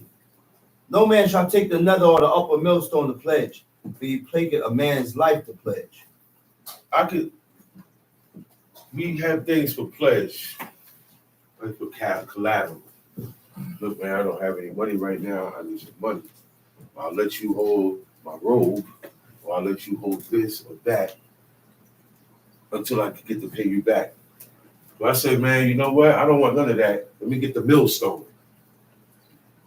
Now, the millstone is what they use to grind their grains with. Right. Okay? It's 2 big flat pieces of rock, one on top of each other. Okay? They lift it up with a stick, push it up. They throw their grains in there, they chop it, and they got handles that stick out. And they turn it back and forth, like this, back and forth, back and forth. Samson was put to work on a wheel. that wheel was a big, giant millstone. That was a very, very big millstone. And you push it. A big, giant log come out, and you're pushing. And behind you is another log, and another person pushing. And behind the log, and another person pushing. And they pushing, and you're going around pushing this thing. And that's all they did all day. All day. That's all he did. You ain't going nowhere. You're going around and around. But that thing is heavy. And it takes hundreds of people to get in there and push. You got 5 people in your section with you pushing. You understand? So this was a very important device because you got grains. You see oats, you gotta crack it. Wheat, gotta crack it. These things are hard. You're not cracking them with your thumbs. You need that millstone. So I can't come and take your millstone. How are you gonna pay me? Mm-hmm. This is what is used to refine your grain, flour. This is how you make your flour. Right. And that's how they made their money. If a man be found stealing any of his brethren, of the children of Israel, and make it merchandise of him or sell him, we call that kidnapping. If a man be found stealing any of his brethren of the children of Israel and makes merchandise of him or sell it to him, ransom. Human trafficking. Okay? That's ransom. I steal you, grab you, hide you, and most of the time it's your family because they're rich. And I say, hey, you give me him, okay, for this amount of money. Or I grab him, and I say, you know what, I'm going to make some money off him. You see what they did with Joseph? They took Joseph out that pit, sold him to these guys, and these guys sold him into Egypt. That's right. Back then, you got sold. That's right. It will sell you. Okay? Real quick. A body back then, but today now. Today is against the laws of the government. Or the government. It's called human trafficking. Yeah, you can't do none of that. You know what I'm saying? You can't do that. You can't force people to slave. You can't force a person to work for you. Okay? All these things was done back then. If you didn't have nothing, you're going to work for somebody. You're going to be under somebody. That's right. Time sheet. or sell him, then that thief shall die, and thou shalt put evil away from among you. Take heed in the plague of leprosy. Take heed of the plague of leprosy. Leprosy. A very ancient disease. A very ancient disease. And God said, pay attention to the caring of this disease. That thou observe diligently. Meaning, be on point. Okay? Be on point today. You got a lot of, we just had COVID not too long ago. And people weren't taking heed, okay, to the plague, okay? And a lot of people were saying it was a joke. It's not true. People were dying from it. So take heed, because the plague, certain plagues went out. God didn't call it that. It's out here. The plagues is out here. They're out here waiting for God to say, move over here, move over there. And the only person that you're going to observe the priest. The priest was like the doctor. The priest was the doctor. Anything wrong with any abnormality with your body, any infections, inflammations, any diseases, leprosy also be in the walls. That's right. Okay? You gotta go see the priest. The priest gonna examine you. And the priest don't need none of those machines that the doctors got. Ain't that something? Because he's connected to God. So he's going to tell you what to do concerning that plague or this sickness. For them, it was leprosy. Leprosy was the number one disease or plague at that time. This is before the bubonic plague. Leprosy comes in certain different forms. The worst form is that your skin dies while you're still alive. That's what happens when you have leprosy. Your skin dies. And so the coloration, whatever coloration, white people, black people, everybody got coloration in their skin. Guess what? When you got leprosy, you're going to turn white. It said Miriam turned leprous as what? Snow. Snow is white. That's the effect that people have when they get leprosy. Today, you still have some forms of leprosy, which are skin diseases. Eczema is one. You got the scab, the itch. All of these things come from leprosy, different forms. And back then, you had leper colonies. There are people, because it's contagious. And back then, once a person had leprosy and the priest looked and said, well, look, you got to get quarantined. Mm-hmm. You wind up in a leper colony. That's a city or a colony. Everybody there got leprosy. The kids, the babies, old people. You see people walking. He's 20 years old and he's walking like this because of where you decompose while you're still alive. So that's why it said, take heed in the plague of leprosy that I observe diligently and do according to all the priests, because if the priests say, hey man, you got to go get quarantined, you got to get out of here now. You can't go back. After seeing the priest, you got to go because you can infect everybody with it. That was a deadly disease. It hit Rome. It hit everybody. It hit Greece. Rome used to get hit hard. They had like 500 leper colonies in Rome. Yeah. No food got delivered to them because nobody wanted to come near them. A lot of people died sitting down in the alley, just dying off of leprosy. Come sheep. That thou observe diligently and do according to all that the priest, the Levites, shall teach you, as I commanded them, so you shall observe to do. Mm-hmm. Remember what the Lord thy God did unto Miriam. Don't forget what God did unto Miriam, by the way. After that, ye will come forth out of Egypt. He said, don't forget what happened to Miriam. But when she got hit with it, the camp didn't move. And God said, man, if her father spit in her face, shall she be unclean 7 days? So she's going to be shut up for 7 days. She was leprous for 7 days. But that was from God. Mm-hmm. Any normal person get leprosy, you ain't going to get it for 7 days and then it jump off you like that. That was a personal judgment from God, because he didn't like what Miriam and Aaron did. When thou dost lend thy brother anything, thou shalt not go into his house to fetch his pledge. Now, I'm going to lend you this collateral, okay? And you got to let me hold something, right, of value, and then when you're ready to pay me back, I give it back to you. Okay?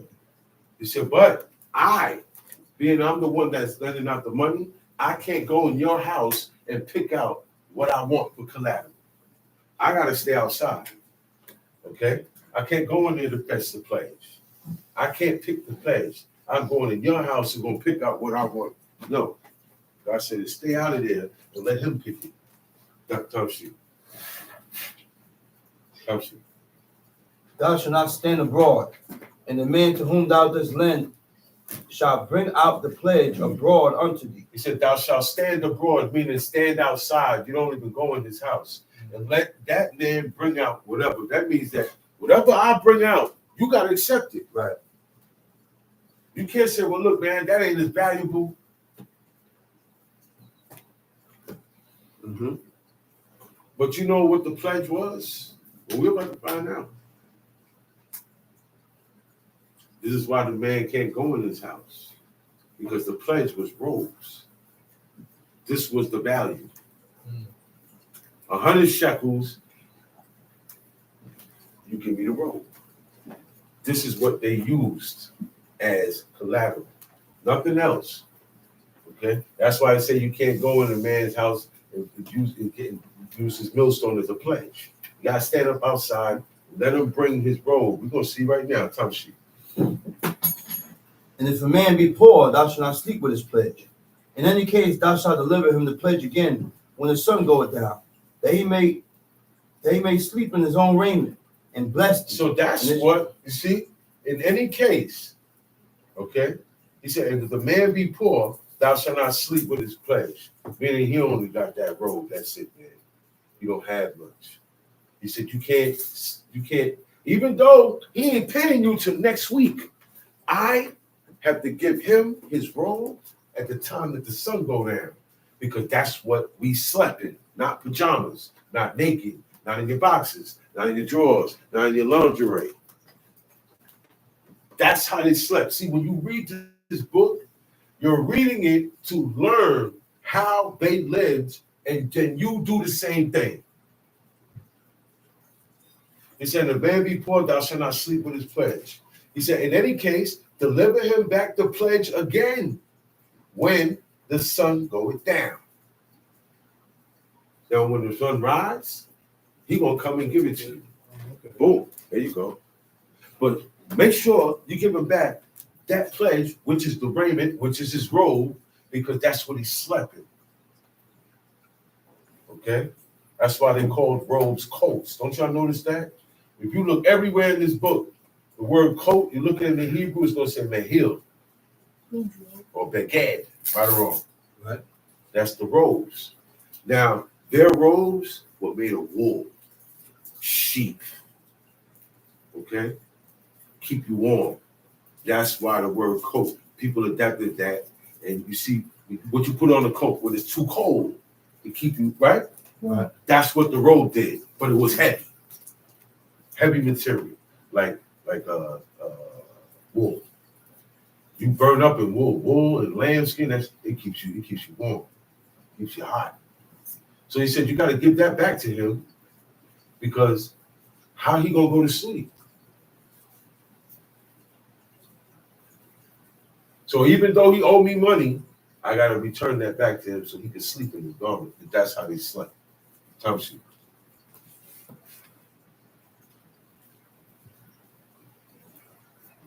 14. Yeah. Thou shalt not oppress an hired servant that is poor and needy, whether he be of thy brethren or of thy strangers that are in thy land within thy gates. At his day thou shalt give him his hire. That's how you oppress these guys. This is how you oppress a hired servant that is poor and he needy. Means he don't have it. Mm-hmm. He needs it. Every day he needs something. Okay? How do you oppress a person? He said, whether he be of thy brethren or strangers, at his day thou shalt give him his hire.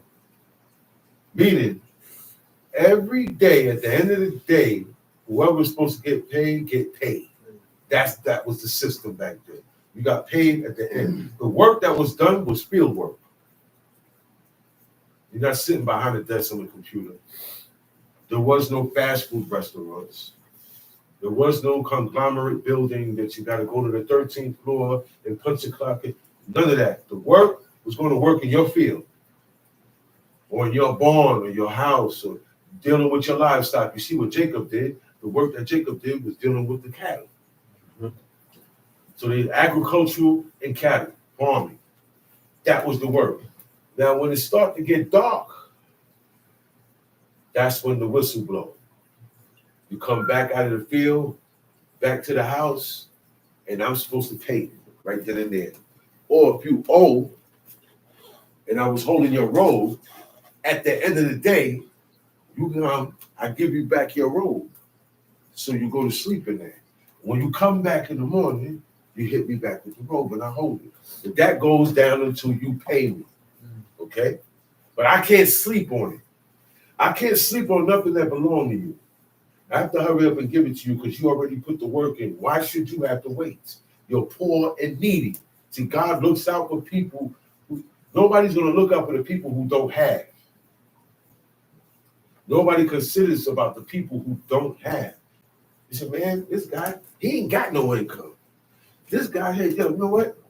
And you would look out for that person because everybody else get a check.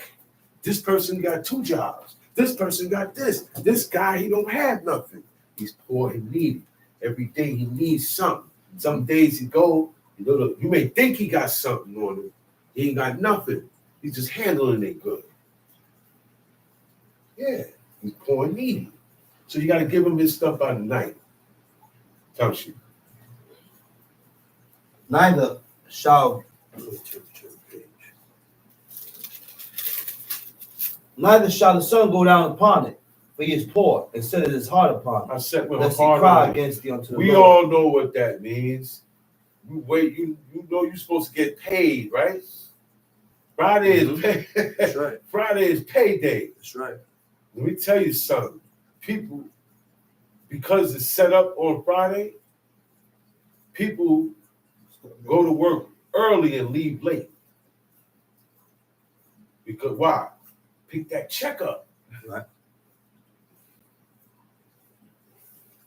Sometimes they get a checkup by afternoon, lunchtime. Lunchtime, you ain't gonna see nobody come back to work that day. Mm-hmm. Friday, people get off early. They bust their check, they gone. Bills gotta get paid. This and that. Been waiting all week. They ain't had nothing in the house, nothing coming in. Boom, Friday morning, boom, boom, boom, boom. It's a rush job. That's why you see everybody move like that. It's a society got it like that. But in here, your income is not in no bank. We didn't need no bank. All your money is right in the back on the farm, or them sheep or those goats. Time sheep. For he is poor and set his heart upon it, lest he cry against thee unto the Lord, and it be sin unto thee. He said, see now, give him his hire, man. Whatever that you said you're going to give a person for a service that they have done, today they call it favor. But it's a service that I performed. What makes it as a service is I'm not doing this for free. You got to pay me. Now, when it's time to pay the person, people don't like to pay. Construction jobs. You know how many guys got killed on construction jobs? Because they had you waiting for 2 weeks. And then now you're going to tell me I got to wait till next Monday? Some people ain't get paid at all. Some people never got paid. Look, I got a couple of checks owed to me.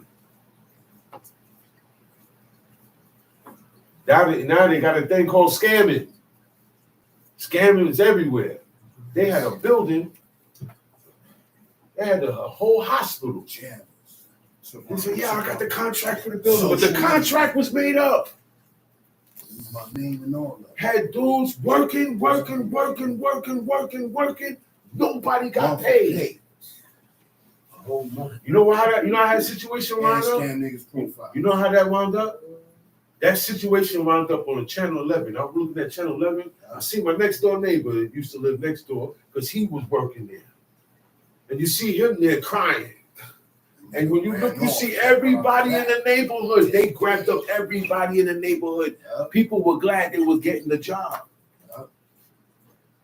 Their heart was set on it. Victims. I put my work in. See, it's different now. It's different when you work, okay, and you are old. So it's going to bring a certain feeling, man. Yeah. He set his heart upon it. Oh man. Lest he cry against thee unto the Lord, and if he sin unto thee. Look, back then they'll cry out on you. They'll cry out on you. Mm-hmm. The Most High, see what this person has done to me. Yeah, and God go ahead, they'll cry. Don't she? The father should not be put to death for the children. Not shall the children. Look. The father didn't do it. His son did it. Because see, back then, that's how everybody did it. The heathen moved that way. The father sinned. The father did a trespass. They make the son pay for it. Mm-hmm. If the son did a trespass, they make the father pay for it.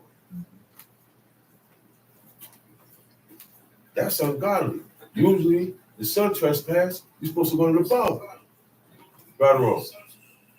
You go to the father. Right. Or you go to the mother if the father's not there. You don't go and put the father to death. He don't even know what he getting killed for. He said, neither shall the children be put to death for their fathers.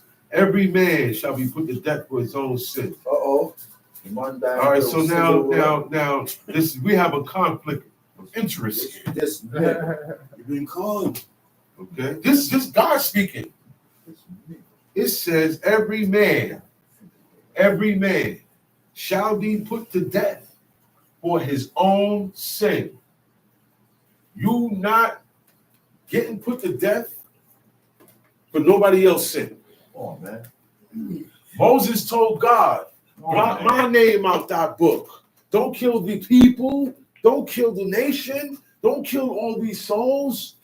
Save these souls by killing my soul. God said, no. The soul that sinned, it shall die. That's right. Whoever sinned, and it's only, don't that seem fair and right? That's right. You got to handle what you did. You got to face your own music. Why should I get burnt for your fat? That's an old saying.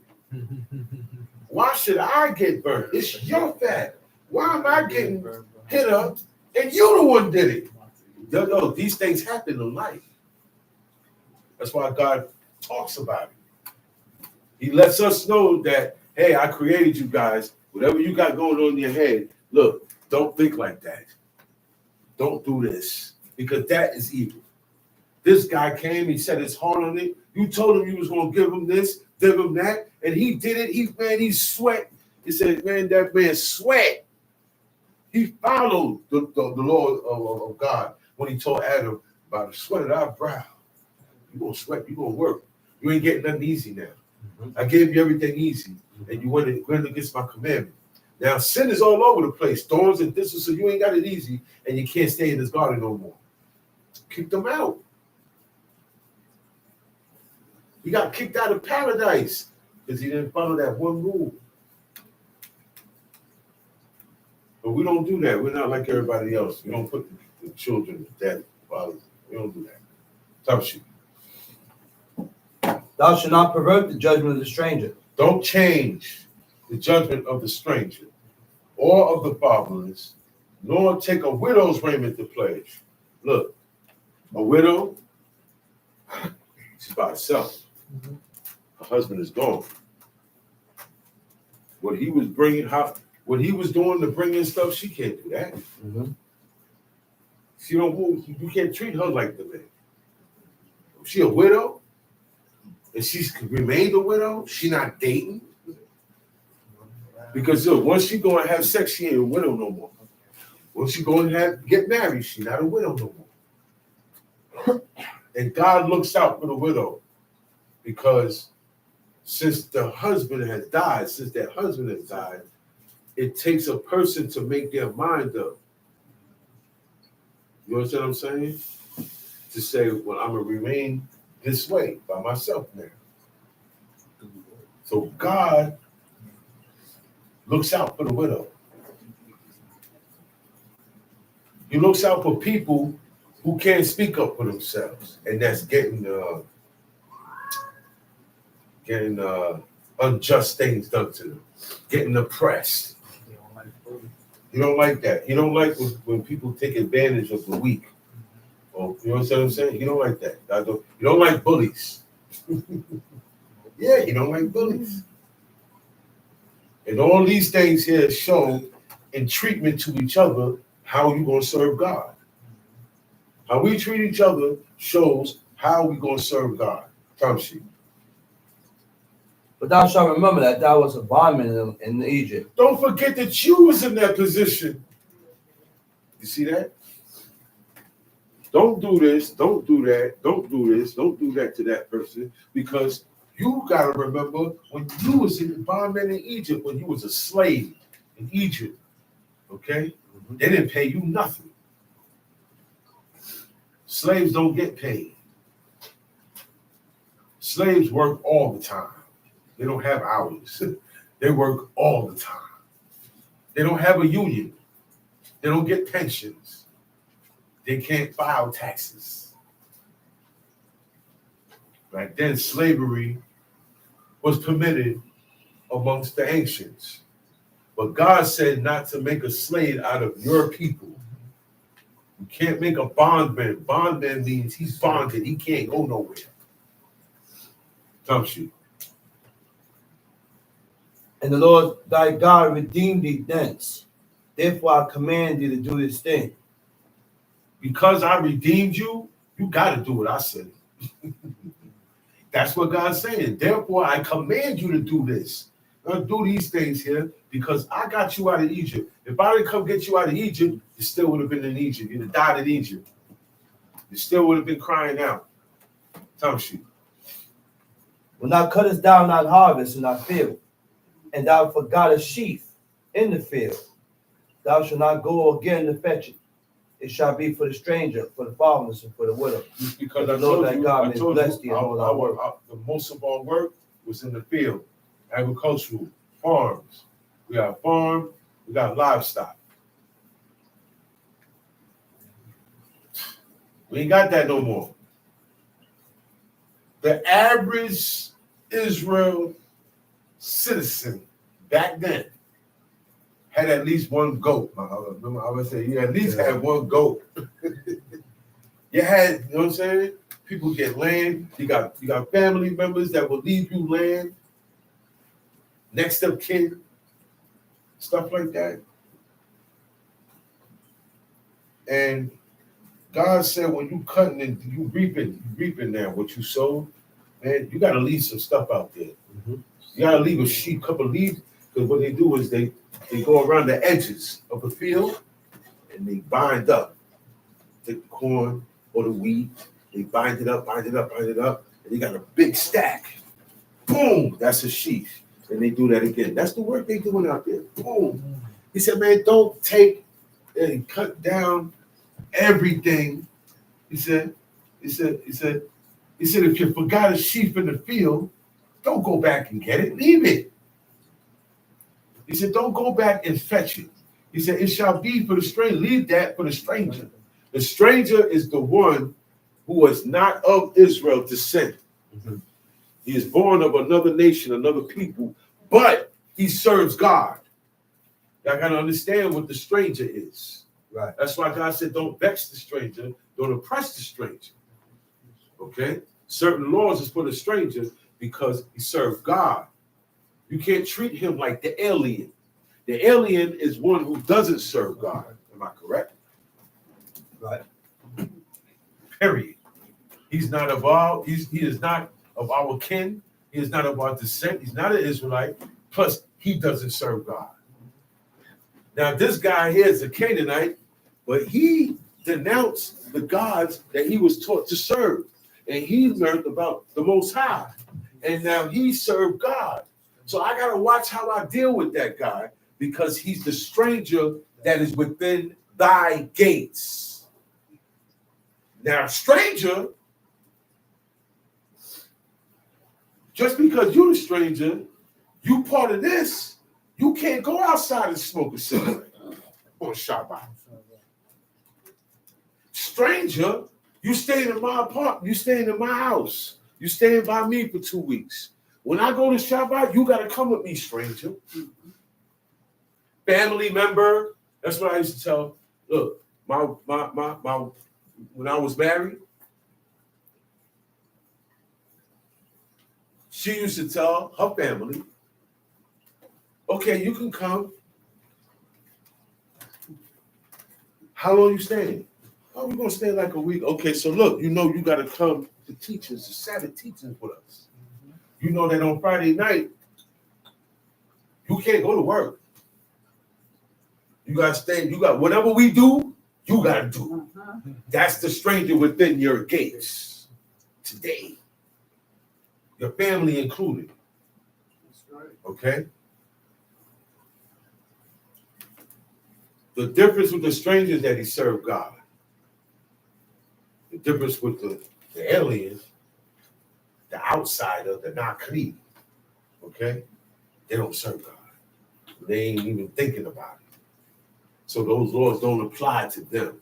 But the stranger, the one that live amongst us and live like us, is treated like one of who? Homeborn. Homeborn, meaning I got to treat him like my brother that was born in the same house as me. Because back then, everybody was born in the house. There was no hospitals. That's why the word homeborn is used. Country. Oh, I'm not sure about here. It says, verse 19. When thou cuttest down thine harvest in thy field, and hast forgot a sheaf in the field, thou shalt not go again to fetch it. It shall be for the stranger, for the fatherless, and for the widow, that the Lord thy God may bless thee in all the work of thine hands. When thou beatest thine olive tree, You see the things that get you blessed? We can't do that though now. Certain things that get you blessed, we don't have that. We don't have the opportunity for that no more. Yep. Who got all the farmlands now? Not Israel. The nations got that. Yep. Country. When thou beatest thine olive tree, thou shalt not go over the bowls again. It shall be for the stranger, for the fatherless, and for the widow. Now the olive tree, you gotta hit it. You gotta whack it. You gotta whack it. You gotta hit it. And the olive, you got a bag there, and the olives come. He said, don't fully clean the tree out. Okay? You'll have enough for you. Don't be greedy. Don't be selfish. He said, leave that. He said, it shall be for the stranger, for the fatherless, and for the widow. So that means if I leave that stuff in my yard or my farmland or my property, I can't have it all gated up with an electric fence to keep people out. And I got 3 dogs in there. Nobody could come in there and get and eat an apple in my yard. No, I couldn't do that. It was open to the poor and the needy, the fatherless, the strangers, the widow. These people don't have it coming in like a person that has a husband or a father, because he was the provider there. The work was for the man. It said Tobit was blind, so he couldn't go out and do nothing no more. He was blind. He said, so how they was getting by, he said his wife did woman's work. So there's certain work that was for men. There was certain work that was for women. Like sewing, cooking, of that sort. You know, like household things. What happened to sewing? Women don't sew no more. Mm-hmm. When I was growing up in Israel, all the sisters, if she didn't know how to sew, an older sister or another sister would show her how to sew. That was like a requirement. I don't see that no more. I don't see that no more. The skills is not being taught. It's dying out. Y'all know that, right? All the women knew how to circumcise back then. All the men knew how to circumcise back then too. It wasn't something you had to go to school for. Everybody knew how to do it. You know who performed the circumcision on his son? The father. Yeah. Abraham didn't get a hired servant to come do it. He did that himself. When Moses didn't do it, Zipporah, his wife, did it. Everybody had that knowledge. A stone. A sharp stone. A sharp stone. That stone was sharp, trust me. That was a very sharp stone. Because you gotta know what you're doing circumcising that baby. That's right. Very delicate and very hard to handle. And you gotta have good eyesight and steady hands. Mm-hmm. Or you would damage or kill that baby. Very vulnerable area, complete to death. They knew how to do it. Joshua circumcised the children, the children. None of the children were circumcised when they got in the land. Yeah. That's why Joshua had to circumcise, because most of what came in with him were children. Most of the parents God killed in the wilderness. Because he told you, he said, yo, you know what? Since y'all talking about, I'll let y'all into death, and I'm going to kill you, your kids going to die. He said, your kids ain't going to die. They're going to live. You going to die. So that's why sometimes you got to watch your mouth.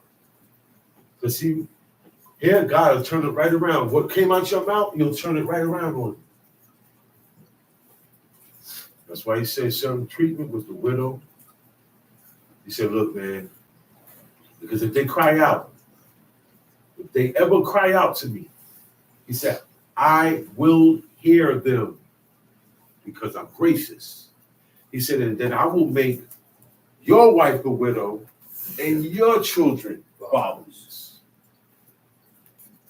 So we got to watch how we treat strangers. We got to watch how we treat people who come amongst us to learn about God. So we got to start being an example. How we deal with each other is how we're teaching children and new people. Okay? We're teaching them. Yeah, we're examples now, man. We got to watch our actions. You know, a layman might be able to get away with it because but not a king, right or wrong, because he looked in higher regard. So there's a lot of chiefs, a lot of princes, a lot of men with titles. You have to start living up to these titles because those titles mean that you have a duty beside yourself in dealing and gathering with the people in the service of God. Okay? All officers have an extra duty. More than the regular guy that just got here. We all have a duty. We have we're able men of truth, hating covetousness. We gotta that's right. Those are the requirements. Okay? Some guys were made chiefs and princes, and they are not men of truth. And they'll covet everything they see. It's all out. That's why Job said titles are flattering titles. These are flattering titles. These are titles that certain people have so they can get flattered. So I can have the same juice as this guy that's really a prince or a chief. You understand what I'm saying? Right. Everybody can't be chiefs, and everybody can't not be chiefs. You understand that?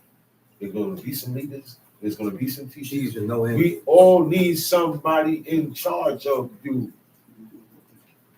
You keep us in line with God. All of this is in the service of the Most High God. Time sheet. When thou shalt remember, and thou shalt remember that thou was a bondman in the land of Egypt. Therefore I command you to do this thing. Don't forget the predicament that you was in. That this person is in there. Matter of fact, what you went through ain't nothing compared to what this guy going through. You can't forget these things. You can't forget how it felt to be oppressed, how it felt, okay, to be violated, offended. And then you got to consider now, I didn't like that feeling. I didn't like when this was done to me. I didn't like when that was said to me. I didn't like this. I didn't like. So I am not supposed to do to people what I hate. That's right. And that's Israelite, stranger, alien, outsider, the guy that don't serve God. Even him, I'm not going to do nothing to him that I don't want done to me. Because that's in the law. That's in the law. We're very unfair with each other. First, you're unfair with yourself.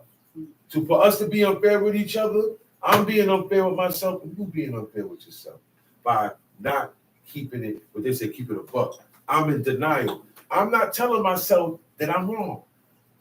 And you don't do it either. So what happens? Ram heads.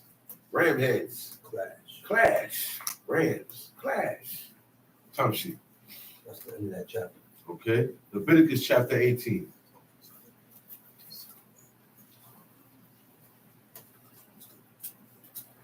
Do you see how many laws God gave us? Cover every aspect in life. Down to how you're supposed to farm and how you're supposed to sow and reap. How you're supposed to treat a widow. What not to do with her. You can do this with these guys, but not her. You gotta look out for her. That's really what God's saying. There is no pledge. If she don't have it, just give it to her. Just give it to her. Because God said that is one way of putting evil away when you do these things.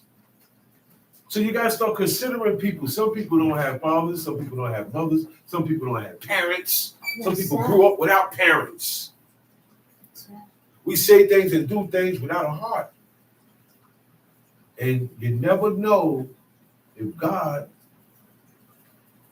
had mercy on this person because of their plight. And you're vexing them or oppressing them. He don't like that. Time sheet. Leviticus chapter 18. And the Lord spake unto Moses, saying, Speak unto the children of Israel, saying unto them, I am the Lord your God. I am the Lord your God. Speaking to the children of Israel, I am the Lord your God. Thou shalt not do this, thou shalt not do that. I am the Lord your God. At the beginning, in the middle, and at the end of most of these chapters, I am the Lord your God. You know why he says that? God says that a lot. A lot. They grew up in Egypt for generations.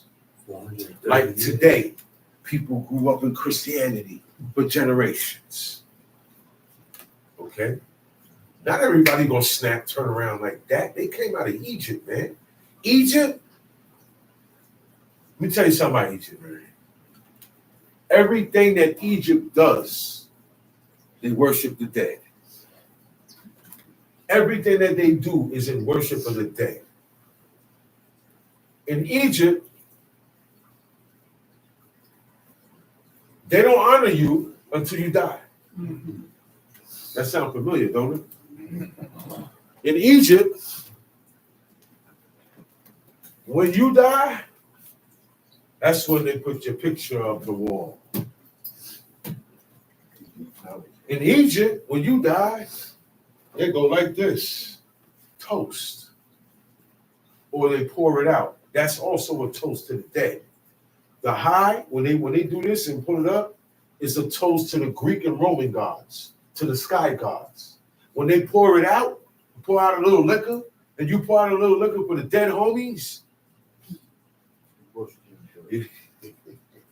You know that's a drink offering that you just set up to Satan himself. That's right. It's not because, see, that was made, those were made for people who died in their iniquity. And that toast was for those people. Okay? You see, get it now? They're dead. And then pouring liquor is an ode and worship to the devil himself. And most of those dead people lived a wicked life. They're gonna be rough, they're gonna be right there with them. And they knew that. And that's why certain mannerisms was made. Y'all know where dog fights come from? Dog fights, rooster fights. They call it cock fights. See the rooster? You ever seen two roosters fight? Yeah. Okay. That's sun worship. The first people to have two roosters fight were sun worshipers. The money that they made went to the treasury of their God's temple. It's a lot of things that you will find out as the years go by. Customs of the people that you wouldn't even think. You wouldn't even think is associated with idols. Mostly everything outside of God's commandments, his judgments, his order, his ways, everything outside of this, worshiping another God, worshiping idols, worshiping the sun, and all of that the head of that worshiping idol stuff is Satan, the devil himself. His job is to have everybody turn away from God or not know him at all. That's his job. That's why he's not going to appear to you like he appeared to Eve. That's the only person that he appeared to. Even later on, he was right here on his shoulder, on the priest's shoulder. Remember? He was right next to the priest's shoulder in the prophecy somewhere. And the Most High told him to get away from his priest. The priest didn't know that the devil was right there next to him. You know, what you doing next to my priest? That's a holy man. He's guarded. What you doing?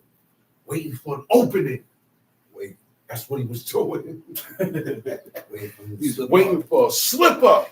And in the priest line of work, look. You know where his slip up will come? You know where his slip up will come? In here. Because everything he got on is holy. He got anointed holy oil. So the only way he can mess up now is in here. That's what made those sons go and offer strange fire to God. Trying to have him think weird. Think weird. So when you try to talk to people about not thinking, well, no, that's weird thinking. No, that's how everybody thinks. That's not it. God think like this. Weird. Now, it's weird to you what we saying about God. All this stuff is weird to you. It's supposed to be. It was weird to Abraham. Meaning he didn't know it. It was strange to him. But he knew it was God when God said, walk before me and be thou perfect.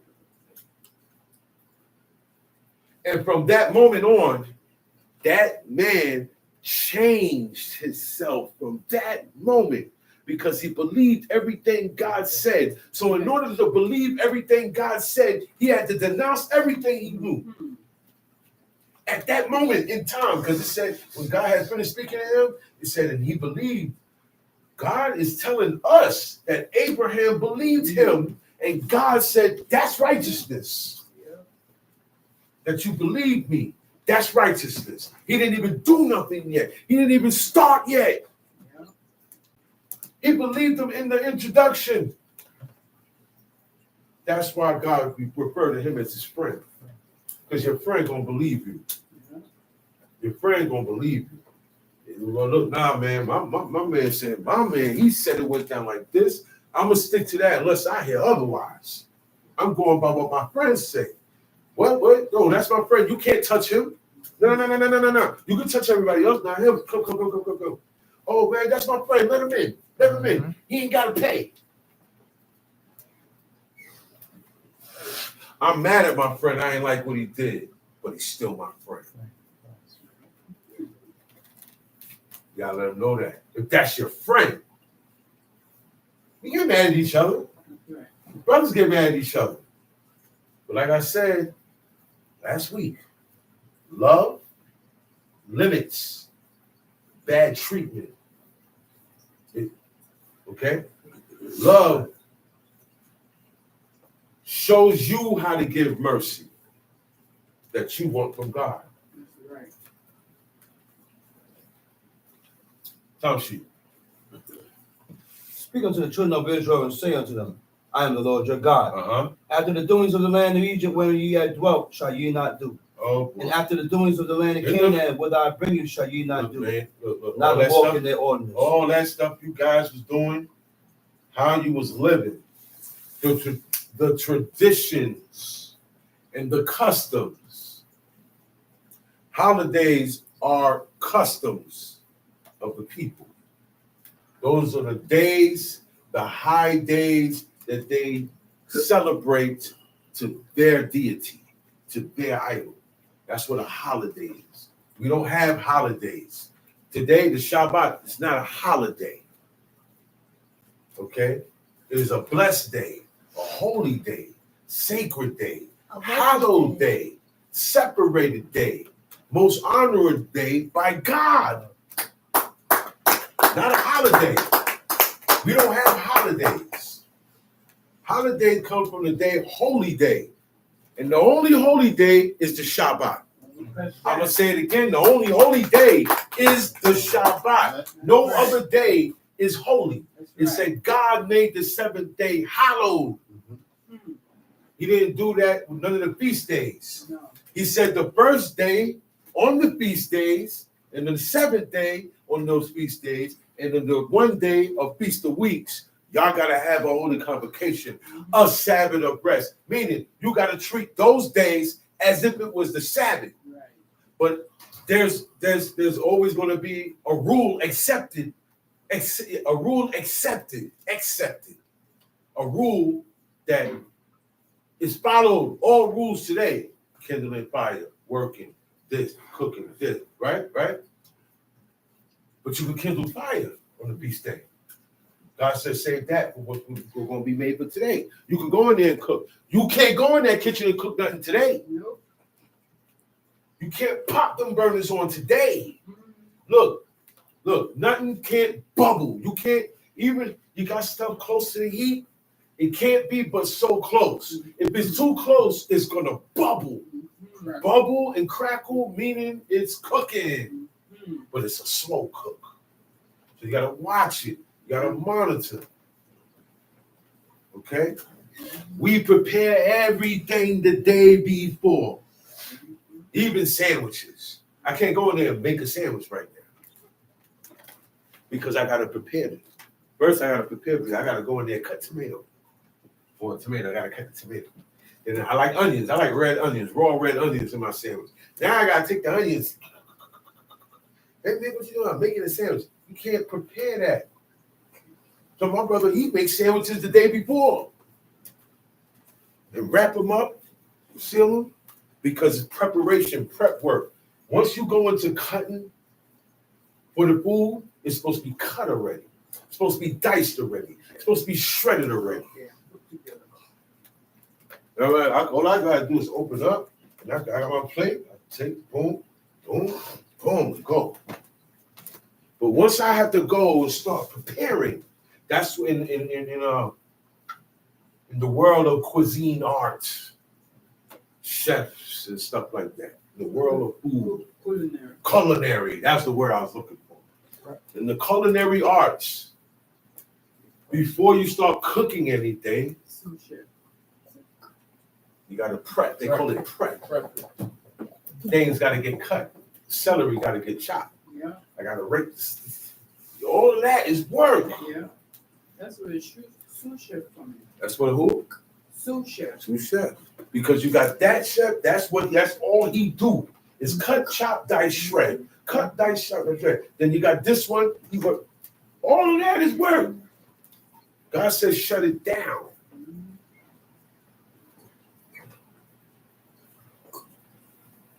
Now, physically, things got to get shut down. Right.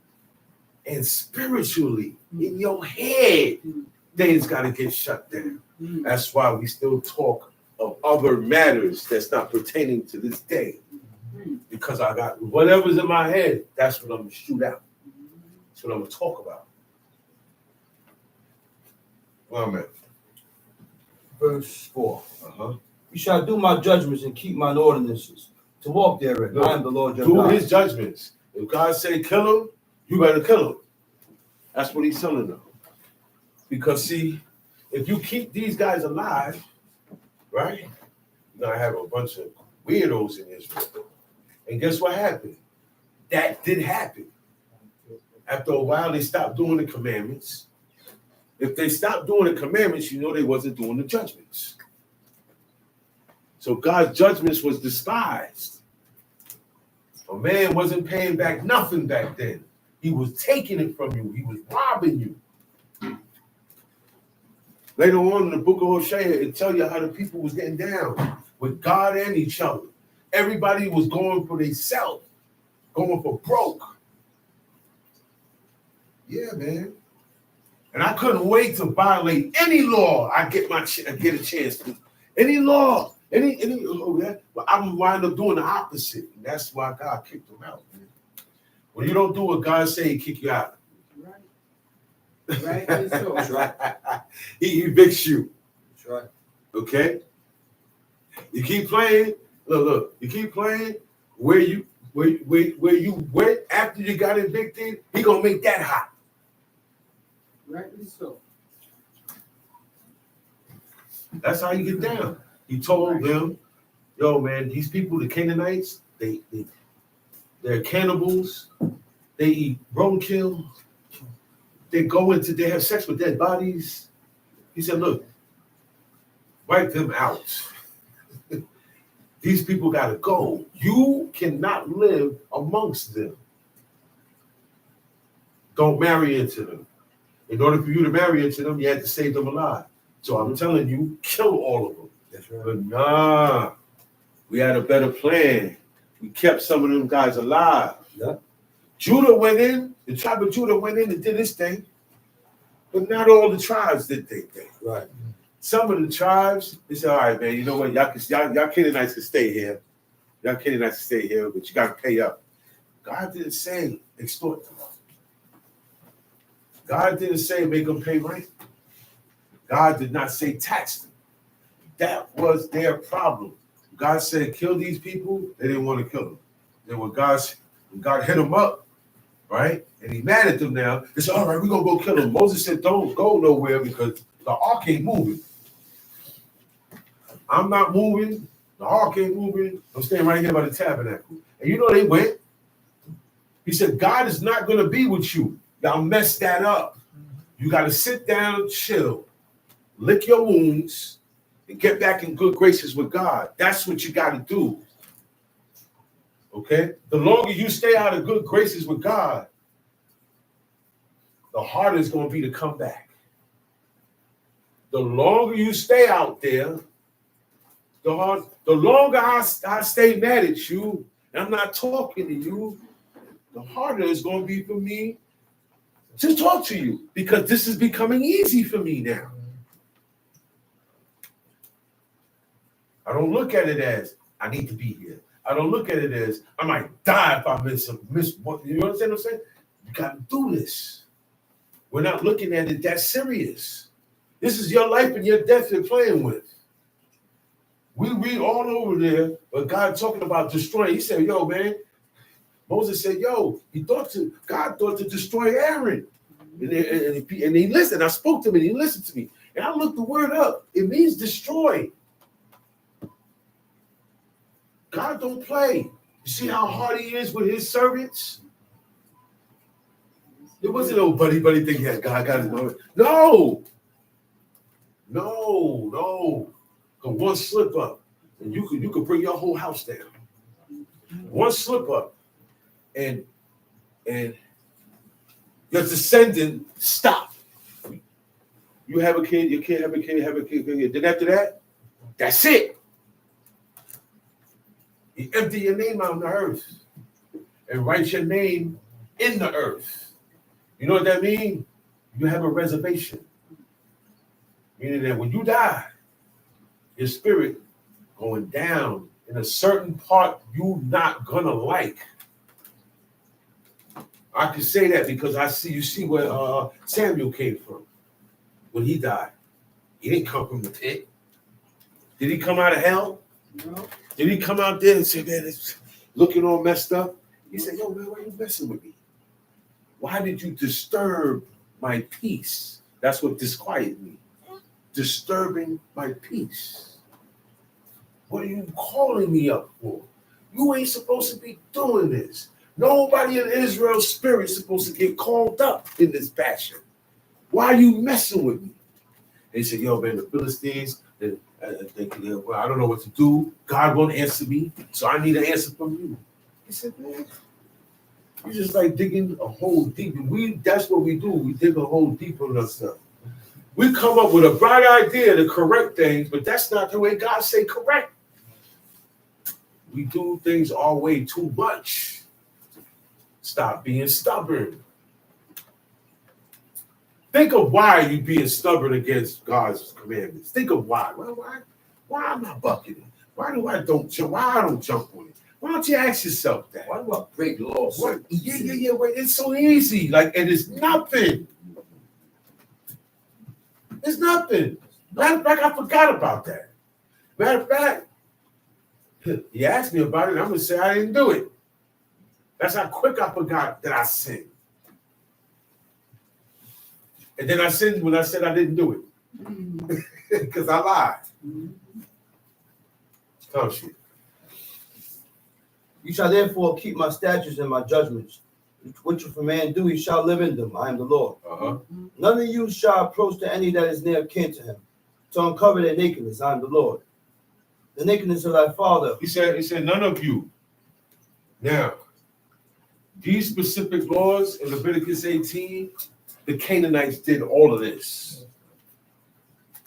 Okay? They did everything that God said, everything that God tells us not to do. The Canaanites do it, the Romans do it, Americans do it, the world do it. That's why he said for us not to do it. I'm not giving you no scientific nothing. God said don't do it, don't do it. Because if you do it, you serving another God. You're telling him you despise his command, and you despise his laws, you despise his judgments, you despise his statutes. You want to do his thing your way. And we have a problem, we got a problem with coming and wanting to change the rules. People tell you what the rules are, and we always have a problem not remembering the rules. Think about yourself. Why do you have a problem not remembering what was just told to you? Because you disassembled when you first heard it. You didn't accept what you heard in here, in your heart. Tom sheep. The nakedness of thy father. Okay, hold on. None of you shall approach any that is near of kin. Near of kin is family, your relatives. Okay? He said, none of you shall approach. Now, in that sense, King James Version, it means to have sex. Okay? To any that is near of kin to him, to uncover their nakedness. That's incest. Now the Canaanites, it was okay. That's how they lived. Yeah, that's how they lived. That was their religion. That was their law. You can sleep with your mother. You can sleep with your father. Brother and brother. Brother and sister. Son and aunt. Okay? Guys were marrying two sisters. That's why I said the Lord said you don't marry sister, a woman's sister, in her lifetime. Yeah, man, you wilding. You can't, man, you know what? You see how jealous women are today, brother? Do you see how jealous women are today? They get more jealous than a man now. What? Because sometimes they get jealous, and ain't nothing happen. Everything in your head is me being with another woman. I'm not thirsty like that. First of all, you don't really know me. Okay? I'm not a thirst bucket like that. I'm going around fornicating like that. It may look that way because I'm a magnet. I'm a magnet. Some men are just magnets. Women like to be around them. But it's up to the man to keep them in line. And they respect men more. They say, oh, wow, he spent the night by my house. He didn't even try to touch me. She look up to you different because you're not thirsty like the next dudes. So they say, hey, baby girl, I need a favor. She gonna do it, and you ain't even touch her. Because that's an honorable thing. Yeah, it's an honorable thing. I'm not touching you. You're not married. You gonna link up? You gonna marry? You gonna be on work? Oh, do I have to live like you? Yeah. Yes, you do. You got to denounce your God, and you got to link up with me, and in a couple of years, I'll see if you're really down. But we got to be married to do this. No more clubbing. No more girls' night out. No more a lot of stuff that you used to. That's right. You're going to feel, at the beginning, you're going to feel to do nothing. Wow, I can't. Wow, what can I eat? If I cut my hand, is that against the law? That's how people gonna feel. Don't get discouraged. Don't get discouraged. Okay? That's what happens when we live in a world of sin for a very long time. That's right. For a very long time. It's a natural reaction. Okay, you get yourself used to something, and then when you hear God, oh wow, yeah, is that God to you? Yeah, that's true and living God. Okay, so why you got a problem with what He allowed? Why you got to everything God allows? We throw that away.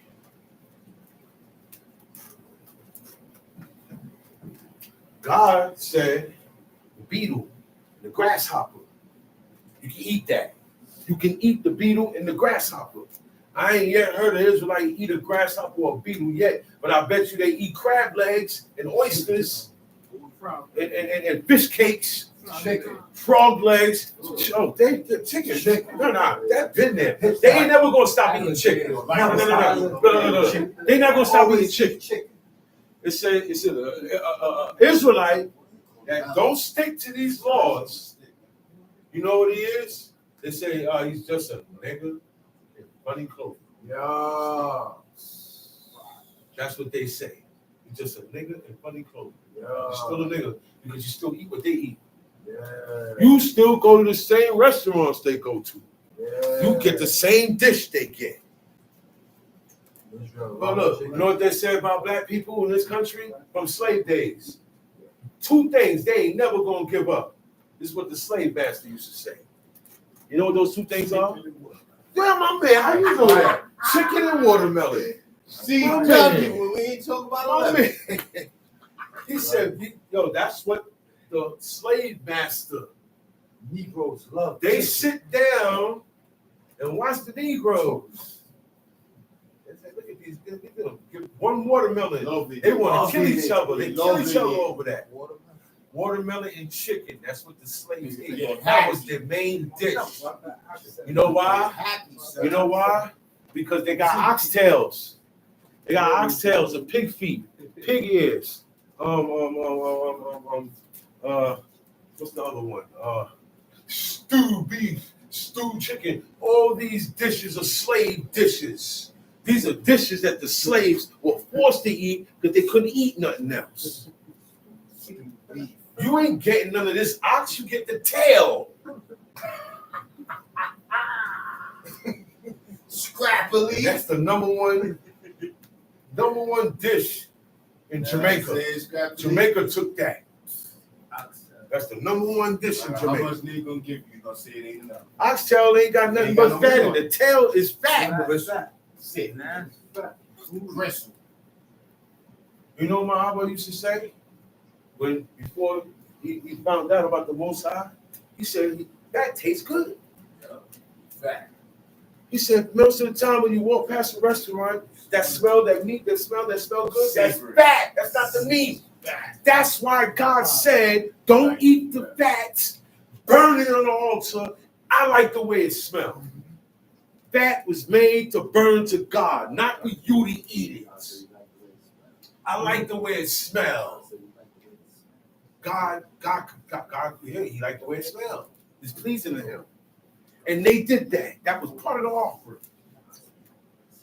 But we're not supposed to be eating the fat or the blood. I'm going to bring it up again. All birds are unclean to eat. All birds are unclean to eat until someone could show me by the standards in the law, any bird has to fit that. You got to show me that because I ain't see it yet. I'm searching. I'm all over Google. I'm all over YouTube. I'm searching. I went to the library on Schenectady Avenue and looked up for jungle fowl. There is no indication that it was clean or unclean. Remember what it said in the book. He said, when you go out to hunt, any fowl that may be eaten. It didn't say what fowls could be eaten. We only know about the fowls that are unclean. They knew. We don't know. Nobody today has that knowledge because that's where the chickens come from. Those chickens wasn't running around the way they look today back then like that. Dinos. You know how much crossbreeding and hybriding they've been doing? Mingled up on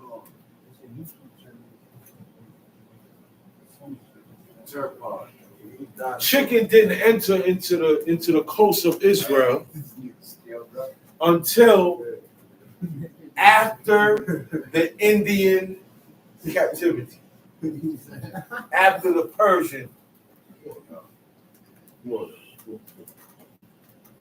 After they came back from Persia, that's when chicken was brought into Israel. After Nehemiah and Ezra's time, that's when it was brought in. Because remember, 127 provinces. Okay, Babylon took us, had us, and over the course of 70 years, it got switched to the Persians and the Medes. And at that time, a lot of different grains, a lot of things started to get it. This is when import and export at a major scale started. All right, Israel sits right under and in between all trade routes in the east. If you're in Africa, you're in the land of Ham in Africa, you're in Egypt, you got to go through the Sinai Peninsula, you got to get over, you got to go through Palestine, Israel, to get to Syria or to get into Europe. They're in the middle of all trade routes. You know what that means, right? It's a junction. All junctions, there's money to be made there. Everybody's selling stuff there. Everybody's buying stuff there. Certain things that don't grow over here, grow over there. So that guy that's over there gonna make money because he's bringing it over here. And that still goes on today. Certain things you get in that store downstairs, it comes from China. Certain things come from this one. They don't all come from the same source. But everybody's into it now. Come see. The nakedness of thy father, or the nakedness of thy mother, shalt thou not uncover. She is thy mother. You cannot. Thou shalt not uncover her nakedness. It says you cannot mess around with your daddy and your mama. Okay? You're sick in the head if you look at them in that way. Sick. Come see. She is thy mother. Thou shalt not uncover her nakedness. The nakedness of thy father's wife shalt thou not uncover. It is thy father's nakedness. You're playing her too close, brother. It's your father's wife. She's in that room. And here you go walking in. She could be getting dressed. You know what I'm saying? That's right. Now, make yourself in your presence known, and then wait to be told to enter or not. Because once you see your father, he says your father's wife, right? He said the nakedness of thy father's wife, that's not your mother. That means your father had more than one woman. Because it's allowed. God allows a man to have more than one wife, not boyfriend, not girlfriend. We don't do these things. Okay? Wife. Gotta marry her. If I want, I could have another wife. It's not nothing to hide. Because it's not a bad thing. See, all the things that God said we could do is treated as a bad thing. You don't understand that now? We're doing the opposite. Top sheet. The nakedness of thy sister, the daughter of thy father, or the daughter of thy mother, whether she be born at home or born abroad. The nakedness of your sister, the daughter of your father, or the daughter of thy mother. So, your mother marries a man that has a daughter. That's your sister. That's your sister.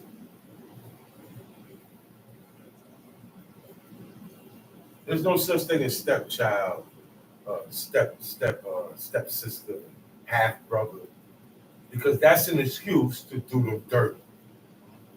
I seen it. They said, "Look, man, we don't come from the same mother anyway." They did that in the book too. They told one dude, "Look, man, your mom's was a harlot. Your mom's was a hoe. Daddy didn't marry you, your mother. So you are a bastard, and you can't have the stuff he left for us. You can't have none. You ain't getting broke off." Yo, listen. At the end of the day, look. They were just looking at, oh, we got different mothers, but they didn't look at the fact that we all have the same father. And that's why they all died. Oh, you want to treat me like that? Okay, my mom's a hoe. All right. Okay. Look, I was not here. He's not here now to stop it. The dead father was dead. So he took it upon himself and he killed all his brothers. I'm not saying that's right either. But look what pushed him to get like that. No. That was the beginning. What it was is, I couldn't take part of my father's inheritance because of you. That's why I killed you. That's why I killed all of you. One got away. One got away, Yotham, the youngest one. And he went up on a mountain and he prophesied to his brother, to his older brother, because of what he did. At the end of the day, those are still your father's sons. You just wiped out. You know what I'm saying? So prophecy got put on Abimelech. That's his name. And this Abimelech took over a certain city on some gangster stuff. And he hooked up with his mother's uncle, his mother's brothers, which is his uncles. They held him down. And the prophecy that Yotham said was, he said, the Lord shall put a firebrand in the midst of Shechem. That's the sound that he ran. He said, in a firebrand, meaning all you guys banded up and did this, God gonna put something down that's gonna make y'all go at each other's throat. A firebrand. He's gonna make it hot. He's gonna put something amongst y'all to make it hot so y'all could disperse, not be together, and be against each other. Because he don't like this unity right here. Tamshi. The nakedness of thy sister, the daughter of thy father or the daughter of thy mother, whether it should be born at home or born abroad, even their nakedness shall thou not uncover. What I mean? See how they was born? At home. You see how they was born? At home? Okay. At home or abroad. In travel. There ain't no hospital, there's no doctor to call, there's no ambulance coming. So they say they don't care where she was, because sometimes people say, well, she wasn't born in this house. If you wasn't born in this house, it don't count. People make up things. People will make up things to get you out of here, or to keep you out, or to keep you leveled. Some shit. We can. Verse 11. Yeah. The nakedness of thy son's daughter, or the daughter's daughter, even their nakedness shalt thou not uncover, for theirs is thine own nakedness. Right. The nakedness of thy father's wives, daughter begotten of thy father, she is thy sister. Thou shalt not uncover her nakedness. The father's wife's daughter, begotten of your father. That's your father's daughter. That's your sister. She is to be treated the same. Y'all, at one time, y'all was together. The man carried the seed. The man carried all the children. At one point in time, I told this dude, I said we were all swimming together. At one point of a time. Some of us got out earlier, some of us got out later. Some two came out at the same time. That's the twins. You understand what I'm saying? But we all come from the same tree, same source. He said, man, he said, look from the hole, the pit from which she was dug. We come from the same source, man. Time sheet. Thou shalt not uncover the nakedness of thy father's sister. She is thy father's near kinswoman. That's your father's close relative. Near kinswoman, near blood relative. You can't look at her. Time sheet. Thou shalt not uncover the nakedness of thy mother's sister. Now, if you notice, you can tell that all these commandments were given to men. You notice that? Mm-hmm. It's not for the woman. But guess what? Women are doing these things today too. Yes, they are. Even as advances back then. A lot of things that just men did that wasn't right, women are doing too. Yeah. You have women that sleep with their son-in-laws behind their daughter's back. This is true story. This is what's going on in the world today. It's not always going. Sometimes the mother and the father going after their kids' spouses. They be linking up. And then you got half brother and half sister linking up because we don't have the same father, so it don't count. That's what people say today. These are the Canaanites we're reading about, but that's how people think today. So the whole world is full of Canaanites. Time sheet. Thou shalt not uncover the nakedness of thy mother's sister, for she is thy mother's near kinswoman. On your mother's side, same thing. That's your mother's near kinswoman, your mother's close blood relative. Time sheet.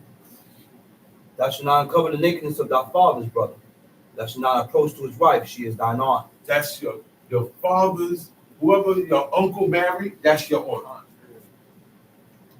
That's your aunt. Your mother and your father's sisters is your kinswoman. They're closer than an aunt.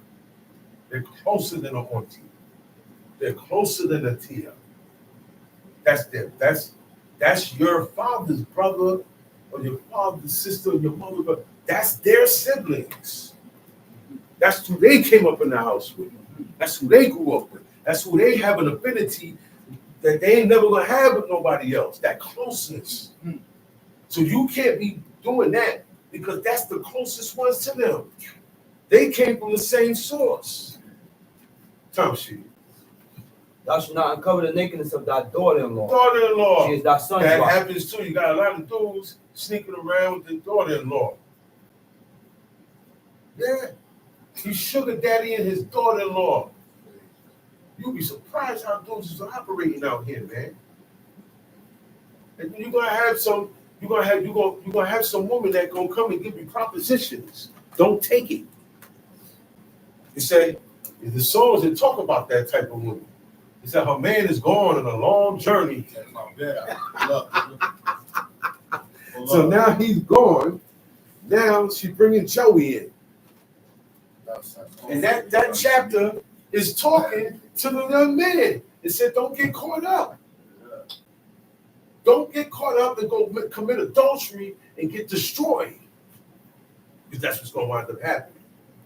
People commit adultery like it ain't nothing. Like it ain't nothing. People don't even. They got adultery twisted. They don't even understand what marriage is. They They don't know what marriage is. They don't know what adultery is. They don't know the stipulations of this. There's two different types of adultery. One for the man, one for the woman. That's right. The man does not have the same adultery As the that woman. the woman has. No. When a woman is married, if she goes to any other man other than her man, if he cheated, I don't care what he did. That's right. If you take it upon yourself to disregard that you are married and you're in just your property of this man, That's right. this man can speak to God for you. That's right. You are legal to get your whip. He can pray to God for his wife. That's right. You don't know the power that you got through the man that you have that served God. That's right. Yeah. See, Sarah See who did? Who did was married to Manasseh. Manasseh served all idols, and then he turned his life around in the dungeon. And then he died. His wife, who did, later on saved Israel. Israel got saved by a woman again. But every woman that is the prophetess, Deborah, yeah. And the reason why that happened is because the prophetess went to, was it Gideon? Was it Gideon? I forgot who it was. One of those judges went to one of those judges and said, look, the Most High told me to tell you, go to war with these guys. If you be their captain, God gonna be with you. He said, man, I'm not going nowhere without you. If you don't come with me, that's what he told the prophetess. Deborah. I think it was Baruch. Not Balak. That's what. And one of the prophets. Yeah, Deborah. Deborah the prophet. Yeah.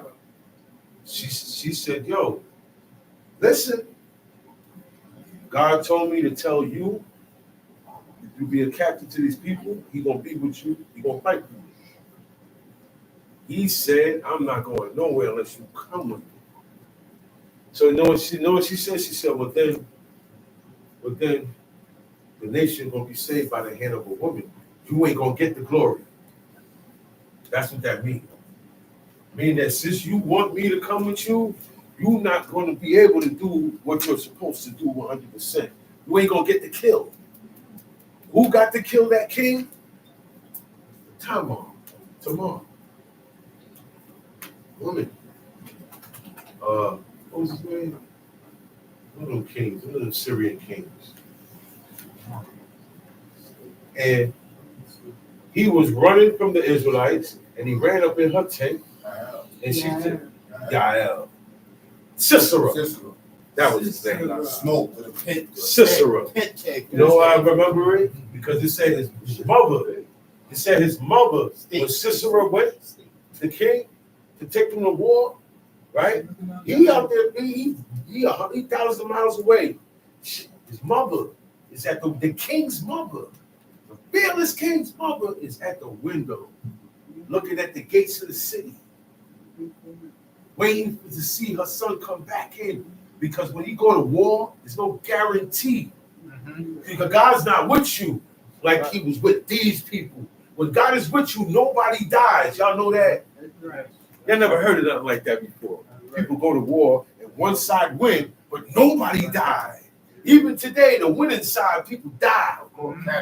Casualties of war. They didn't have casualties of war. And when it happened, it said, man, something up. Joshua finally went down. He said, something is wrong. We're not supposed to lose. That's right.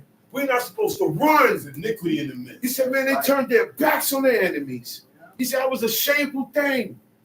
You running. He said, man, I ain't put you in there to fight them for you to run. He said, you wasn't even supposed to be scared of them. I told you, don't be afraid of them. Iniquity in the midst. Yeah, but yo, somebody messed up. It's going down without you knowing. So now, when it hit, you gotta look over what happened. See, but what's coming? That's right. But what's coming? Why is it uproar? Okay. I was just telling Talia yesterday, like 15, 20 minutes before the sun went down. I said, this is the time you gotta be careful. Close to, because we got sundown and we have a cutoff time that comes before it start to get the dark. It start getting dark. We shut down before it's time to shut down. We have our own shutdown. So by the time the Shabbat is in, we're already waiting for it to come in. We're sitting right here chilling, waiting for it to come in, kicking it about the book. And in a little time, you know, it's dark. And that's how you got to be handled, man. Brother. Verse 15. Thou shalt not uncover the nakedness of thy daughter-in-law. She is thy son's wife. Thou shalt not uncover her nakedness. Why do you want to lay down with your son's wife? That's your daughter in the law of marriage. She has become your daughter because she married your son. So by law, God's law, that's your daughter. That's where you get that from. But she could get it though. Nah, you're a savage. Straight savage. See, guys that think like that, those are the ones that would have sex with anything. Oh. Yeah. Dolls, pillows, themselves, trees. Go outside in the field, dig a hole. You'll be surprised. I seen a car exhaust. I seen that on social media. The guy's walking. He said, "Yo, man, so what's that guy doing there?" The car exhaust. Okay, man, corrupted everything. Even a piece of metal, man, corrupt. Man will get a piece of metal cursed by God because of his doings.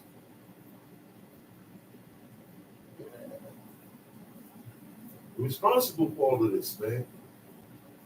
That's why God looked at Abraham and said, "Yo, you gotta tell Abraham, because look, you're the only one now, you're the only guy I see that command his household after him. That means everybody in my house gonna serve God. That's right. If you don't want to do this, you got to get out my house. That's right. I'm sorry. The only rules is God's rule in my house.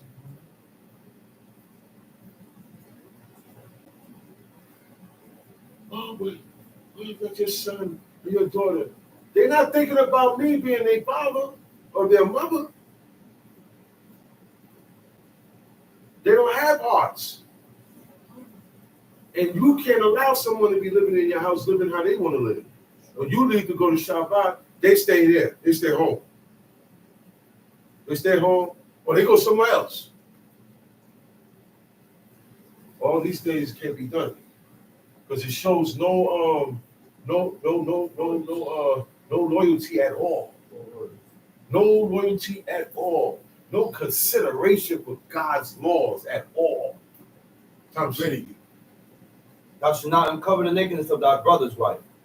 It is thy brother's nakedness. That's your brother's nakedness.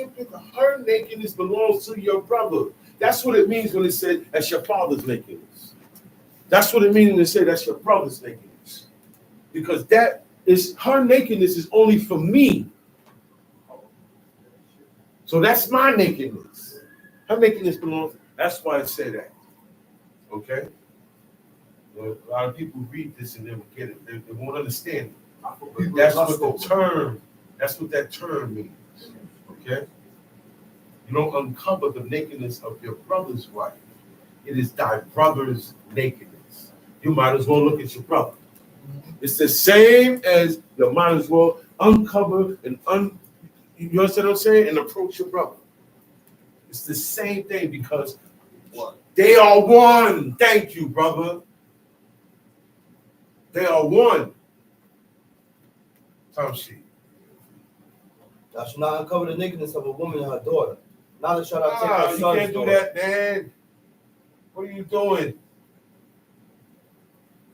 You want the OG or you want the young one? You can't. You got to pick one. Both. You can't have both, brother. And look, you have mothers and daughters that swing. They share. Y'all be surprised what's out there, man. You got grandmothers, mother, and daughter all in the club right now. Okay? Popping off. Granny popping off. Ain't no more granny sitting on rocking chair. That idea of that type of grandma is out the window.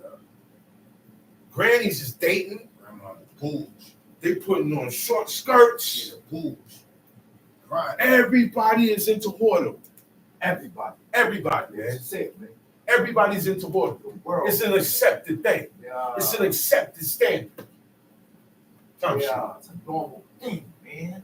Neither shalt thou take a wife to her sister to vex. To vex her. Vex her. To uncover her nakedness. You're right. Besides the other in her lifetime. Like I said, you see how jealous women get of each other, and you go talking to her sister now. Now you want to grab up her sister. You don't want to. You can't do these things, man. Somebody gonna die. You got what they call crimes of passion. You know what that is? Walked in my house. I hear noises. I go in the bedroom. My wife got another man in my bed, and I lose it and kill them. You know that's called a crime of passion because I didn't think about it. It was a reaction. This got messed with.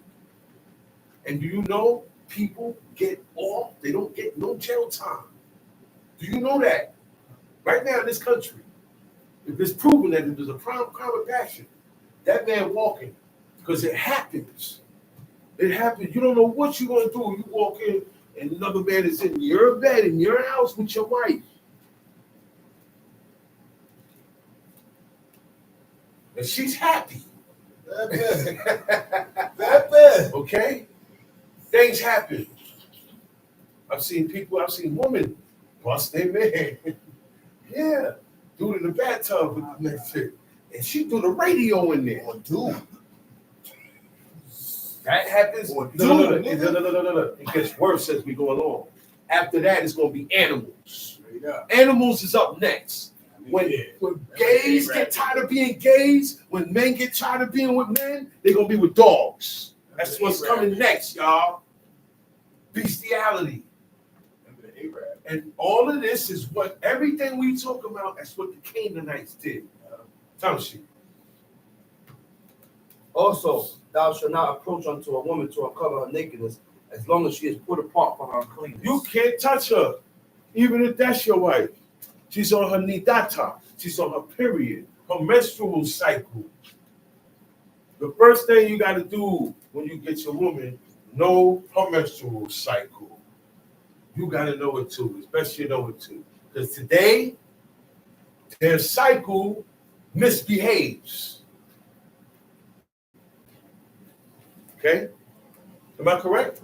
Sometimes women's cycle misbehave. Sometimes they bleed more than they did the last time. This time, she didn't bleed. This time, she bled 2 days late or 3 days earlier. Sometimes she don't get unclean until towards the end of the month. Now, it's reversed. She get unclean at the beginning of the month.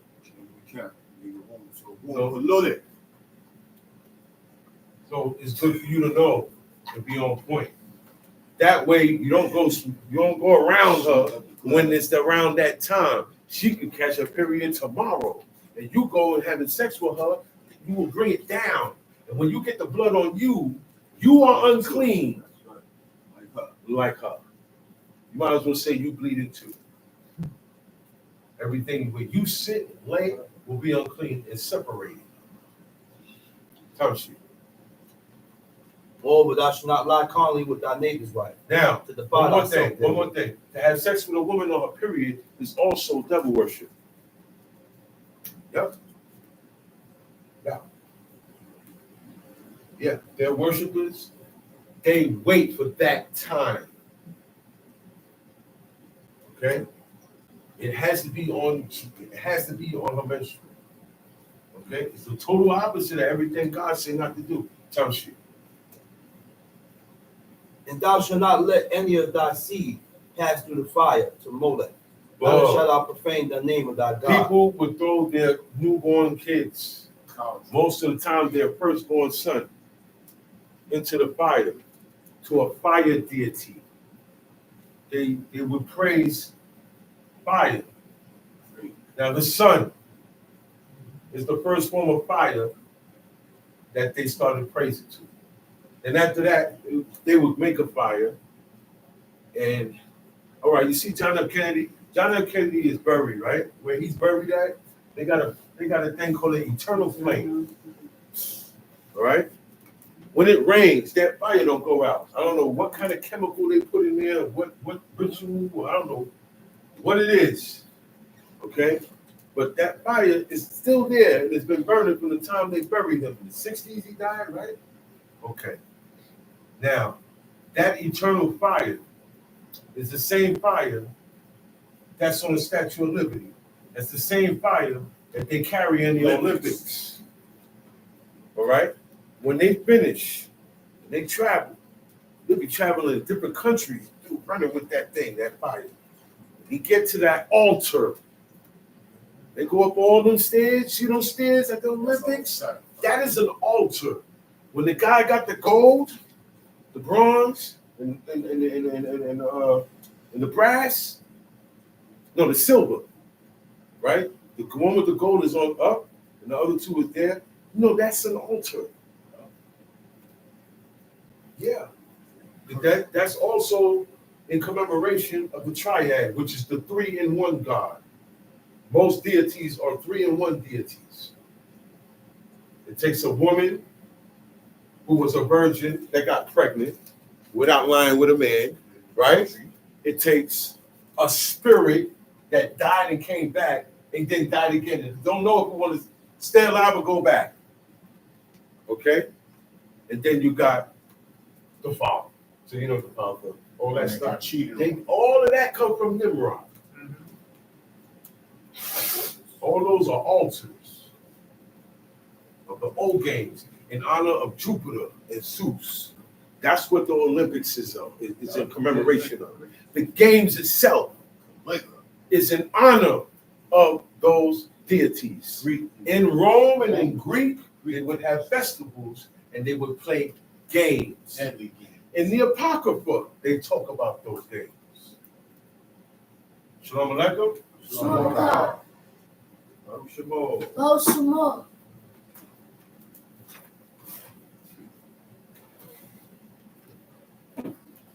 Yeah, it's good.